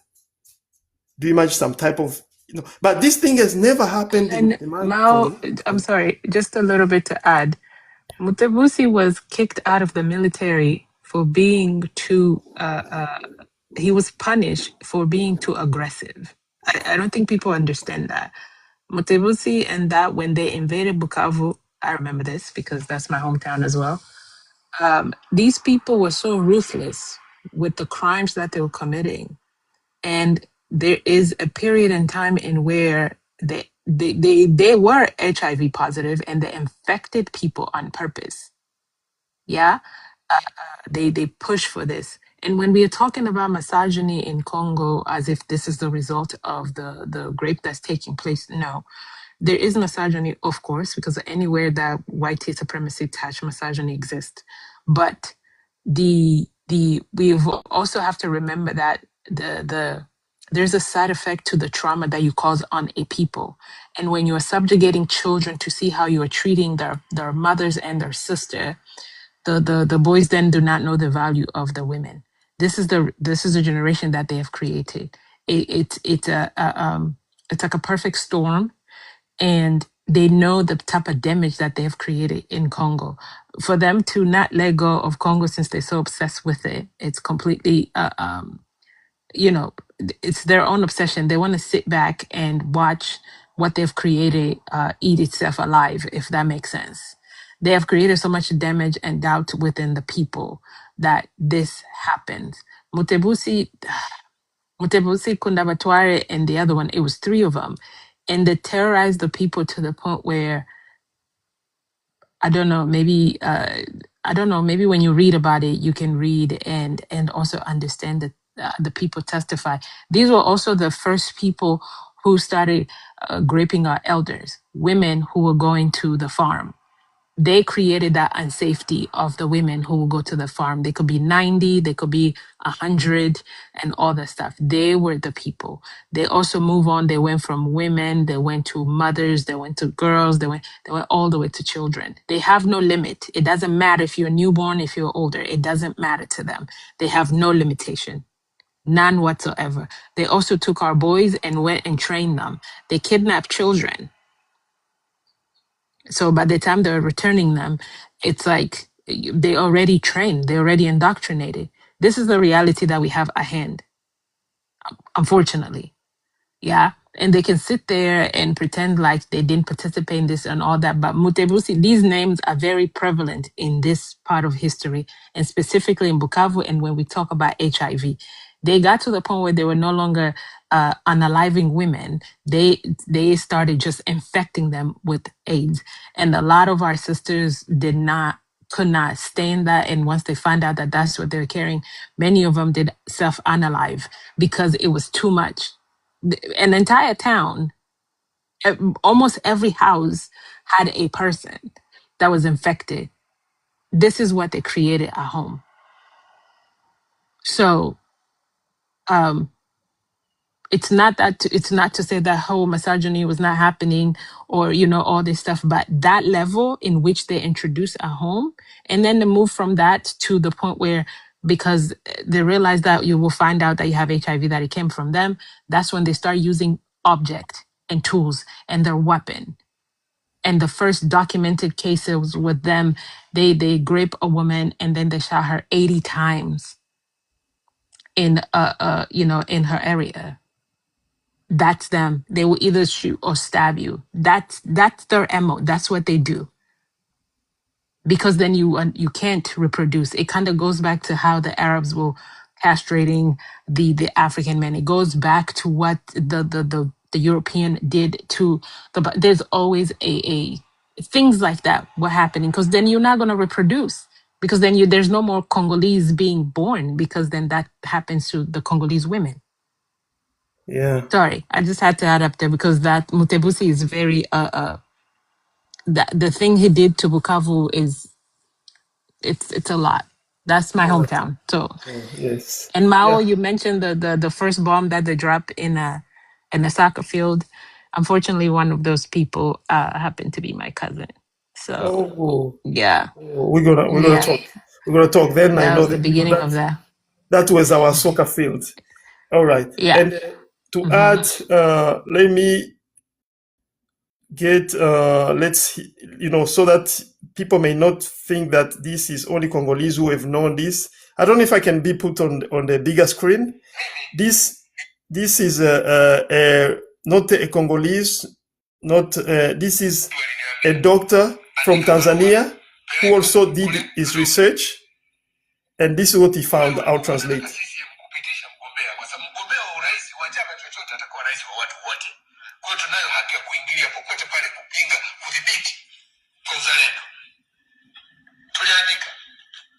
Tunayo taasisi sisi ya Liberty International Foundation, ni ya kimataifa, nashughulika sana kwa Ulaya na wapi. Mpaka sasa tunaanza kutafuta ukweli juu ya kina Kagame kuuawa watu zaidi ya milioni 6. Hiyo swala hatuwezi kulinyamazia. Lakini hao watu ni Watusi, wanataka kujenga himaya ya Kitusi. So he said he has been doing research to find out how can millions of people being killed in Rwanda and millions more being killed in Congo. So in this, in his research, in the organization which he heard, they did many research in the West, in the Africa, to find out. So what they found out is that these people who are doing this, they are, unfortunately, our brothers Tutsi, and they have the plan to build up some type of a domination, area.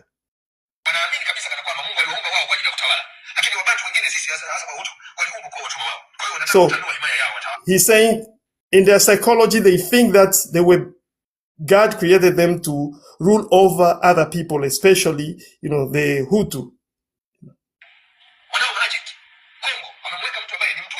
So he's saying they have agents. According to his finding, they have agents which they've spread many places.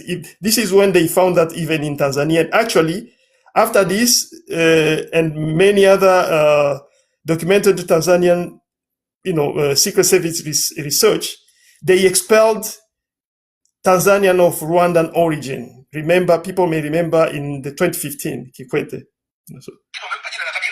So he's saying they install an agent, one of their agents in Congo, and they gave him the name of Kabila. This is not Laurent Desire Kabila, but he's talking about the so-called Joseph Kabila, who is one of his real name. I can show even the proof of the people who were talking for him is actually Hippolyte.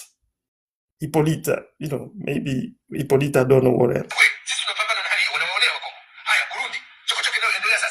So he's saying, they are really, kuonea Congo, what can I say, taking advantage, or, like they are unfairly treating Congolese.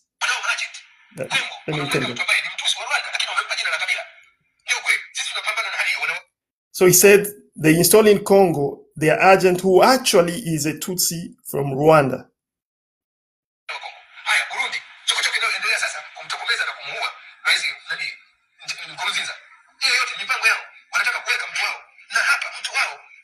So he said also in Burundi, the issue which was going on in Burundi, it's also they were trying to overthrow the current government or the leaders who are there so that they can install one of their agents as well.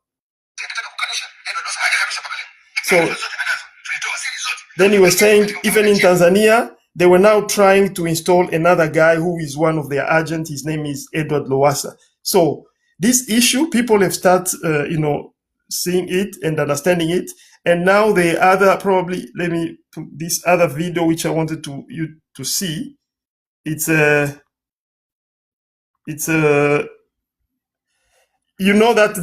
a few days ago, or maybe yesterday, they were protesting, saying that, they are being unalive, which is not true, because I'm among the people who follow the situation on the ground. I want to show you, these are some of the rebels who, they themselves, they went and,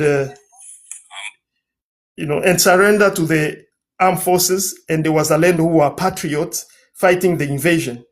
So if the people who had guns surrender and be treated and, captured and put somewhere, how can a responsible government or responsible patriot like this go and attack or unalive civilians? So it's just lie.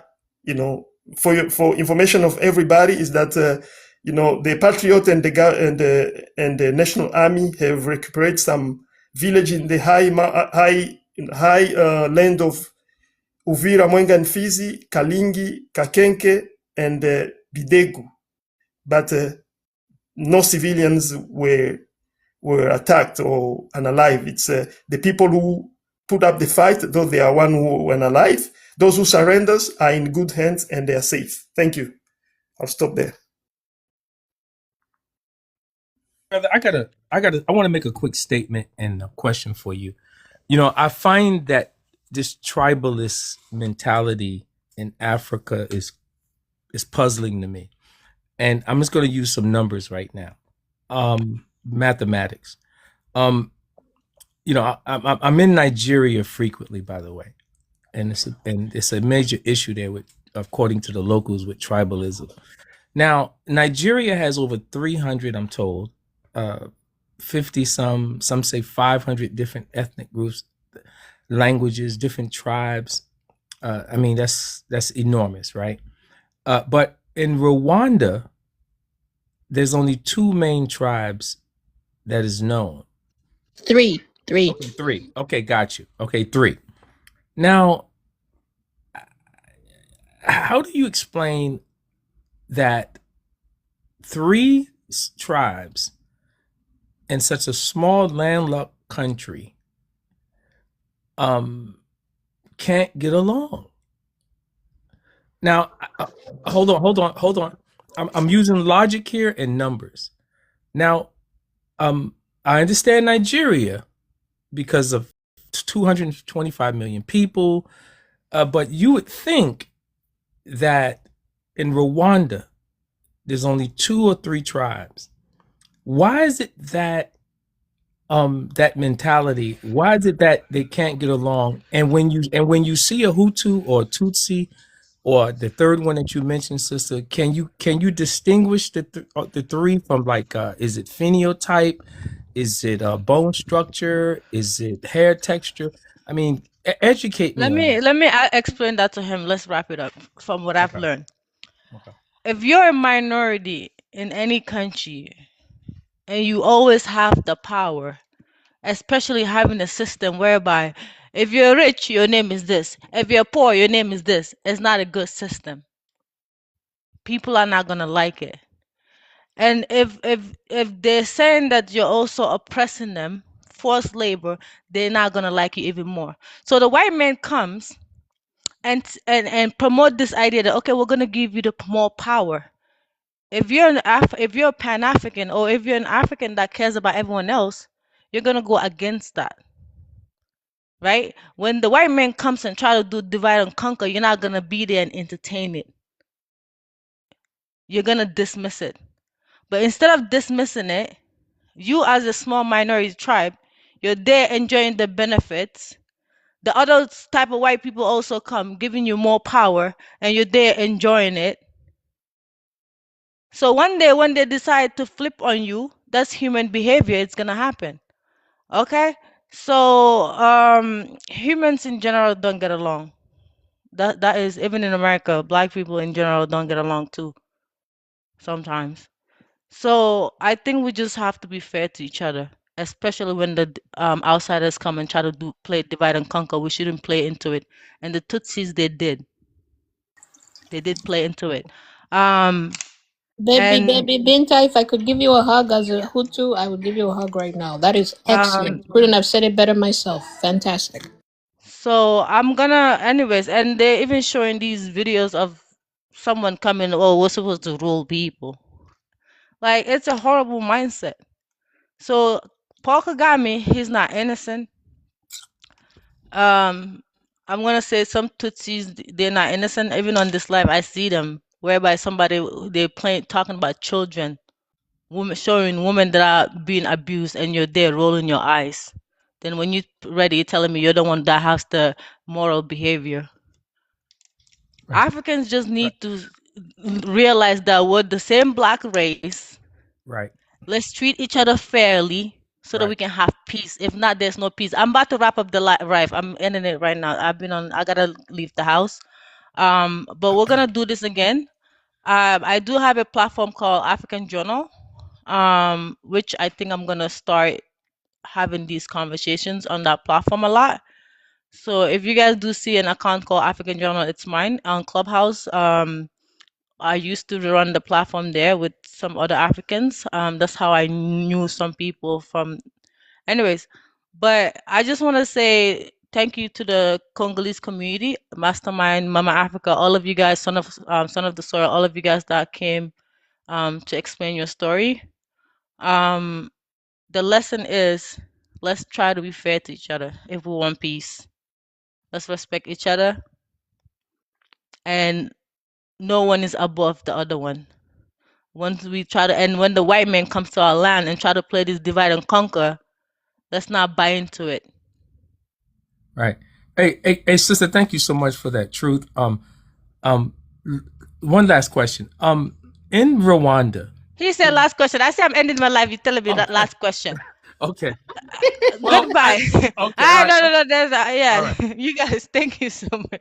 Shout out to everyone. Thank you, baby. Thank you so much. Yeah, you're welcome. All right. Have a good night, y'all. I'm gonna post the live on YouTube. If anyone wants to go and watch it, you're more than welcome to learn because I